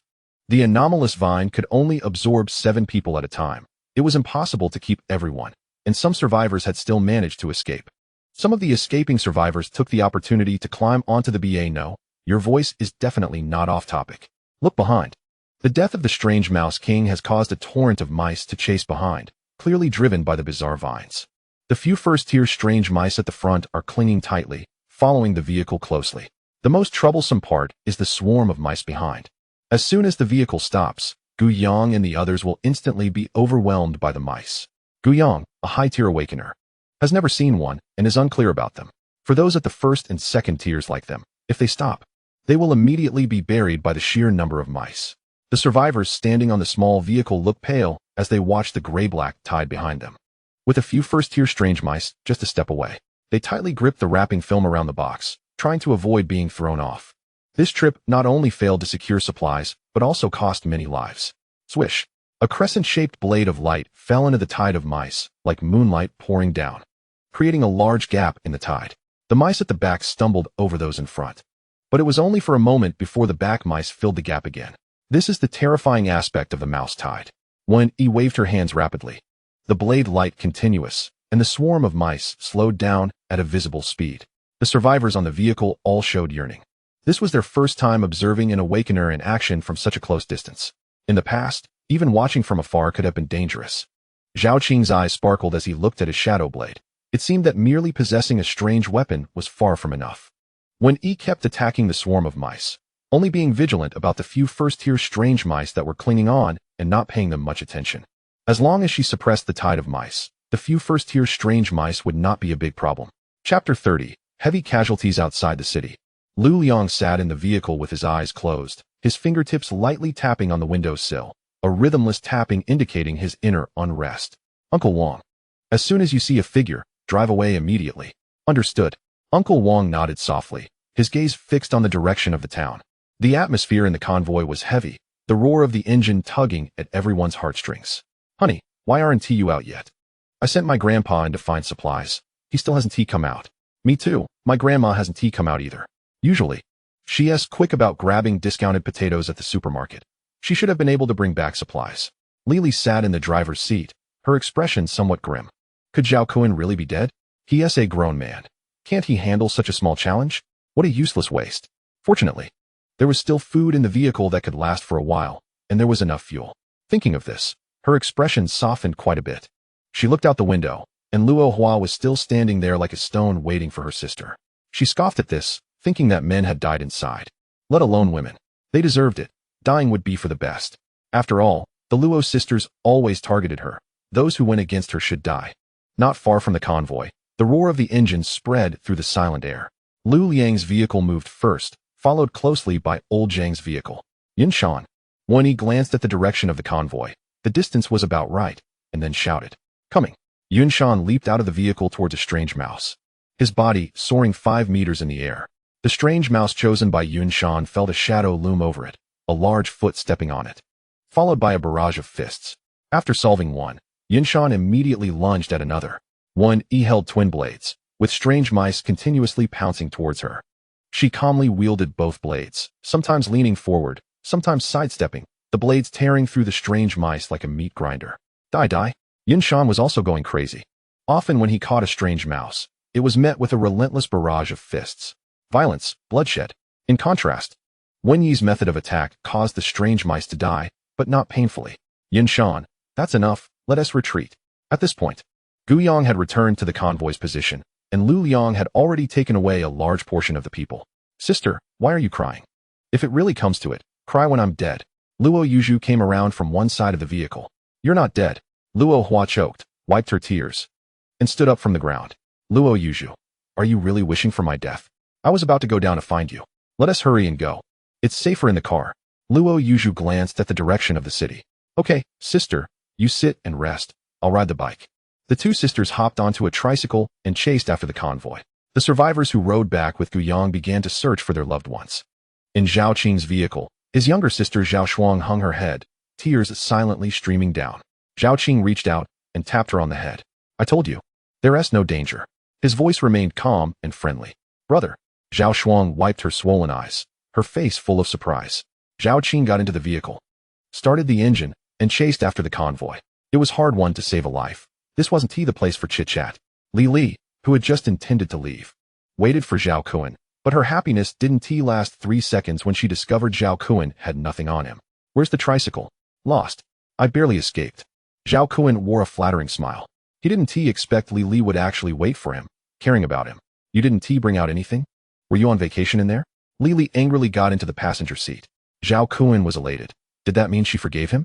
He quickly got into the driver's seat and chased after the main group. Many people who didn't wait for their loved ones vented their emotions freely, with cries and curses intertwining. There were also many unwilling to accept reality, continuously questioning the returning survivors. The scene was chaotic. Old Wang, have you seen my husband? Your husband is dead. He entrusted me to take care of you before he died. You should follow me from now on. A man named Old Wang comforted the woman by resting a hand on her shoulder. Brother Wang, then what about my husband?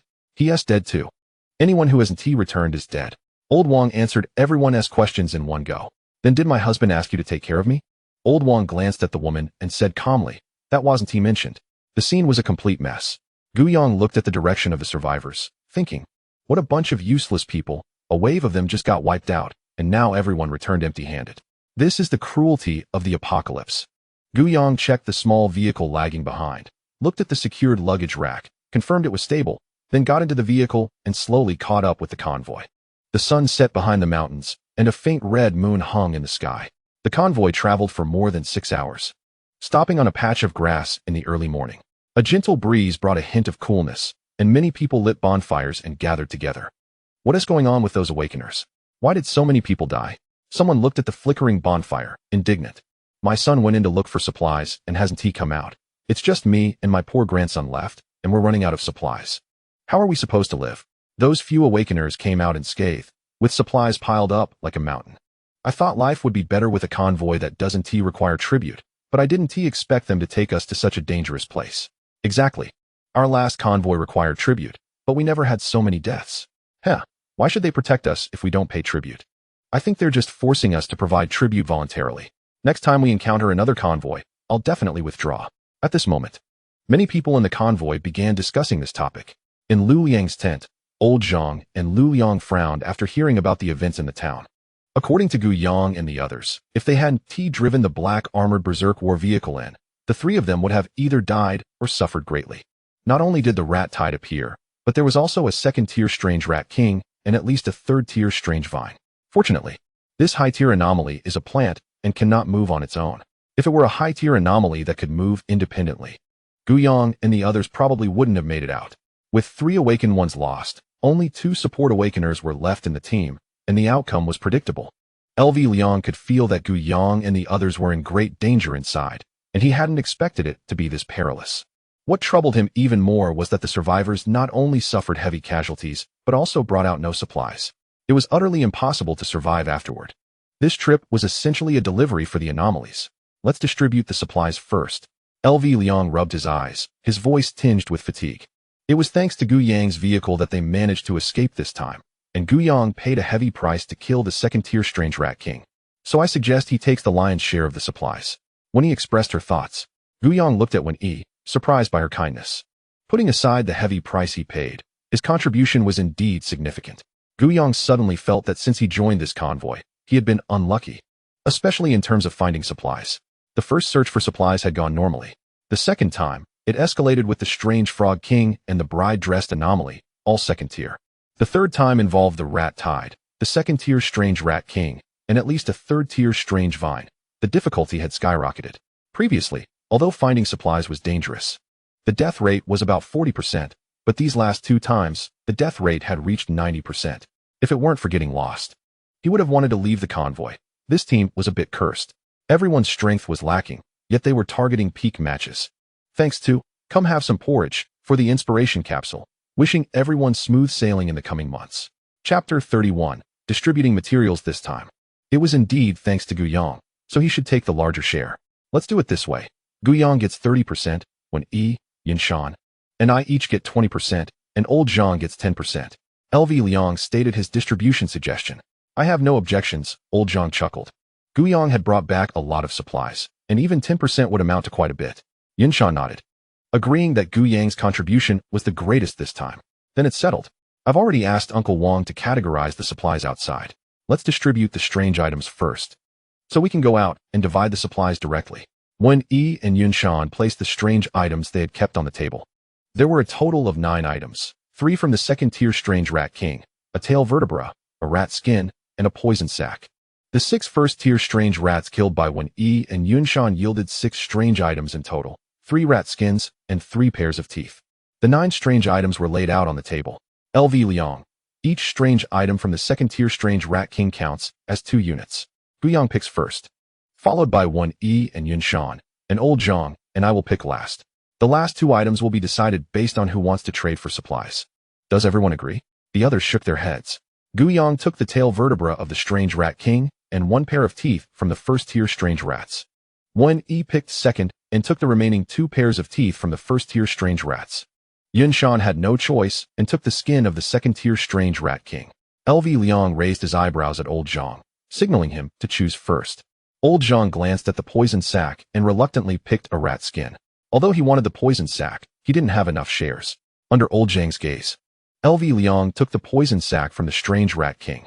There were 2 rolls of rat skin left on the table. As for who would take the rat skins, they would just need to trade for something satisfactory from the others later. Guyang sensed LV Liang's gaze and shook his head. Currently, strange items were extremely precious. If he wanted them, the others would definitely take a hefty toll on him. Every time someone asked him to make strange devices, he would take 1 strange item in return. He didn't lack strange items and didn't need to be a fool. They were about to pass through the fog area soon, and supplies were incredibly valuable. I don't want it. When he shook her head, she had the most supplies apart from Guyang, and as 2 girls, they ate less. Trading some supplies for a strange item wasn't a big deal, but she didn't need the rat skin. She felt it had no practical use and could only serve as a reward for Guyang. I think I'll pass. Yun Shan was like a deflated balloon. He had just wanted to take the rat skin but realized he had the least supplies and ate the most. He didn't deserve to take it. I don't want it either, Old Zhang said with a smile and shook his head. Then I'll keep it for now and bring it out next time we distribute strange items. Apart from Yun Shan, it was clear that no one wanted to be the fool. After distributing the strange items, the group stepped out of the tent. The ground around Gu Yang's vehicle was piled high with supplies. Uncle Wang had clearly categorized all the supplies, ignoring the eager gaze of the surrounding survivors. The 5 approached the supplies. Old Zhang took a glance. Guyang, you didn't bring out any cigarettes or alcohol. How could that be? Guyang replied. Upon hearing this, Old Zhang immediately felt relieved. I knew I didn't misjudge you. Kid, you understand me. Don't get too happy yet. Guyang said lightly, Uncle Wang. I remember there was half a pack of cigarettes among the supplies. The cigarettes were ones he took from the snack shop's counter. They should have been the owner's.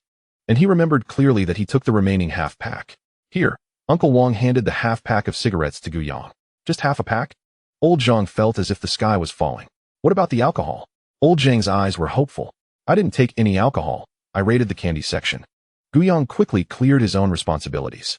When they set off, Old Zhang had specifically reminded him, and he had promised. So at least he managed to bring back half a pack of cigarettes, barely maintaining his integrity. I raided the rice and flour section. I got quite a bit of rice and flour, Yin Shan said, looking quite pleased. Old Zhang turned to Wen Yi. I went to the dried goods area. I took a lot of dried mushrooms and the like to supplement dietary fiber. Haha, just like that, Wen Yi said awkwardly, scratching her cheek. Dried mushrooms are great.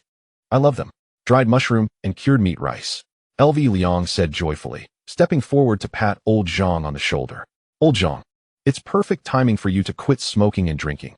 It's good for your health, and you might live longer than me. Hey, it's hard to say. Before the apocalypse, my neighbor was just like you. He liked to drink tea for health, didn't smoke or drink, and ended up dead at 38. And they said he was a health expert. I even helped out at his family banquet. Old Zhang squinted and smiled at LV Liang. Quitting smoking and drinking is worse than dying. This body of mine relies on smoking and drinking to hold up. I'm still young. LV Liang laughed, taking his hand off Old Zhang's shoulder.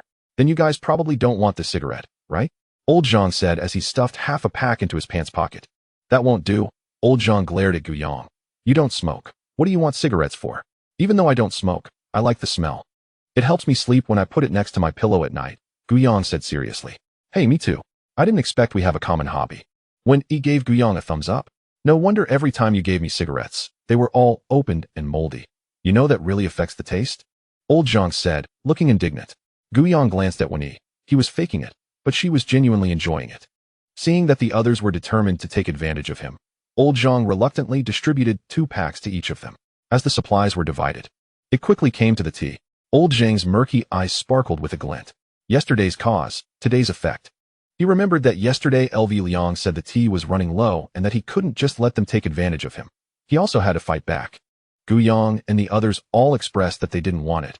And just as LV Liang was about to take it all, Old Zhang stepped forward, pressing his aged hand on the tea cake. Wait, the old man has recently developed a tea addiction. I can't sleep without drinking 7 or 8 pots a day. They don't want it. Let's split it between the 2 of us, and we'll each take half of the compensation supplies. Lu Liang was taken aback. You say you rely on drinking tea to help you sleep, and you drink 7 or 8 pots a day. That's none of your concern. Everyone has their own way of finding sleep. Old Zhang suddenly appeared, and directly took half of the tea leaves. Unable to suppress the smile at the corner of his mouth, he had already imagined whether to be merciful or ruthless when Lu Liang came to him for help. Lu Liang, however, remained expressionless. Old Zhang was indeed still too young and didn't know how much tea he had in stock. He thought too much about taking advantage of him. This supermarket was relatively large, with a wide variety of supplies, including many uncommon items like palm oil, milk powder, energy bars, and multivitamins. The supplies behind Gu Yang and the others were piled up like small mountains. The greed in the eyes of the surrounding survivors could not be hidden. If the others weren't awakened, they would have rushed over to snatch them. How long would it take to consume so many supplies? Unfair. Such a thought appeared in everyone's mind. Look at you, truly useless. Why is it that they managed to bring out so many supplies while you didn't even bring out a single biscuit? Lili, looking at the piles of supplies belonging to the awakened, felt a surge of anger. Why didn't she deserve any? Chapter 32. Survivors Collective Protest. Zhao Kuan, with a fawning expression, helped Lili massage her shoulders. They are awakened, the big shots. How can we compare with them? Moreover, being able to escape this time is already quite an achievement. Zhao Kuan looked terrified. You don't know how dangerous it is inside. It's so dangerous. I see you just making excuses. Lili interrupted. Not in a good mood. Coward, it's one thing to lack ability, but you also lack ambition. What big shots or no big shots? Aren't they human too? Why is there such a huge gap among humans? The more Lili thought about it, the angrier she became. Not only did she not bring out any supplies, but fortunately, the two women in the car died inside, which reduced the number of mouths to feed and could save some supplies. Looking at so many supplies, Lili felt a strong impulse to snatch them. Although she didn't dare to rob the supplies, she would not let them have it easy with all that stock. After Gu Yang and the others finished distributing the supplies, they each organized their own belongings. After Gu Yang finished organizing, he crawled into the tent to rest. Lu Yang planned to set off early the next morning.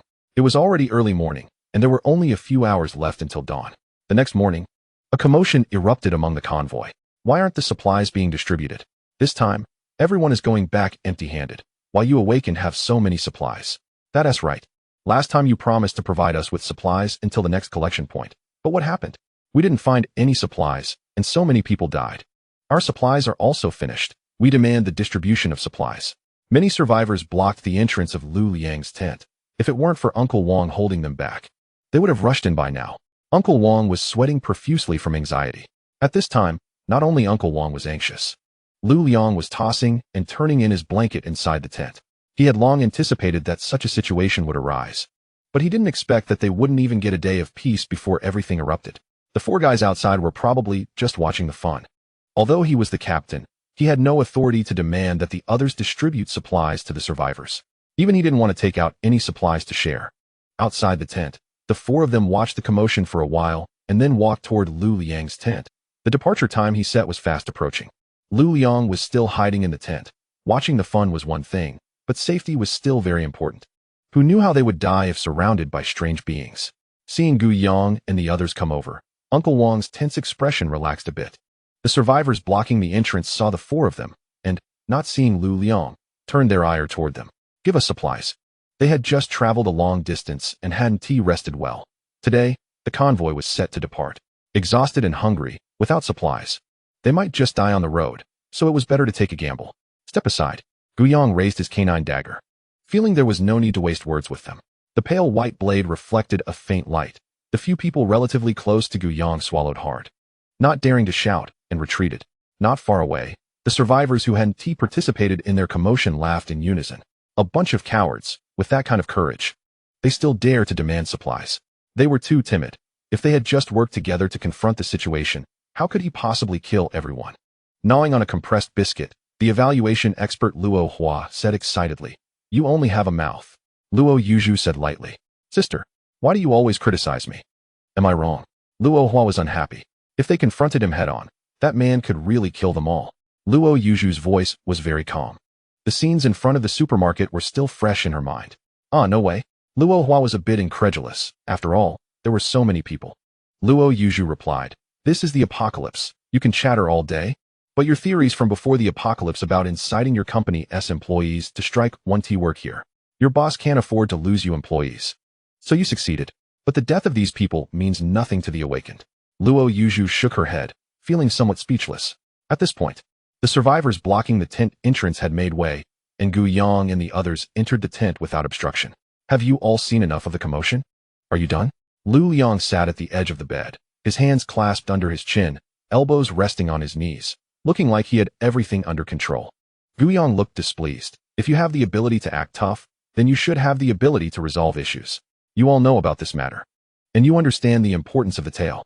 Our relationship with the survivors is mutual. While we provide them safety, they also give us our last guarantee. At least for now, we cannot be without a tail. Although I am the captain, you can't just take advantage of me, right? It's impossible for me to take out supplies. Gu Yang directly made his stance clear. You're not wrong. The tail cannot be cut off. But we are about to enter the foggy area, and you can't be sure about the timing. With so many mouths to feed, how much supplies do we need to provide? I disagree, Yinshan said gloomily. He agreed with Gu Yang's point. He didn't know how long they would be circling around the fog, and he himself didn't have enough to eat. I can take out a little supply? When he said in a crisp voice. Gu Yang and Yinshan exchanged glances at one but didn't speak. Anyway, they wouldn't feel guilty about it. They were too busy taking care of themselves to worry about their conscience. Still, Miss Wen has a sense of humanity. There are only so few humans left in this apocalypse. If one day they all die, what is the point of just the few of us remaining? Gu Yang crossed his arms and leaned back in his chair, speaking unkindly. Full of sentiment, yet you don't mention supplies at all. How vulgar. What supplies or no supplies? I have a way to solve the food problem for all survivors, and they can eat their fill. Old Zhang looked at Gu Yang and snorted lightly, his face full of smugness. In the apocalypse, all survivors were associated with the idea of being well fed. Is that true? Lu Liang stood up excitedly. In an apocalyptic environment, if everyone could eat their fill, they wouldn't have to risk finding supplies and could shift from survival to living. Finding supplies was simply walking into a tiger's den knowing there were tigers. It's true. That's great. Tell me more. Lu Liang took 2 steps forward, excitedly grasping Old Zhang's rough hand. Their eyes met, and Old Zhang felt the heat under Lu Liang's eyelids was somewhat dazzling. Gu Yang when he and Yinshan also looked at Old Zhang seriously. Old Zhang withdrew his hand from Lu Liang's grasp. He also knew what they were thinking. I've developed a type of grain, Old Zhang said, pulling out a handful of grains that resembled deep gray short-stemmed rice. The grains varied in size and were covered with a layer of light purple powder.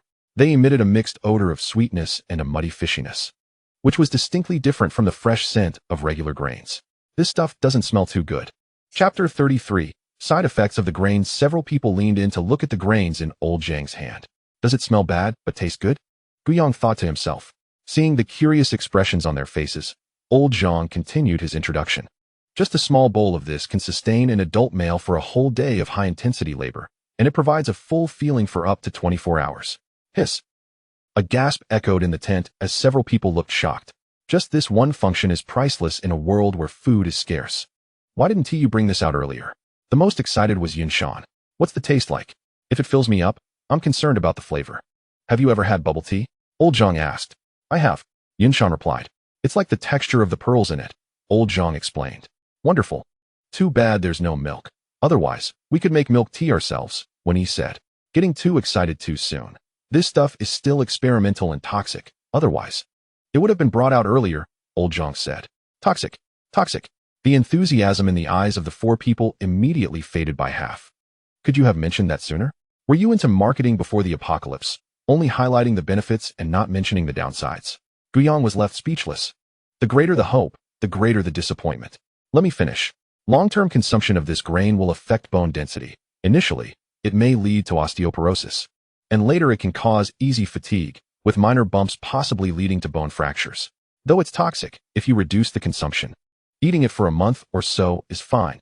Stopping afterward will allow for natural recovery. Everyone just needs to provide some rice flour. Add a bit of this grain to cook, and the survivor food problem will be resolved, saving materials for everyone. That's a good idea. Lu Liang nodded. Gu Yang also nodded. If it weren't for necessity, he wouldn't want to abandon these people, especially when they have to go through the fog-filled area full of unknown dangers. He feared having too few people. Seeing Gu Yang agree, Yinshan nodded as well. Since everyone agreed, he had no reason to refuse, as it wouldn't cost much in resources. Ahem, since everyone has no objections, let's do it this way. But, Old Zhang sighed at this point. Is there a problem? Lu Liang asked. Well, the consumption to cultivate this grain is a bit high, Old Zhang said seriously. Lu Liang found this somewhat familiar, then glanced at Gu Yang. It suddenly felt even more familiar. Isn't it about needing resources? Outside the tent, the survivors had stopped shouting and stood helplessly outside. Lily, is this going to work? Why not? We can definitely make them cough up some resources. Lily sat in the passenger seat, arms crossed. Although we ordinary survivors don't have much status, there are many of us, with so many people resisting. Even the awakened ones have to take us into account. But these people are quite cowardly. When that guy called Guyang pulled out a dagger, they all backed off, losing the momentum. Zhao Kuan's mouth twitched. Lily was great, but she was too naive. Under Lily's gaze, Uncle Wang, Lu Liang's driver, was called in and came out shortly after with a few words, and the surrounding survivors dispersed. Why did they all disperse? Lily panicked. What about the resources? Was it all for nothing? She got out of the car and caught someone, asking, why did you all leave? The awakened ones promised to supply us with food. So of course, we left. We have to thank you. If it weren't for your idea, we would have been doomed. Lily is really impressive. She managed to handle those 5 awakened ones. Zhao Kuan praised her from the side. Of course. Lily released the person and clapped her hands. So from now on, just listen to me. Ordinary people can also have a say. Everything is under control. The convoy led by Lu Liang started moving. And the news of the awakened ones providing food spread throughout the convoy. Bro, I didn't expect that woman to actually pull it off. Thanks to her. We can have free meals now, and we can save resources. That's right, it's all thanks to her. Zhao Qing momentarily interrupted his thoughts and smiled back at his sister. Zhao Shuang smiled in agreement. With supplied food, brother won't go hungry. I know he feels guilty for not bringing resources this time, and he's eating much less than usual, trying to save resources for himself. Although Zhao Qing spoke lightly, Zhao Shuang knew this trip was dangerous. Otherwise, why would he not bring out any resources? This was the first time Zhao Qing returned empty-handed. She couldn't help much, so she could only act silly and cheerful to avoid adding to her brother's mental burden. That was all she could do for now. The convoy took a break every 4 hours and continued driving until nightfall. Hunger. An unparalleled hunger was the state of most survivors. Most of them hadn't eaten much for 2 days. Old Zhang, is your grain ready? Jiang Cha walked up to Old Zhang and asked. After some discussion among the awakened ones, the position of head chef fell to her. Other than Guyang, the drivers of the other 3 awakened ones were at Jiang Cha's disposal. Guyang, without a driver, drew a wave of mocking remarks. There's a batch that just sprouted. Wait for me to go pick it. Need help? Jiang Cha said sweetly. No need, no need. Old Zhang waved his hand and walked into the vehicle. On a pile of junk, there was a feed bag, and Old Zhang dusted it off. Who would have thought that failed experimental waste could still be exchanged for resources? Old Zhang picked up the feed bag and got out of the vehicle. If it's not enough, come find me again, but don't take too much, half a bag is fine. Just cook a small bowl for each survivor. Old Zhang reminded them of some details. After he finished, Yunshan's driver perceptively stepped forward to carry the bag. This type of feed bag could hold 50 kilograms. And half a bag would be around 30 kilograms. Uncle Wang had already boiled a large pot of water, and Jiang Cha took a big bowl, measuring 1 bowl of rice and 1 bowl of grain strictly. The white rice grains and gray-purple grains floated in the boiling water, and the aroma gradually spread. The original sweet, muddy smell of the grains faded as they boiled, replaced by a unique fragrance, somewhat reminiscent of goat's milk. Jiang Cha tasted it with a small spoon. The texture was quite good, somewhat like QQ candy, but lacked flavor. When he had already told her that she could taste it, but was not allowed to eat it as a meal, which indicated one thing. This stuff is not healthy. Uncle Wang and the others had clearly been instructed by their respective awakened ones. They were just curious about the taste, and took a small taste. After the mixed grain porridge was cooked, Jiang Cha organized the survivors to line up and maintain order, while Uncle Wang held a large iron spoon to serve the porridge. The first survivor came up with a big basin, grinning from ear to ear. Next time, just take a small bowl. Uncle Wang, wearing a professional smile, scooped a ladle of porridge into the iron basin. Next, is this all? Even ancient dynasties provided more food for disaster relief. This is barely a mouthful. Who can eat this? The man shook the basin of porridge, utterly shocked. He had guessed that free food wouldn't be much, but this was too little. Chapter 34. The gun of toxic epidemics. He had anticipated this situation. Captain Lu Liang had instructed him to handle this matter well. And how it was handled was none of his concern. This is not an ordinary thing. It's extraordinary food. Just a little is enough to fill you up. Extraordinary food. Is it for real? The man looked skeptical, lifted the bowl, and drank the congee in 1 gulp. Indeed, that amount was just 1 sip. After chewing on the grains in his mouth, he miraculously found that he wasn't hungry anymore and felt energized all over. Wow, this is amazing. I really feel full. I never expected to eat extraordinary food one day. It's incredible. Will eating this make it easier to awaken? Before the man could finish his sentence, He was pushed aside by a burly man behind him. There are still so many people in line. The burly man also held a bowl, and Uncle Wong served him a spoonful. The burly man, unable to wait for it to cool, hastily drank the congee. Are you not hungry anymore? The people behind urged. I'm really not hungry anymore. I even feel strong enough to punch a cow to death, the burly man exclaimed excitedly, then left the line. Still with some congee on the bowl, planning to rinse it with mineral water and finish it. The people behind all showed joyful expressions. When one person said it, they still held a skeptical attitude, but when two people confirmed it, it basically validated it. At this moment, everyone was excited. The speed of serving congee was quick. In less than 10 minutes, everyone received a spoonful. Some people tried to take advantage of the situation and wanted to get another serving. But they were discovered by Jiang Cha and others and were kicked out of the line. They really got threatened out of a portion of food. And it was extraordinary food. Wait for me to taste it first, Luo Yuzhu mumbled quietly while holding the congee. Luo Hua followed behind, listening to her sister's mumbling but couldn't hear clearly, so she asked, Sister, what did you say? I said, wait for me. Luo Yuzhu turned around, and Luo Hua was licking the rice grains at the corner of her mouth, pausing her next words. I asked, is it good? It's good. The taste is not bad. And I feel strong all over after drinking it. Luo Hua showed off her non-existent muscles. Are you full? If not, I can give you this bowl. Luo Yuzhu said helplessly. Her sister was a typical foodie, the kind that never leaves anything behind. She hadn't had a full meal since they arrived in the apocalypse. I'm full. It's easy to feel full, and I even feel a bit stuffed. Luo Hua said seriously, pushing Luo Yuzhu's bowl with her hand, signaling her to drink quickly. Luo Yuzhu finished the congee, and a wave of fullness hit her.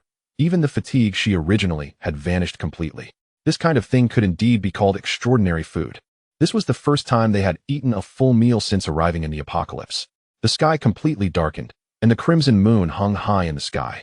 Guiyang lay on the roof of the car, looking somewhat helpless. At this time, his mental perception had been narrowed to a very small range. Although he couldn't see those unpleasant scenes, he could still clearly hear dozens of sounds filled with desire coming from the tents and the shaking cars. Full and warm. And then think of lust, Guiyang sighed. The pressure of the apocalypse is great. Everyone wonders if they will die tomorrow. Over time, the psychological pressure becomes enormous. And there are only a few ways to release that pressure. Smoke and alcohol are in high demand and costly. Coincidentally, humanity's most primitive desires have the lowest cost. Especially in such an environment, a piece of bread can lead to a pleasant encounter. It's boring. It becomes meaningless after hearing too much. He thought he should listen to something interesting. He extended his mental force toward old Zhang's car, but there was no sound. Next was Lu Liang's tent. As his mental force approached, a repressed yet wanton sound came from inside. Guiyang laughed. If only he could record it.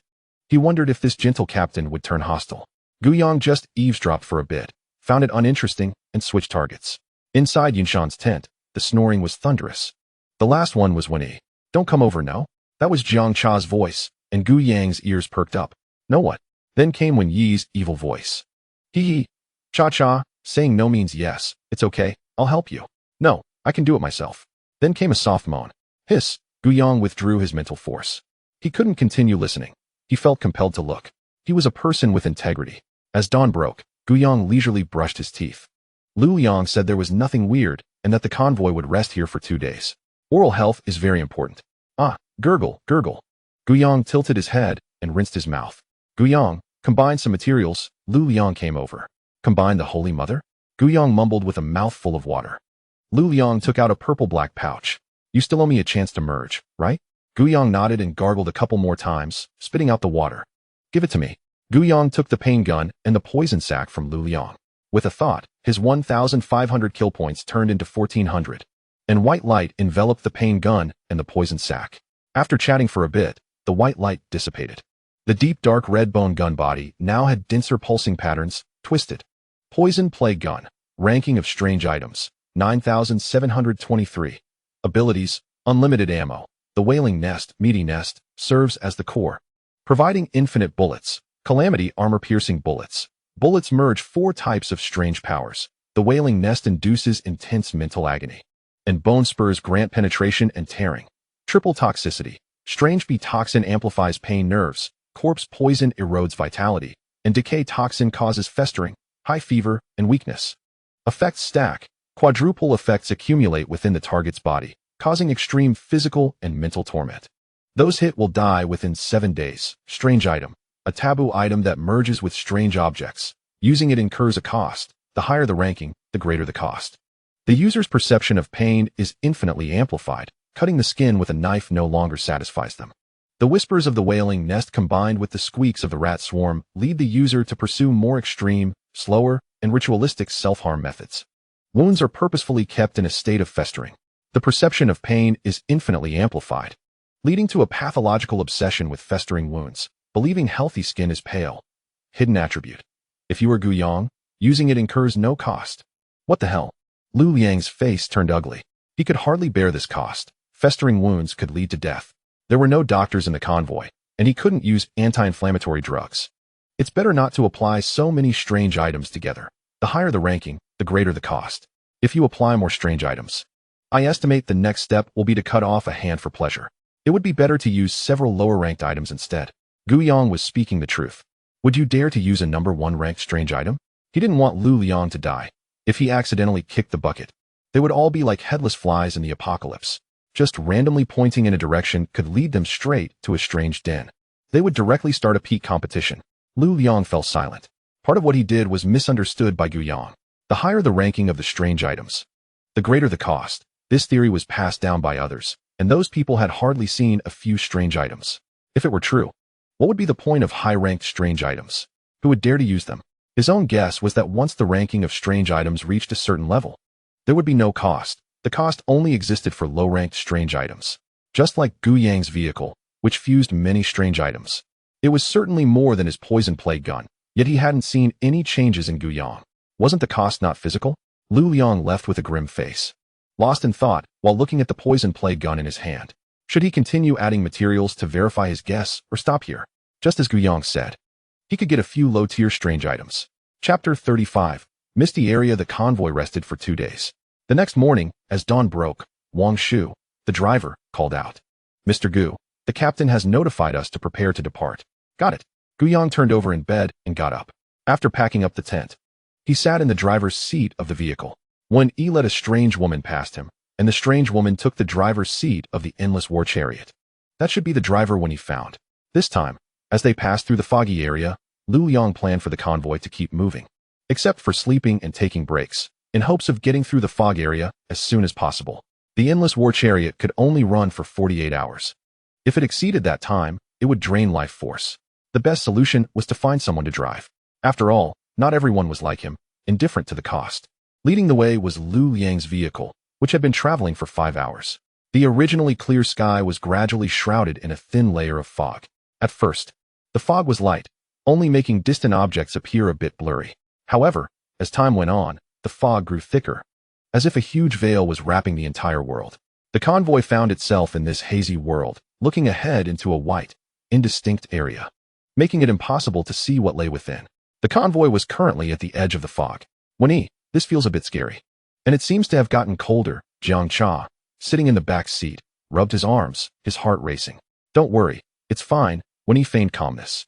Seeing Wan Yi so composed, the driver also relaxed a bit, unconsciously loosening her grip on the steering wheel. She was grateful to be chosen to drive for the awakened. Otherwise, in this environment, she wouldn't know how to comfort herself. Saying there was no danger was hard to believe. The survivors at the back of the convoy were even more anxious, an indescribable sense of fear rising within them. A gray, lightless world. A feeling that something strange might jump out at any moment. Guyang directly lit the oil lamp, the hazy glow filling the entire cabin. As long as he could cut off the breath, if an emergency arose, he could simply drive away, leaving a way out for himself. At that moment, Guyang was as steady as an old dog, taking out a packet of potato chips and tearing it open, placing it on the center console. The crunching sound echoed in the silent cabin. Guyang saw Lu Liang walking towards him through the car window, and he rolled down the window. The fog ahead seems a bit thick, and I'm not clear about the road conditions inside. I want you to take me in for a look. Lu Liang explained his intention. After his divination, there was nothing strange in the vicinity. Even the anomaly that had been following them had stopped far away. Not daring to approach, there was definitely something terrifying in that fog. Driving his ordinary vehicle to scout was a bit daunting, even just at the edge of the fog. He felt a bit uneasy. Guyang's vehicle was at least a strange artifact, so it felt more secure. Captain, you know, this is a strange artifact. And the consumption is quite large. I'll give you a barrel of gasoline. Lu Liang's expression darkened. The atmosphere in the convoy was quite bad, always expecting benefits, with no regard for friendship. And the cost of me driving a strange artifact is also significant. Guyang looked troubled. Lu Liang replied, "Why don't you mention the cost when you drive every day? Our current direction is north, so if I die while scouting later, remember this. Don't go northeast, southeast, southwest, northwest, or the east, south, or west. If I'm dead, I still have to plan a route for you to escape." Lu Liang's words held no camaraderie, only a deep resentment. Guyang was speechless. Lu Liang's implication was simply that if he died, they should not expect to survive.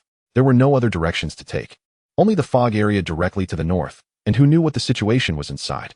Even with the oil lamp, Guyang did not dare to go in. There were too many uncertainties. Get in the car. Guyang had no choice but to comply. As Lu Liang fastened his seatbelt, Old Zhang opened the car door and sat in the back seat. "What are you doing here?" Lu Liang asked. "I'm just here to see if there's anything I can help with. We're all in the same convoy, so it's only right to help each other out," Old Zhang said. He had seen the two talking from a distance, and, judging by Lu Liang's expression, suspected they were planning to run away. He had to follow them. "That's fine. We actually need help exploring the fog." Lu Liang looked at Guyang. "Let's go. Let's explore the fog." Old Zhang's expression stiffened. Was it too late to get out now? Just as Guyang was about to set off, the car door was pulled open again, and Yun Shan climbed in. Lu Liang getting into Guyang's car was one thing, but now Old Zhang was also in the car. Even he could sense something was off. There was something fishy. When Old Zhang saw Yun Shan get in, he seized the opportunity to pull open the car door. "Now that Yun Shan is here to protect you, I can rest assured. I'll take care of things here in the convoy, so you can go ahead." Old Zhang smoothly exited the car and closed the door. "Yun Shan, aren't we running away? Everyone is being overly cautious," Guyang muttered as the car left the convoy, heading toward the edge of the fog. The thick fog obscured their vision, and the surroundings were eerily quiet. Apart from the roar of the engine, there was no other sound. As if they were in a dark, enclosed space. Only this space was infinitely large. "Captain, why are you so tense?" Yun Shan lounged in the back, arms crossed. "What do you think?" Lu Liang shot Yun Shan a glare, his expression one of not wanting to talk to an idiot. "Don't be scared. It's absolutely safe in the car." Yun Shan pointed to the oil lamp above, explaining its function to Lu Liang. Last time they returned from the town, he hadn't explained it in detail, so Lu Liang and Old Zhang didn't know about this thing. Lu Liang's eyes widened. "There's such a magical artifact? Why didn't you say so earlier? Come closer. Why are you so far away? We don't need to avoid the anomalies." With the breath cut off, "They won't discover us in the car. I didn't know about this before. If I had known, I could have eaten 2 more compressed biscuits during meals." He decided to keep a close watch on Guyang. Knowing this guy, he'd definitely run away at the first sign of danger. Or to be safer, he could just weld himself to Guyang's car. If he didn't get out, could Guyang still throw him out? Lu Liang found the road, driving around the edge of the fog for another kilometer without finding any danger, and the three started to head back. Just then, the fog began to churn, and through the car window, nothing was visible. Their line of sight was completely obscured. Guyang widened his eyes and raised a finger to signal for silence. Chapter 36. The anomaly in the fog. The fog was ripped open by the surging air waves, and 2 huge red lanterns suddenly appeared in Lu Liang and Yun Shan's line of sight. As the fog spread to both sides, they clearly saw that it was a massive snake, its twin eyes fixed on the windshield of the car. The 3 of them held their breath in unison, fearing that the next moment, the giant snake would open its mouth and swallow the car whole. Fortunately, the giant snake only glanced a few times before writhing its massive body back into the fog. The car remained stationary for several minutes without encountering any other anomalies. And only then did Guyang drive away. "Survived another day," Lu Liang patted his chest. "You were the one who said to come closer. Now you're scared?" Guyang looked at him disdainfully. Lu Liang didn't refute this. Only now did he understand how powerful cutting off breath really was. After returning to the convoy, Lu Liang informed them to rest for the night and set off again tomorrow. The group once again crawled into the tent for a meeting. Lu Liang recounted the encounter with the giant snake to Wen Yi and Old Zhang. Old Zhang's eyes widened, and he immediately cursed. This meeting didn't last long, and as they emerged from the tent, everyone wore a solemn expression. The expressions of several awakened ones made many survivors uneasy. Those on foot, riding bicycles, or tricycles abandoned their vehicles, paying the price to seek refuge on the truck. Many, driven by fear, grew bolder and approached the awakened ones, wanting to get on the truck, even if it meant just lying on the cargo shelf. At least it provided some safety. Except for Guyang. Everyone else took in a few people, letting them lie on the shelf. Guyang had no intention of accommodating them. If he took in survivors to lie on the shelf, What would be the use of his ghostly kerosene lamp? Thus, most spent the night in fear. The next morning, the sun still did not appear. The convoy set off along the planned route, with Gu Yang's black armored violent vehicle leading the way. Gu Yang drove, with Lu Liang in the passenger seat, and Yun Shan and old Zhang in the back seat. All three had abandoned their vehicles, bringing the most important strange materials onto Gu Yang's truck.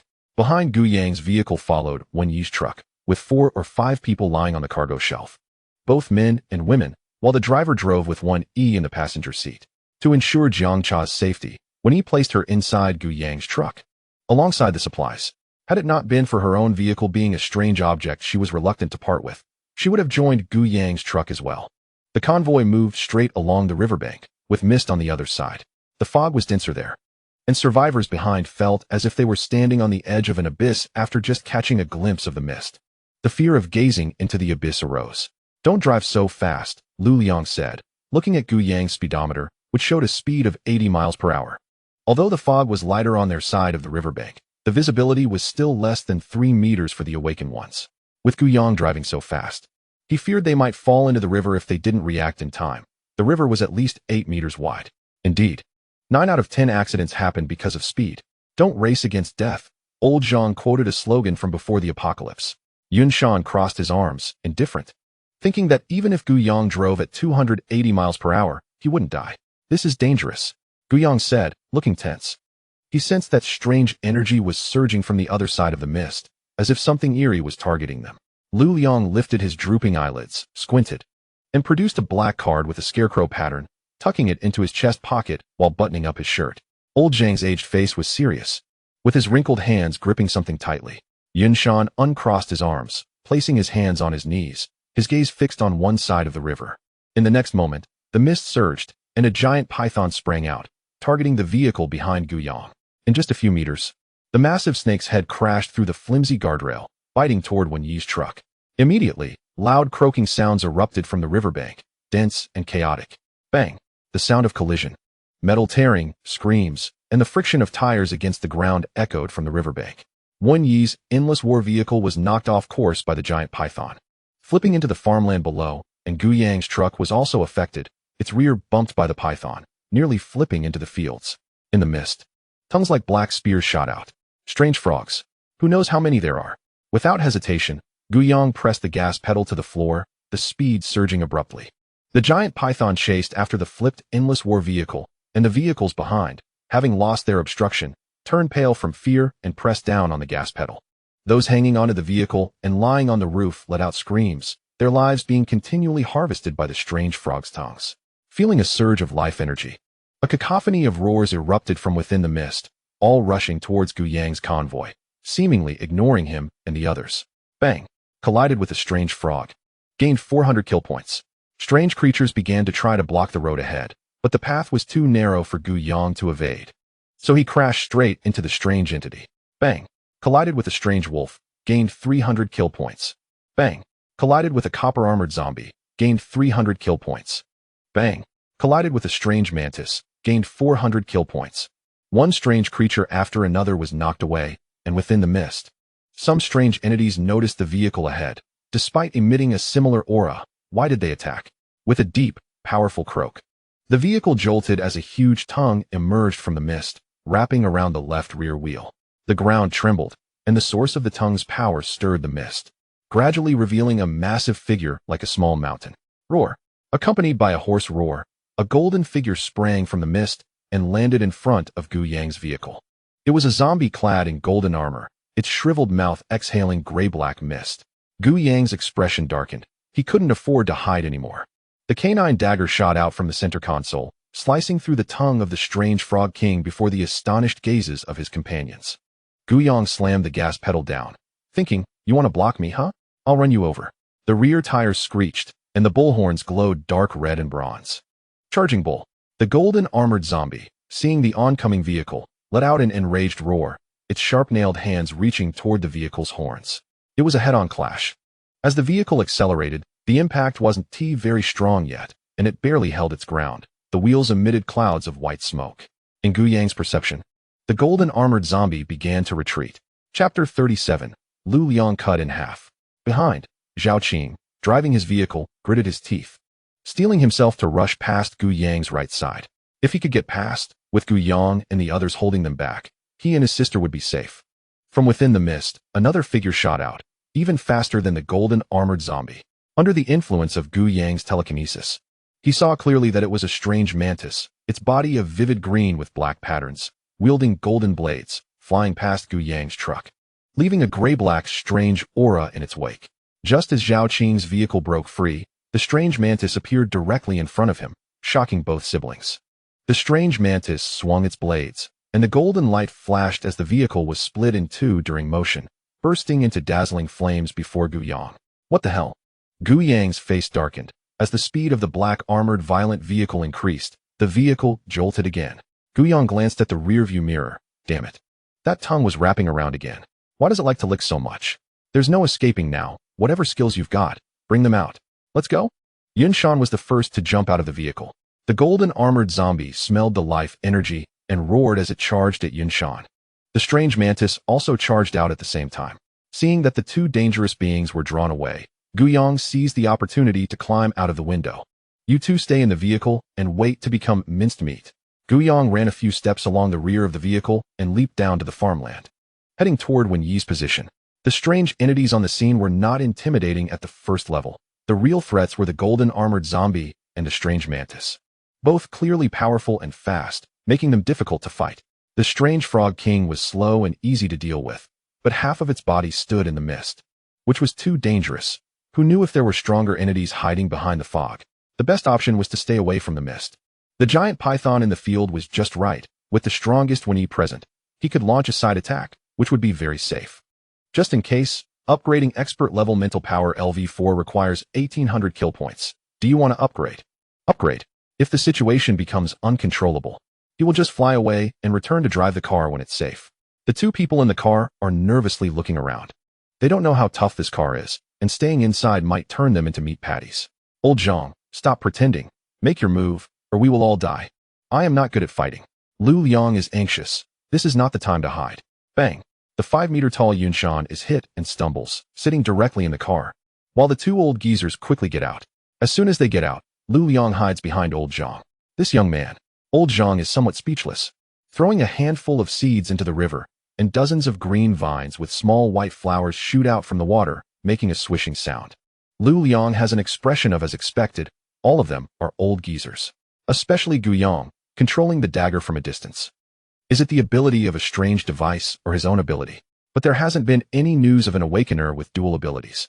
On the other side, Wen Yi, who is entangled with the giant python, retreats back with a toe point, as the python's tail sweeps down with a whoosh, sending dirt and rocks flying.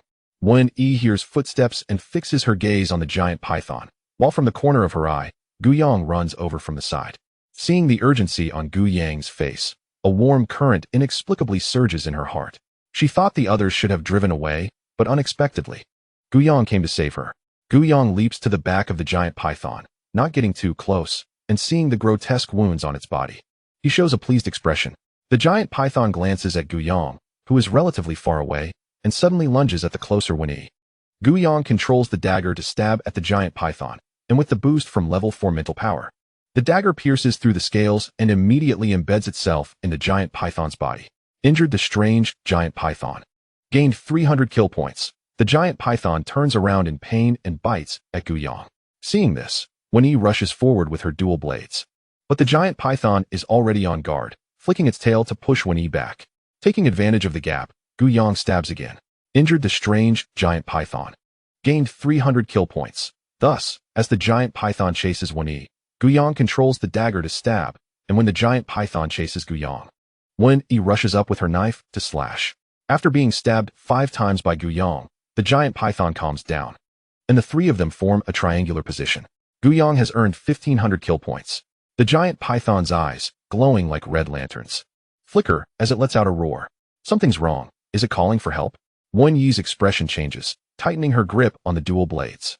Gu Yang's eyes narrow. Wen Yi, holding her dual blades, with blood-red light shining brightly, instantly disappears from her spot, leaving a red light in the dim field. Gu Yang's eyes narrow, seizing the moment to unleash a mental impact. Until now, he hadn't used any of his powers while being chased by the giant python. He was waiting for this moment. Inflicted mental damage on the strange giant python. Gains 600 kill points. The giant python, with its massive mouth open, hesitates, and a segment of its body falls downward. Gu Yang nods in satisfaction. This is the transformative mental power. Using a mental impact on the strange giant python only required him to mobilize less than 1/10 of his mental energy.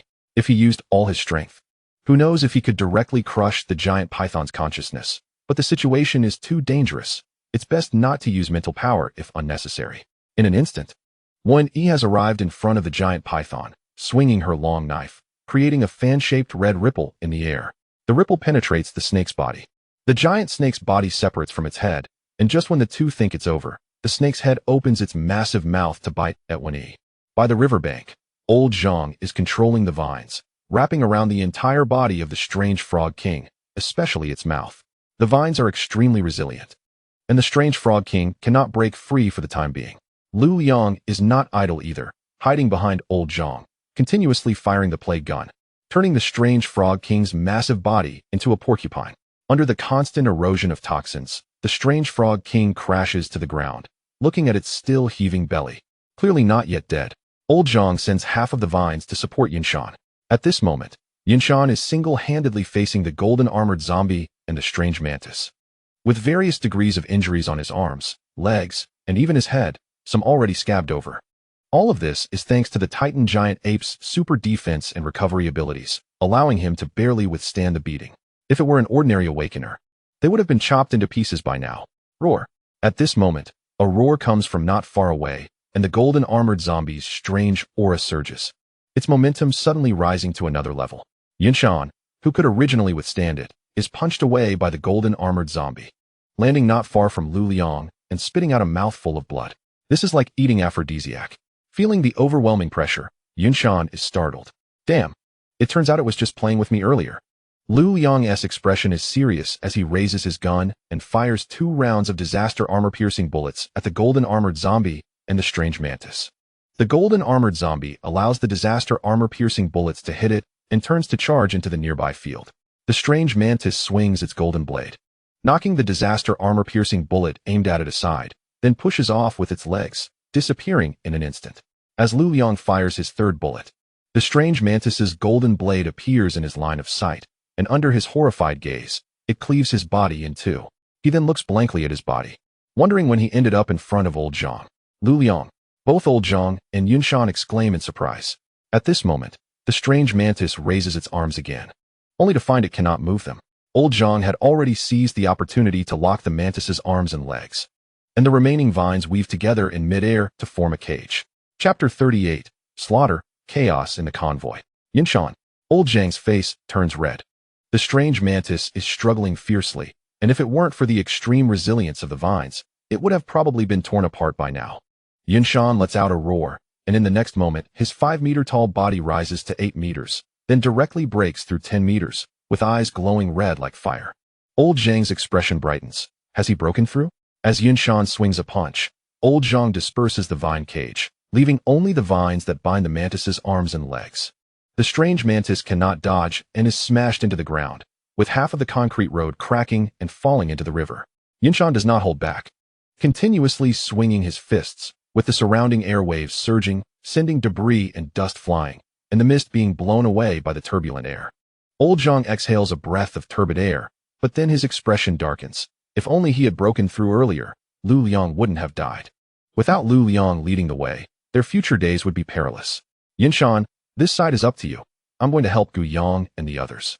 Old Zhang shouts loudly and rushes towards the fields. Now, the strange frog king is almost on its last legs, and the strange mantis has probably taken quite a beating from Yinshan as well.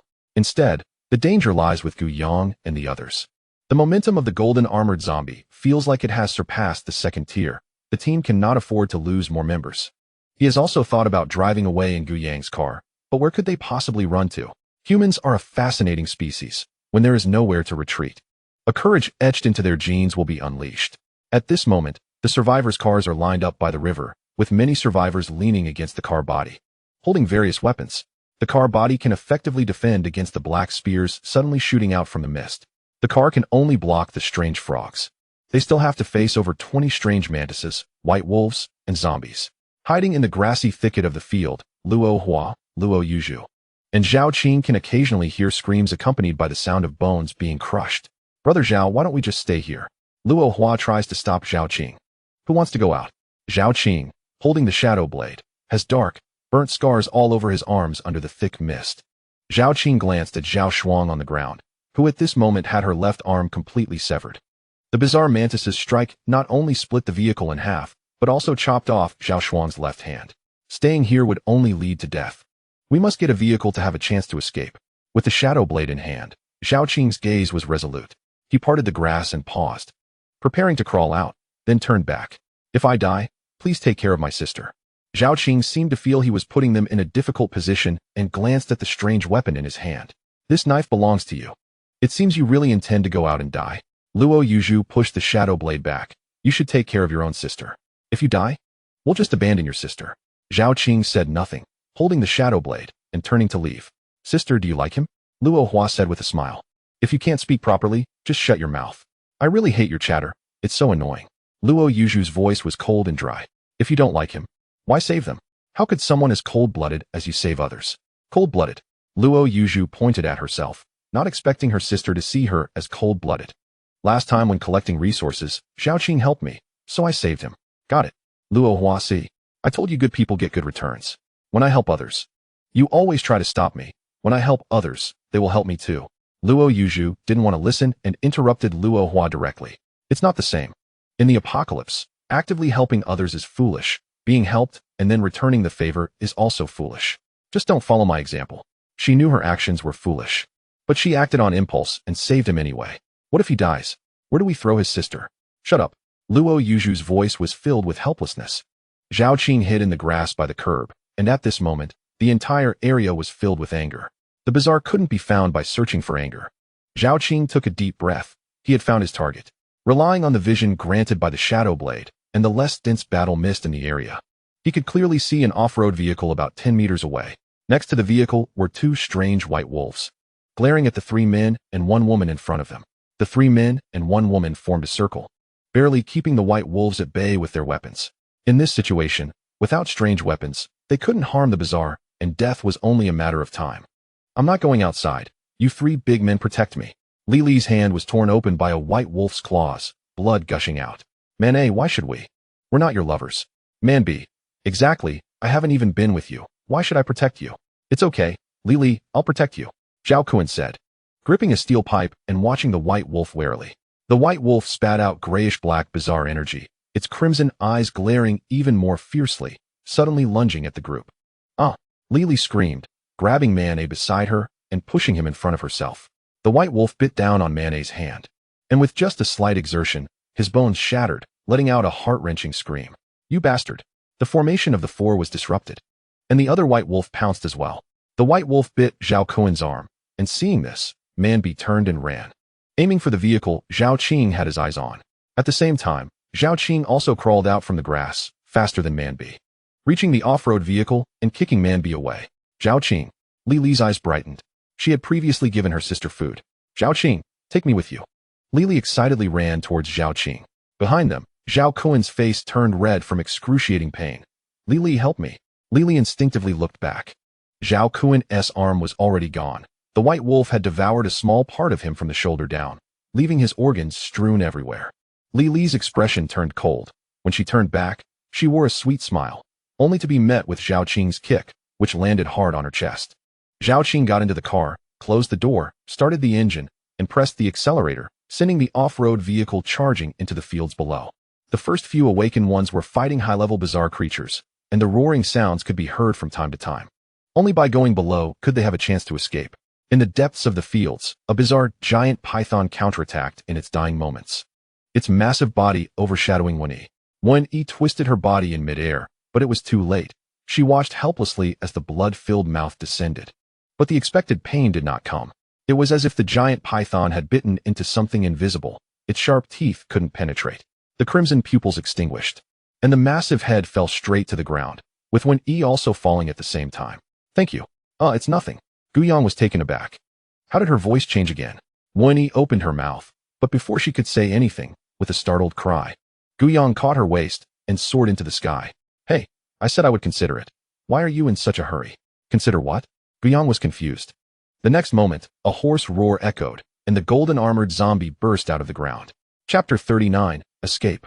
Wen Yi's face stiffened as she realized what was happening, and she widened her eyes, shocked to find herself flying in the sky.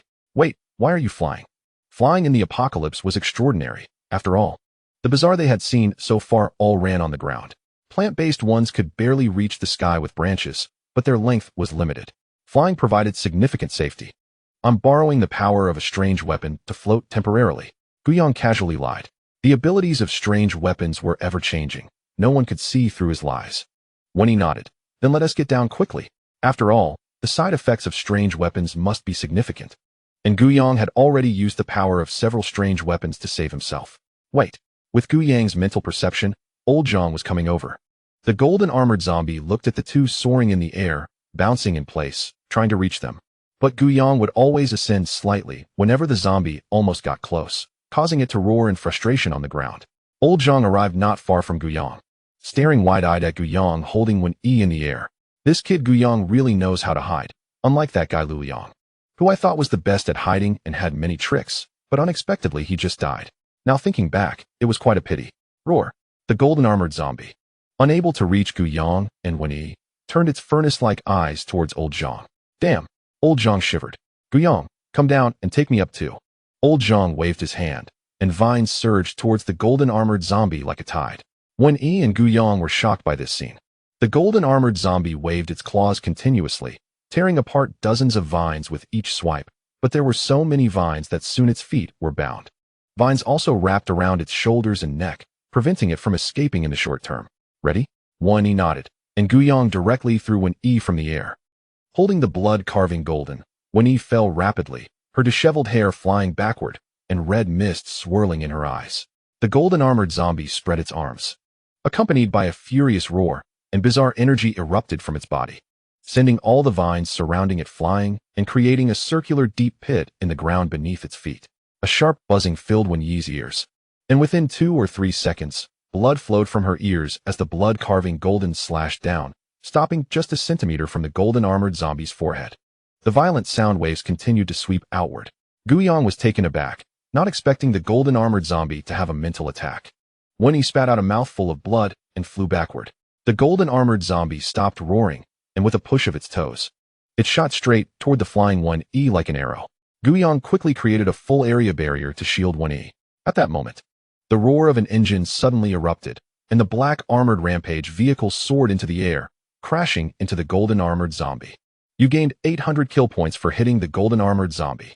Before the vehicle even landed, Yinshan jumped out of the driver's seat, standing on the window ledge, and shot out like a cannonball, his body enlarging in midair to 3, 5, 8, 10 meters. Yinshan threw a punch while in the air, creating a ripple of air that dispersed the mist around him. The golden-armored zombie immediately plunged into the ground, disappearing from sight. Shut up. What the hell are you yelling about? Shouted the 10-meter-tall Yinshan, his voice booming like thunder. At this moment, old Zhang was half kneeling on the ground, gasping for breath from the mental attack, while Wen Yi, facing the roar directly, fainted. Isn't it your vehicle? Why are you treating it like this? Guyang floated in front of Yinshan, pointing at the upside-down vehicle below. If it were a regular vehicle, it would have already been smashed to pieces. Sorry. I'll help you lift it up. It's my first time flying a vehicle in the apocalypse. I'm a bit excited. Yinshan gently poked it with a finger. Roar. The golden-armored zombie leaped out of the ground and charged straight at Yinshan. Yinshan slapped it back, but the golden-armored zombie, as if mad, kept charging at him. Yinshan simply shrank down and started a melee with the golden-armored zombie. No matter how it got hit away, it would get up and charge straight at Yinshan again. Yinshan was enjoying the fight. Although he couldn't keep up with the speed, he just needed to throw a punch when the timing was right. After all, his skin was thick, and he could make countless mistakes. So what if it's third tier? It's still being beaten up by my second tier. Yinshan thought to himself, filled with pride, but if the golden-armored zombie could circle around him, he would be helpless. Guyang placed Wen Yi in the passenger seat, and then looked at old Zhang with confusion. What about Lu Liang? Old Zhang's expression darkened. You don't know? He.S. dead. Old Zhang recounted how Lu Liang was sliced in half by a strange mantis. Guyang frowned. Let us help Yinshan deal with the golden-armored zombie first. The commotion here is too loud. After all, the golden-armored zombie is third tier, and I estimate Yinshan 1T be able to kill it even with hundreds of punches. This area is close to the mist, and if more strange creatures come out, it will be troublesome. At this point, Guyang was already considering parting ways. With Lu Liang dead, they would definitely split up and leave with their supplies. Old Zhang used vines to bind the golden-armored zombie, and with Yunshan's help, Guyang used Wen Es blood-etched gold to dismember the golden-armored zombie into 7 or 8 pieces before finally killing it. The group drove along the route that Lu Liang had planned earlier. Instead of taking the road, they chose a longer path through the fields, only going on the road when there was no other option, then turning back into the fields. Although it was bumpy, it was relatively safe. After traveling for over 10 hours, they finally stopped at the foot of a mountain. Guyang got out of the car, followed by 5 other vehicles, one of which was Wen Es Endless War vehicle. Old Zhang's vehicle also emerged, and when he saw Xiao Li, he was almost in tears, quickly opening the trunk to check on his treasures. The remaining 3 vehicles belonged to survivors, their shells battered and covered in dried blood and chunks of flesh. Only 9 people survived from the 5 vehicles, which was hardly different from total annihilation. In Guyang's view, these 9 people probably wouldn't last long either. Without Lu Liang leading the way, they didn't know how many more strange creatures they would encounter. When Yi was still unconscious, Guyang, Old Zhang, and Yinshan went to the nearby signal tower, dismantled the door of the control room, and crawled inside. They needed to discuss what to do next. Zhao Qing got out of the car, preparing to light a bonfire for warmth. Sensing something, he turned around to see Li coming down from the 3rd vehicle, glaring at him with resentment. "You didn't die?" Zhao Qing frowned. Luo Hua also got out of the car and followed Zhao Qing's gaze. At that moment, Li looked utterly miserable. Not only did she have one arm broken, but half of her face was slashed, with blood already dried into scabs. Li walked up to the 2, her face filled with resentment, made a gesture of slicing her throat, and then walked toward the signal tower where the awakened ones were. "What the hell? I just felt sorry for her, and what does that gesture mean?" Luo Hua felt a mix of anger and regret for not mocking her earlier. Zhao Qing watched her walk into the control room and not come out. His brows furrowed so much they could crush a fly. Chapter 40. Li awakens. New team leader, what are you doing here? Guyang looked at Li at the door, his tone cold. He was already annoyed. "I awakened." Li got straight to the point. "Guyang, you say you awakened. What did you awaken?" Yunshan and Old Zhang also looked curious, their earlier displeasure forgotten. "I awakened a target," Li said. "Basically, I can determine a direction. If it's supplies, a direction will appear in my mind to guide me to find the supplies. This direction is vague. It can also be safety, and then my mind will point out a direction of safety. Isn't that just a natural guide?" Old Zhang's eyes lit up. Yinshan also nodded happily. Guyang stroked his chin. They had just lost Lu Liang, and they needed an awakened one who could lead. What she said made sense. So it should be true. "Have a seat." Guyang's expression softened. Yinshan also moved over to make room for Li. The group began to discuss again. Li's ability was suitable for leading, and the team leader was usually someone with guiding abilities. So they decided to let Li take over the position of team leader. Guyang had no objections. If she was obedient, she could be a team leader. But if she wasn't, that would be another story. The team leader didn't hold much power, but there were plenty of troublesome matters. Outside the control room, Zhao Qing stared at the flickering flames, his peripheral vision always on the control room, while the Luo sisters sat across from him. Zhao Shuang was still unconscious in the car. Zhao Qing recounted how he had kicked Li. Wei offended her too, but it was just some verbal sparring. Luo Yuzhu said. After chatting for a bit, Luo Hua patted her chest. "A few of us who are in good shape are afraid of her with one broken arm?" Minutes later, Li walked out of the control room, looking refreshed. She approached Zhao Qing and the others. "Let me introduce myself. I'm the new team leader of the convoy, Li. The convoy will set off tomorrow morning at 9 sharp. After saying that, Li casually walked over to Zhao Qing and the others, kicking the bonfire between them, sending embers flying and causing Luo Hua to scream in pain. "Are you crazy? No fires at night. We might be discovered by strange creatures," Li said flatly. "But we could have fires before, why not today?" Luo Hua replied angrily, confronting her directly. Zhao Qing and Luo Yuzhu's expressions darkened. They had calculated everything, but they hadn't anticipated that Li would suddenly become the team leader. "I don't care what the previous leader did. I'm the leader now, and my rules are the rules." Li spoke slowly, her voice full of arrogance. "You, Luo Hua." She paused, ultimately saying nothing. "Great, a bunch of annoying people gathered together. Let us see how I can crush you," Li whispered, her tone filled with undisguised threats. She glanced at the unpleasant expressions on their faces, satisfied, and walked toward her vehicle. The others who had been trying to start fires weren't spared either. Their bonfires were kicked away by Li, embers flying everywhere. The group exchanged glances, feeling both angry and helpless. Damn it, is she trying to deceive us? Luo Hua gritted her teeth, holding on to a glimmer of hope. Zhao Qing shook her head and comforted her. The team has a rule that awakened ones cannot bully survivors at will. As long as we don't provoke her, nothing will happen. Luo Hua replied, but she's the captain now. What if she changes the rules? Luo Yuzhu quickly covered Luo Hua's mouth and smiled apologetically. Sorry. My sister usually doesn't speak. In the control room, after Lili left, the others discussed for a while longer. Once the discussion ended, Guyang walked out of the control room, with old Zhang closely following behind. As for Yunshan, he had nothing and could only sleep in the control room. After Guyang set up the tent, he crawled directly inside. Although this time was dangerous, the rewards were substantial. Just from the golden armored zombie, Guyang obtained 10,000 killing points, plus those from the previous strange creature and the giant python, minus the 1,800 points for upgrading to level 4 telekinesis. Guyang's remaining killing points balance was 13,900 points. After this incident, Guyang felt an even greater urgency to enhance his own strength. Upgrading master level mental power LV5 requires 5,400 killing points. Do you want to upgrade? Upgrade. Although Guyang was astonished by the cost of the upgrade, he did not hesitate. Guyang, bloodline, infected blood level 1. Upgrade to infected blood level 2 requires 5,000 killing points. Able awakening, master level mental power LV5 can manipulate items weighing no more than 1,000 G, with a maximum effective distance of 800 meters. The mental power undergoes a second qualitative change, and the use of telekinesis almost becomes instinctual. Unlock skill, telekinesis binding. Powerful mental power can trap one or multiple targets, making it difficult for them to move. Internal destruction, no need to break defenses. Telekinesis can directly compress and twist the internal organs and brain of living beings. Tons of power can even tear apart heavily armored tanks. LV6 domain level mental power requires 31,000 killing points. Infected blood level 2 manipulates with conceptual level changes. No longer limited by weight. Unlock skill, telekinetic domain. Unfold a spherical domain with a radius of 50 meters. Within the domain, telekinesis is omnipresent.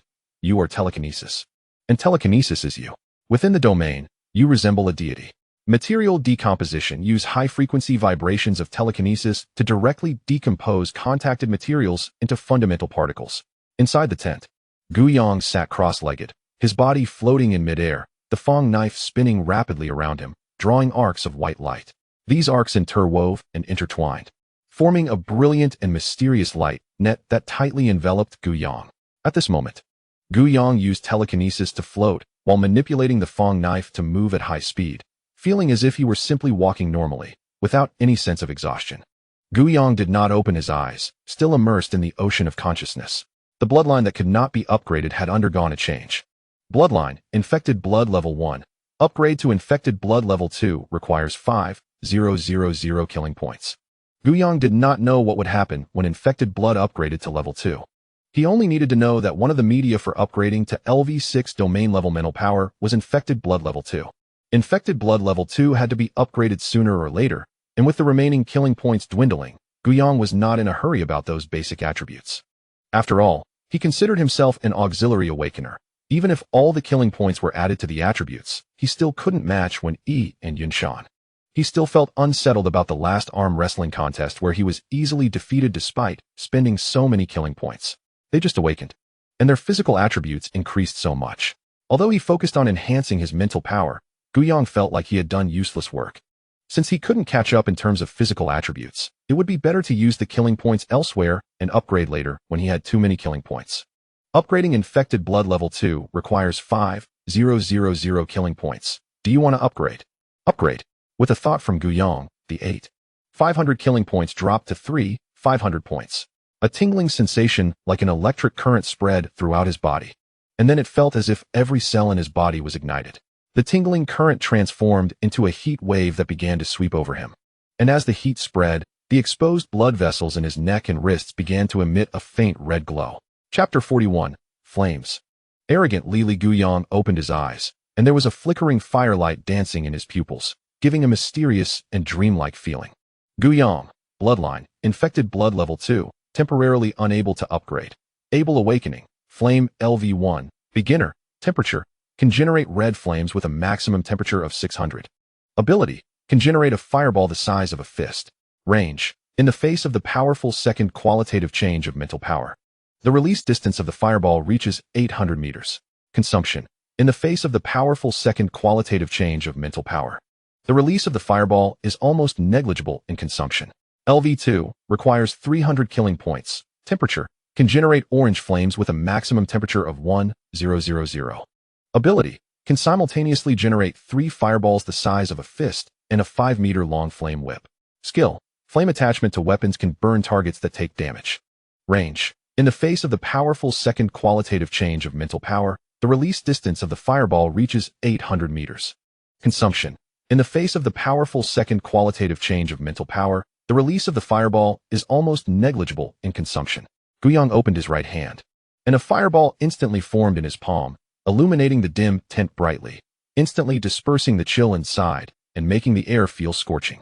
After upgrading to level 2, the range and consumption of the flame ability were affected by mental power, expanding the range to 800 meters, and the consumption was almost negligible. Thus, even the first-level flame's lethality was not to be underestimated. This was the benefit of having strong mental power. Guyang smiled slightly, feeling very satisfied, and put away the fireball in his hand. Why is it still so bright? Guyang saw shadows swaying in the firelight, and drops of stinking liquid fell, making his heart skip a beat as he suddenly looked up. Outside the tent, Guyang, holding a blanket, watched the burning tent silently. The tent had already burned into a large skeleton, and there was no need for rescue. Didn't I say that making a fire was not allowed? Who was making a fire? Not far away, Li's sharp voice rang out, and in the dark environment, a glaring spotlight shone directly over, causing Guyang to squint slightly. Li approached with an imposing stride, and seeing Guyang looking a bit cold in his black casual wear, she felt a twinge of fear in her heart, but quickly steadied herself. You can't make a fire at night. Who said you can't make a fire at night? It's so cold at night. Winter is about to come, and it's going to be even colder at night. How can you survive without a fire? Guyang sneered. Is it you who said we can't make a fire? Li's heart tightened, startled by Guyang's imposing presence, but then she thought about her position as captain. I said we can't make a fire because it will attract the strange creatures. I am the captain and responsible for everyone's safety. Li stood firmly on her moral high ground. Guyang smiled. While making a fire would indeed attract strange creatures, one should have some common sense. If the strange creatures were attracted by the firelight, it meant they were very close. What difference did it make whether you lit a fire or not? The strange creatures could easily follow the scent to find you. When you set the rules, did you discuss it with everyone? Guyang paused, and his tone turned cold. Or do you think that being the captain gives you the right to do whatever you want? Every rule of the team was decided after discussion among several awakened ones. Apart from the direction of the team's movement, which is the route, Lu Yang had almost no real power. Guyang didn't expect this woman's ambition to be so great. She had just become the team leader and already wanted to have the final say. If it weren't for her being somewhat useful, she would have already turned into 100 killing points by now. I am the team leader. Why shouldn't what I say count? Li said loudly. At this moment, Yunshan and Old Zhang, hearing the commotion, had walked to within 2 or 3 meters of the two of them. At this distance, even an ordinary person could hear clearly, let alone the two awakened ones. Both frowned simultaneously. Seeing Guyang's face had turned ugly, Old Zhang hurried his pace, taking 2 steps for everyone to get between them, smiling and trying to mediate. We're all part of the same convoy. Any disputes should be discussed together. Old Zhang's aged hand pressed on Guyang's right hand, which was gripping the hilt of a canine dagger. He was genuinely afraid that Guyang, in a fit of anger, would directly kill Li and drive away. If anyone in their group of 4 awakened ones didn't need Li, it was Guyang.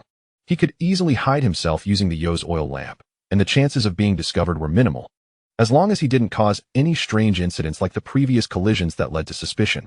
Our convoy doesn't need disobedient teammates. Li felt that Old Zhang was on her side, so her words became even more impolite. In her view, Guyang, as a support-type awakened one, was of little use. If it were Yunshan or Wen Yi, who were combat-type awakened ones, she would give them some leeway. But Guyang? Why should she avoid his brilliance? Damn, what an idiot. Li's words directly infuriated Old Zhang. Shut up. Old Zhang couldn't care less about saving face. The steps are for smart people to take, and this idiot couldn't step up. From now on, any rules made must be discussed with us.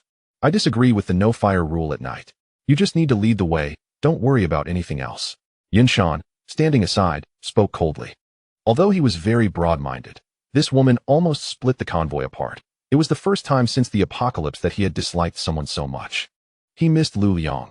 If Lu Liang were here, the convoy would be much more harmonious.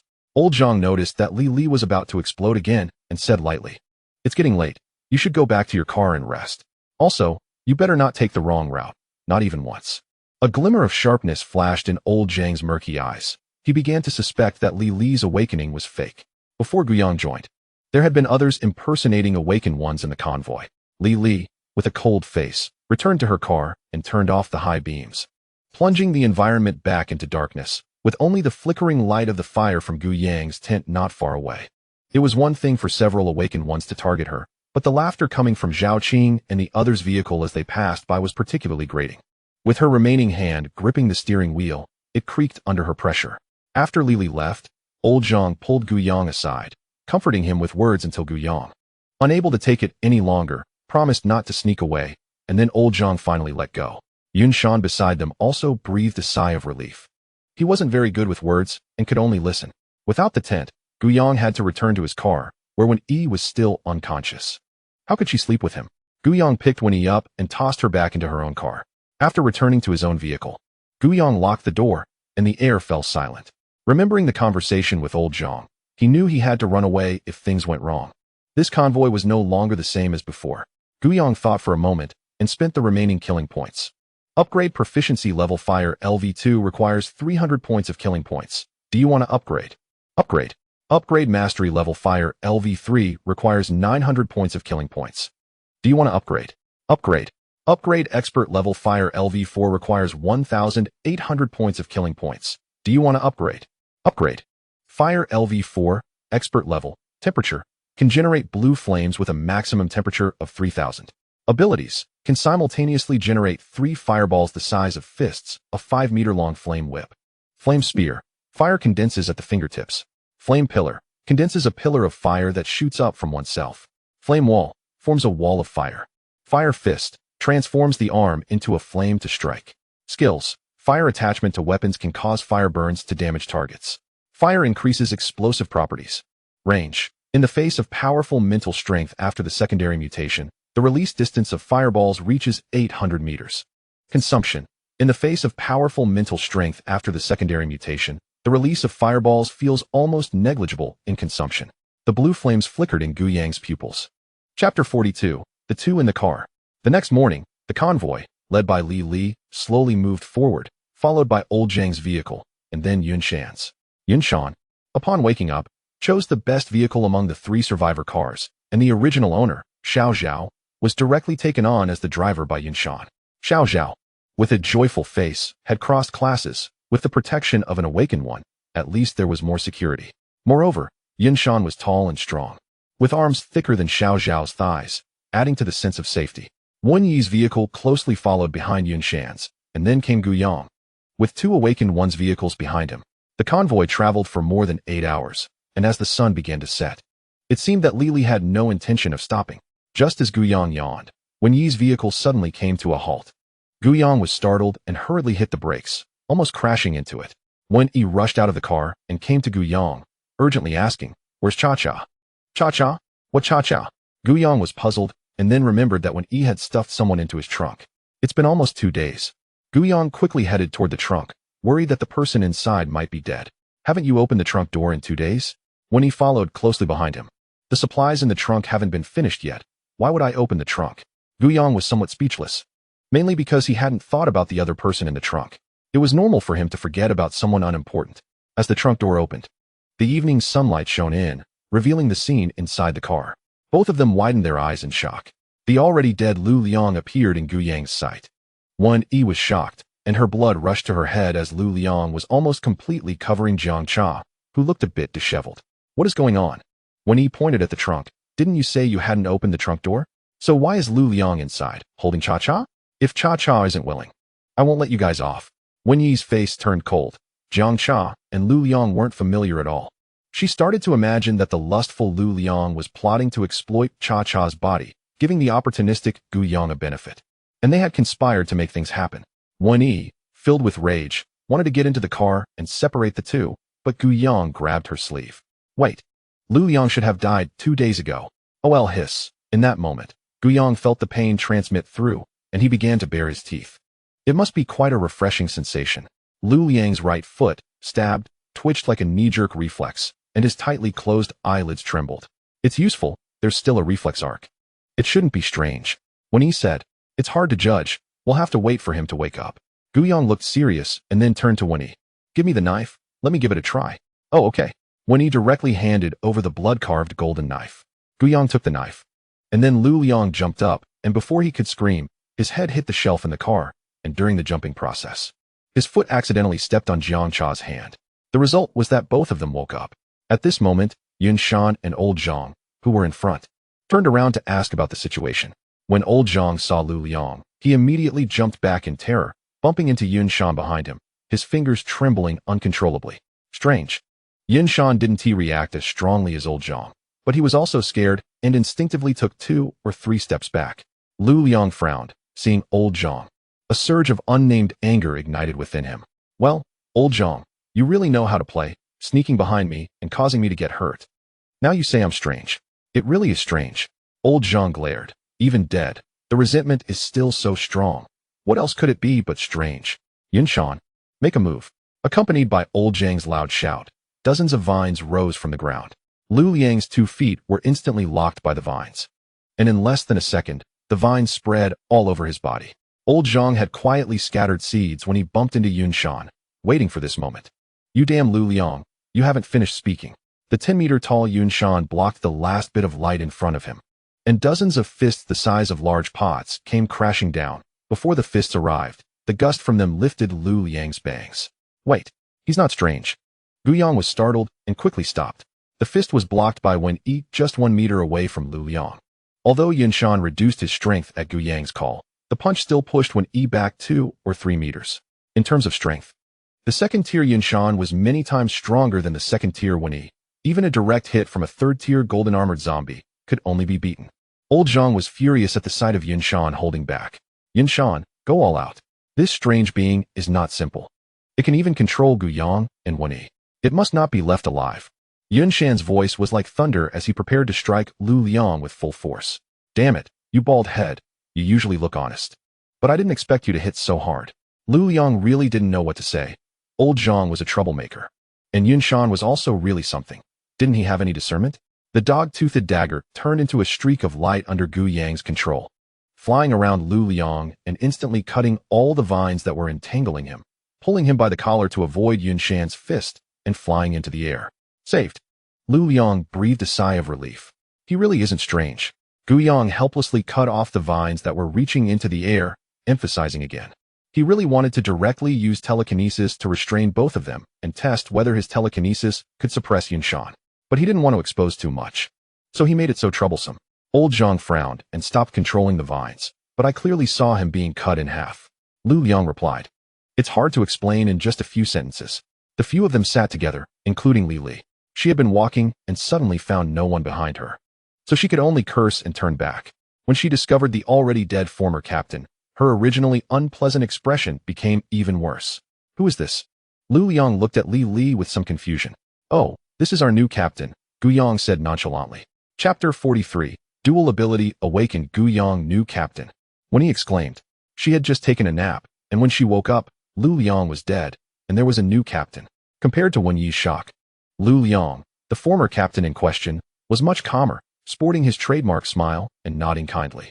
Lu Liang then coughed twice and looked at Old Zhang.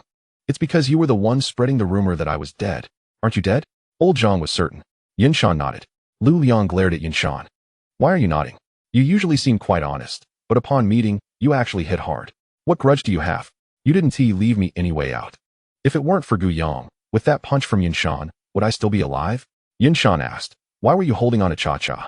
What did you do to her? When he interjected, questioning. I wasn't holding her. Lu Liang glanced at his swollen right hand. Looking at the aggrieved Jiang Cha sitting beside Wenyi, he opened his mouth but couldn't say anything. This damn side effect. Explaining would go against his conscience. After all, on the surface, he did indeed hold her and even stepped on her hand like this. If you weren't holding her, did she hug you first?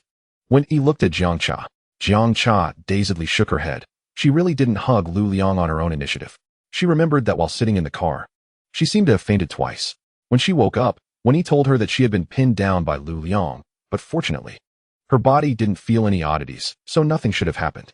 Gu Yang took out a bag of sunflower seeds and sat in the corner, silent.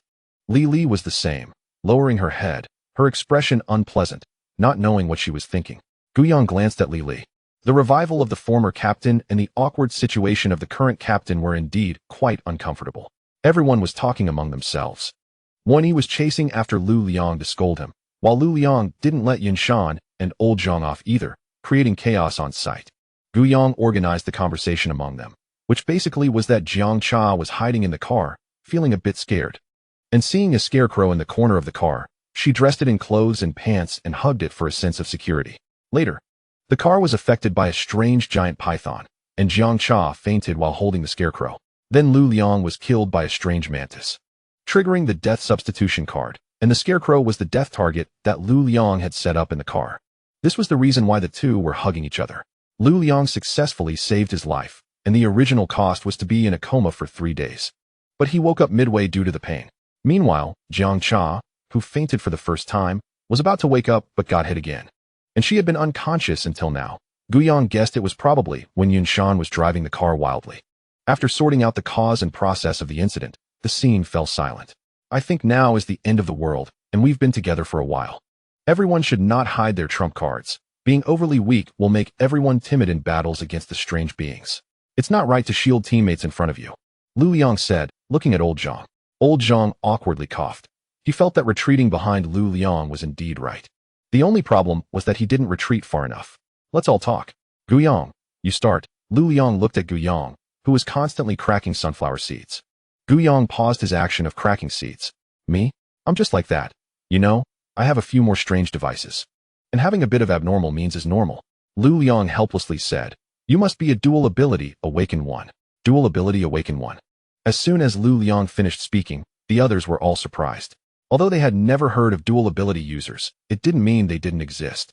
Strange things had happened in the apocalypse, so what was so weird about dual ability users? Lu Liang said lightly. Indeed, Gu Yang can even fly in the sky. I thought it was due to strange devices, Yin Shan murmured. You brat, you're not honest. Old Zhang clicked his tongue and laughed. Because of Gu Yang's ability to create strange devices, Old Zhang hadn't thought in terms of dual abilities. Jiang Cha, participating in this kind of awaken meeting for the first time, looked at Gu Yang with envy. He had awakened 2 abilities while she had none. If it weren't for Wen Yi taking care of her everywhere, she would have probably died long ago. If only she could awaken her abilities. She wouldn't need Wen Yi's protection and could help her instead. She definitely doesn't want to be a burden. Li Li continuously suppressed her emotions, not daring to show them. Gu Yang is actually a dual ability awakener. Why is that? And the worst part is that Lu Liang didn't die, which significantly increased her risk of exposure. Gu Yang. Alright, I won't pretend anymore. I'll lay my cards on the table. I am indeed a dual ability awakener. Lu Liang smirked slightly. He wasn't sure either. Just trying to bluff Gu Yang. He originally thought Gu Yang would pull out some strange artifacts, but it turned out he really is a dual ability awakener. What is the other ability? What level? Lu Liang took out a small notebook. The others also looked over with great interest. What level? Gu Yang really didn't know what level his psychic power was, but well, don't ask. Just say it's level 1. Mental psychic power. Level 1, just awakened not long ago. Both abilities are level 1. Lu Liang, can you elaborate? It's the psychic perception barrier and the air impact. Gu Yang briefly explained 4 of his abilities. When he pondered, no wonder you could find things underground. The weird rat king and the strange python suddenly stopped moving. That makes sense. She felt a bit empty inside. She originally thought Gu Yang was constantly bearing backlash by using strange artifacts for her sake. Your abilities are really off the charts, Lu Liang remarked. And then it was Wen Yi's turn. Her abilities hadn't changed, still level 2. Yin Shan had broken through to level 2 after Lu Liang's death last time, which led to Lu Liang cursing a few times. If the captain doesn't die, you won't break through, right? Do you need him to die a few more times? Lu Liang took notes, then looked at Old Zhang.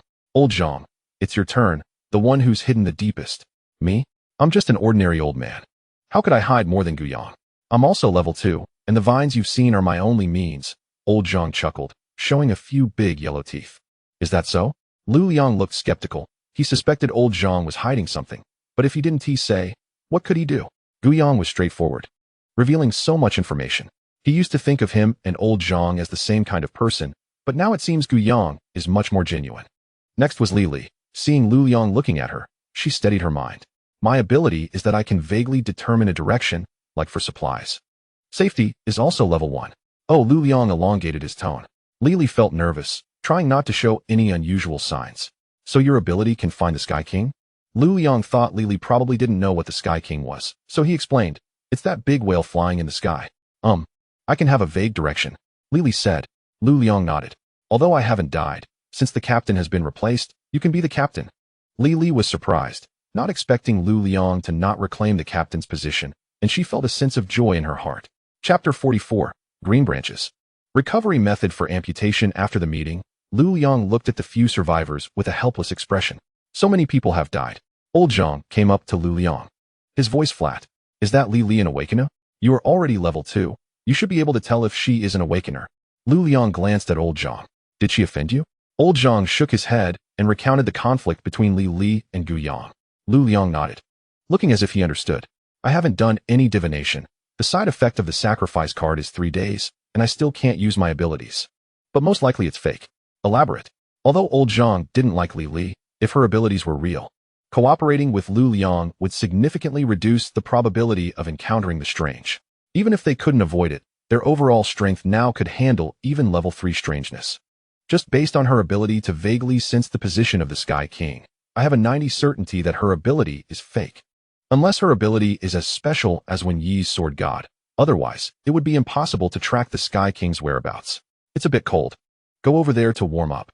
Lu Liang rubbed his hands and walked towards Yinshan. Old Zhang didn't go over, but returned directly to his car.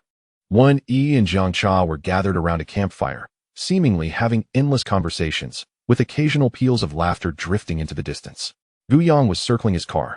At first, some people glanced at him, thinking he was upgrading his vehicle or something. But after Gu Yang went around in circles, no one was looking at him anymore. He squatted down by the left rear wheel, wrapping a green branch around the steering suspension, the leaf veins still faintly swirling with gray-black, strange energy. Gu Yang untied the branch, pocketed it, and quietly slipped into the car. He examined the branch closely. It should have come from the strange vines left under the cinema's umbrella, at least a level 3 strange item, since he discovered it himself. There's no need for it to be confiscated and distributed. Gu Yang placed the branch alongside the rat's teeth, human skin, and tail vertebrae. He would consider how to use them after this batch of strange items was distributed. Lu Liang and Yinshan were chatting by the fire when Zhao Qing approached, politely greeting Yinshan before looking at Lu Liang. Captain, I want to ask something. Don't call me captain. I'm no longer the captain. Just call me Lu Liang. Lu Liang replied with a faint smile. Lu Liang's remark about not calling him captain implied that Li Li was still the captain. Zhao Qing suppressed his thoughts. Now is not the time to wonder why. Lu Go, I want to ask if there's any ability that can heal an amputation. The matter of his sister losing an arm was like a thorn stuck in Zhao Qing's heart. Nearby, Li Li also became interested upon hearing this. The team was currently very few in number, and everyone was gathered together. She was sitting alone by a pile of fire, and when Zhao Qing approached, she was constantly looking at him. She also wanted to know if an amputation could be healed. If so, could the claw marks on her face be removed as well? She had become like this, and even though she was now the captain, she still felt inferior when talking to those awakeners, unconsciously lowering her head. Of course, it's just an arm. As long as it's not the head that's gone, it can be restored no matter where it was severed. As long as you can pay the price. That's great. Getting Lu Liang's answer, Zhao Qing's eyes lit up. As long as there's hope regarding the price. He just needs to find 2 materials, and then ask Gu Yang to make a strange artifact, and that would solve it. Using a strange artifact to restore an arm. The price would definitely be acceptable to the other party. Thank you, Captain. No need to thank me. Just call me Lu Ge. You're welcome. Lu Liang smiled faintly. Zhao Qing has a strong life and is smart, just hasn't awakened yet. He still fantasizes about awakening like Gu Yang, thinking that a pat on the shoulder would do it. Now Gu Yang has awakened 2 abilities. On the other side, Zhao Shuang had already woken up, sitting between Luo Hua and Luo Yuzhu. Don't worry, there will be a chance to heal it. It's the end of the world, with so many awakeners. There must be a healing type. Maybe I'll awaken a healing ability tomorrow or sometime, and I can heal you directly. Luo Hua comforted Zhao Shuang. Zhao Shuang looked at the flickering firelight and smiled bitterly. Sister Luo Hua, I really don't care about this arm. You don't need to comfort me. Luo Hua stared into Zhao Shuang's eyes. Zhao Shuang's gaze was clear, showing no signs of worry or confusion. However, Luo Hua didn't believe it. Zhao Shuang was still so young. How could losing an arm not be upsetting? If it were her own arm, she would surely cry until she soaked her sister's clothes. If Luo Yuzhu knew her thoughts, she would probably retort, "Are you made of water?" Three people were chatting casually, and Zhao Qing walked back with a happy face and a light step. "Look, the bag has a way."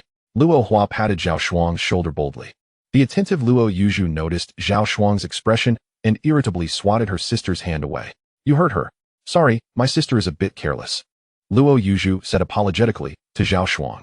"No, I don't blame Sister Luo Hua. It's just that my original wound hasn't fully healed. I'll lie down in the car for a while, and it will be fine." Zhao Qing hurriedly shared this good news upon returning to the campfire. And apart from Zhao Shuang, both Luo Hua and Luo Yuzhu were very happy. The next morning, the convoy started moving. LV Liang directly climbed into Yunshan's vehicle.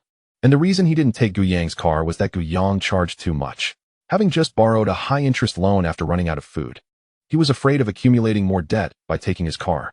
"Yunshan, don't you think the atmosphere in our convoy is not quite right?" LV Liang lay slanted in the back seat, his hands clasped behind his head. "What atmosphere? Everyone is in the same convoy. It's only right for teammates to help each other when in trouble. But that bastard Gu Yang takes advantage of the situation, charging an extra 30% interest on borrowed supplies. Now, only Gu Yang and 1E have plenty of supplies in the convoy." LV Liang felt a bit embarrassed to go over to 1E since she had ginger tea and could only ask Gu Yang to lend him supplies. "Isn't this what you brought upon yourself?" Yunshan straightforwardly mentioned how he had to borrow food for the entire convoy for the first time during the apocalypse, only to have LV Liang lend him money at high interest. Initially, during the apocalypse, everyone was looking out for themselves, and no one would lend supplies if they didn't have any. Later, when LV Liang broke the ice, everyone smelled business opportunities and became generous. Since then, everyone liked to stab each other in the back. "You stabbed me once, and I silently remember it, waiting for a chance to strike back." LV Liang's face darkened as he recalled a saying. "In my youth, I picked up a gun. Out of curiosity, I fired a shot. Years later, when I looked back, the bullet hit me right between the eyes." The driver, Xiao Zhao, turned red in the face, realizing that driving for awakeners was quite troublesome. He wanted to laugh, but couldn't, especially since this person was the former captain. Chapter 45. Am I a dirty person? In the next 2 days, Lili led the convoy along the edge of the mist, often running all day long with hardly any breaks except for sleeping at night. LV Liang didn't stop her. Getting out of the mist area as quickly as possible was the best choice. After all, he wasn't driving, so he didn't need to rest at all. The convoy formed a line, crossing a small hill, and ahead of them was a bridge. Below the bridge was a village, half shrouded in thick fog, with the outlines of houses occasionally flashing in the rolling mist. The other half of the village had thinner fog, and in the view, small houses were arranged like terraced fields, one layer connected to another. In the front, Lili's vehicle came to a halt, and everyone gathered to discuss whether to go down to replenish supplies. LV Liang and Yunshan were pleasantly surprised by this unexpected joy and readily agreed. Only Gu Yang, Old Zhang, and Wen Yi hadn't made a decision because they had the most supplies and were still considering. People like LV Liang and Yunshan, who had lost everything and were in debt, had no right to consider this. Gu Yang stood at the edge of the bridge, looking down. This village seemed unsafe at the edge of the mist, but with his current strength, why should he avoid any strange threats? Gu Yang turned around and stated his decision. "I've thought it over. You all go?" "I won't go." "Really not going?" Old Zhang looked at Gu Yang.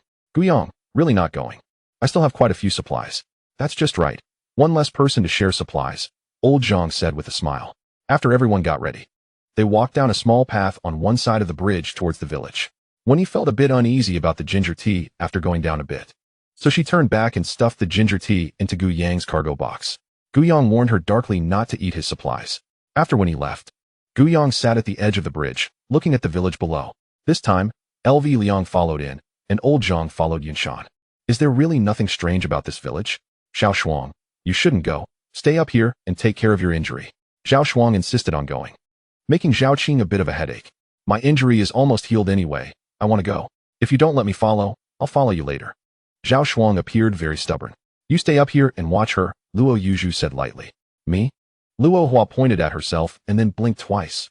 "I want to go too. Do you want to get beaten? Are you itching for trouble?" "This is not something to joke about." Luo Yuzhu's tone turned cold. Luo Hua's eyes shrank. She could only pout in grievance, ultimately not daring to speak further. Her sister really would hit her. After a few more minutes of persuasion, Zhao Shuang still wouldn't back down. Even though Zhao Qing was trying to adopt Luo Yuzhu's cold expression and spoke in a cold tone, Zhao Shuang remained unmoved. Zhao Qing could only helplessly decide to take Zhao Shuang along, and Luo Hua could also follow to the village because of Zhao Shuang. Her only task was to take care of Zhao Shuang. Luo Hua happily gave Zhao Shuang a thumbs up. At the village entrance, Wan Yi and Yunshan led the way into the village from two different entrances, with LV Liang choosing to follow Wan Yi and Old Zhang following Yunshan. Li Li hesitated for a moment and then followed behind LV Liang. Behind them, Zhao Qing and the other three arrived at the entrance. Zhao Qing mentioned some precautions, holding the shadow blade and walking in front, carefully observing their surroundings. They saw a relatively large rural villa and walked to the door. Zhao Qing easily cut the door lock with the shadow blade. Pushing open the villa door, Zhao Qing cautiously observed the courtyard, and after confirming it was safe, they moved towards a small house in the corner of the courtyard, which was usually the kitchen. Pushing open the red-painted door, they saw half a bag of rice on a straw stool and 2 smoked pig legs hanging on a shelf in the corner. Luo Hua's eyes lit up. It was her first time looking for supplies, and she felt a sense of treasure hunting. These 2 pig legs should be enough for a long time, right? Luo Hua felt like she was about to drool. There are also more than 10 bags of salt here. Zhao Shuang picked up one bag and looked at it. This family probably didn't know the official salt storage quantity. When the foreign war broke out, they crazily hoarded salt. This bag of salt has expired for 5 years. They probably hoarded quite a bit back then. Hurry up and take it. After we finish taking this, we'll go to the next house. Zhao Qing smiled and called out. There weren't many things in the kitchen, so they quickly moved the items and searched the entire villa. Zhao Qing carried half a bag of rice on his left shoulder, 2 bags of bean skins hanging from his waist, and held a bag of 5G flour in his right hand, while Luo Hua carried 2 pig legs. Luo Yuzhu held 2 bags of vermicelli, and, considering that winter was coming, also carried 2 quilts on her back. Zhao Shuang was also busy, holding a bag with 4 cotton clothes inside. After continuously searching several households without finding much, they found a tricycle. They piled the supplies onto the tricycle, freeing their hands for easier movement later. After searching more than 10 households, the tricycle was piled high, with supplies hanging on both sides, including a few flowering cabbages, making it a bountiful harvest. Nothing happened along the way. Luo Hua was thrilled to have her treasure hunting fix, happily pedaling the tricycle, while Zhao Qing, Zhao Shuang, and Luo Yuzhu pushed from behind. On the other side, when LV Liang and Li Li found the village's supply and marketing cooperative, where there was a small supermarket, and the 3 began to loot it. Old Zhang and Yunshan fell silent as they looked at the densely packed vegetable greenhouses. Most of the vegetables inside had gone out of season and flowered or aged, but they were still edible. The 2 started harvesting. Yunshan ripped off the greenhouse's insulation film to use as bags for the vegetables. 3 hours later, Guiyang got out of the car and looked at the piles of supplies on the ground with a complex expression. So, am I a very dirty person? If I don't go, there won't be anything strange, right? Are you envious? Lu Liang looked at Guiyang's not-so-good expression and said with a smile. Guiyang turned to Lu Liang and shook his head. You owe me supplies. Yunshan also owes me supplies, and my car probably can't hold so many supplies. Lu Liang's expression stiffened. So the supplies they worked hard to move were actually for Guiyang? The evil capitalism. Guiyang looked at the supplies around him. There weren't many supplies in the village, but there were also very few people to distribute them. The convoy only had this few people left. If a few hundred people flooded into the village, the supplies each person would get wouldn't be much. This time, it was a big harvest for everyone. Seeing that everyone was back, Lu Liang spoke up to plan the distribution of supplies. After distributing the supplies, it was time for the strange materials. A large pile of strange items was placed on the ground, along with the 2 rolls of rat skin left over from last time, totaling 14 items. The strange mantis left behind a pair of golden twin blades, a pair of shoulder armor, and a pair of silver wings. The strange frog king had a piece of dark purple skin membrane, a spine, and a piece of tongue. The strange giant python had a roll of snake skin, a pair of eerie eyes, and a pair of fangs. The golden armored zombie had a set of golden armor, an ancient pendant, and a pair of fangs.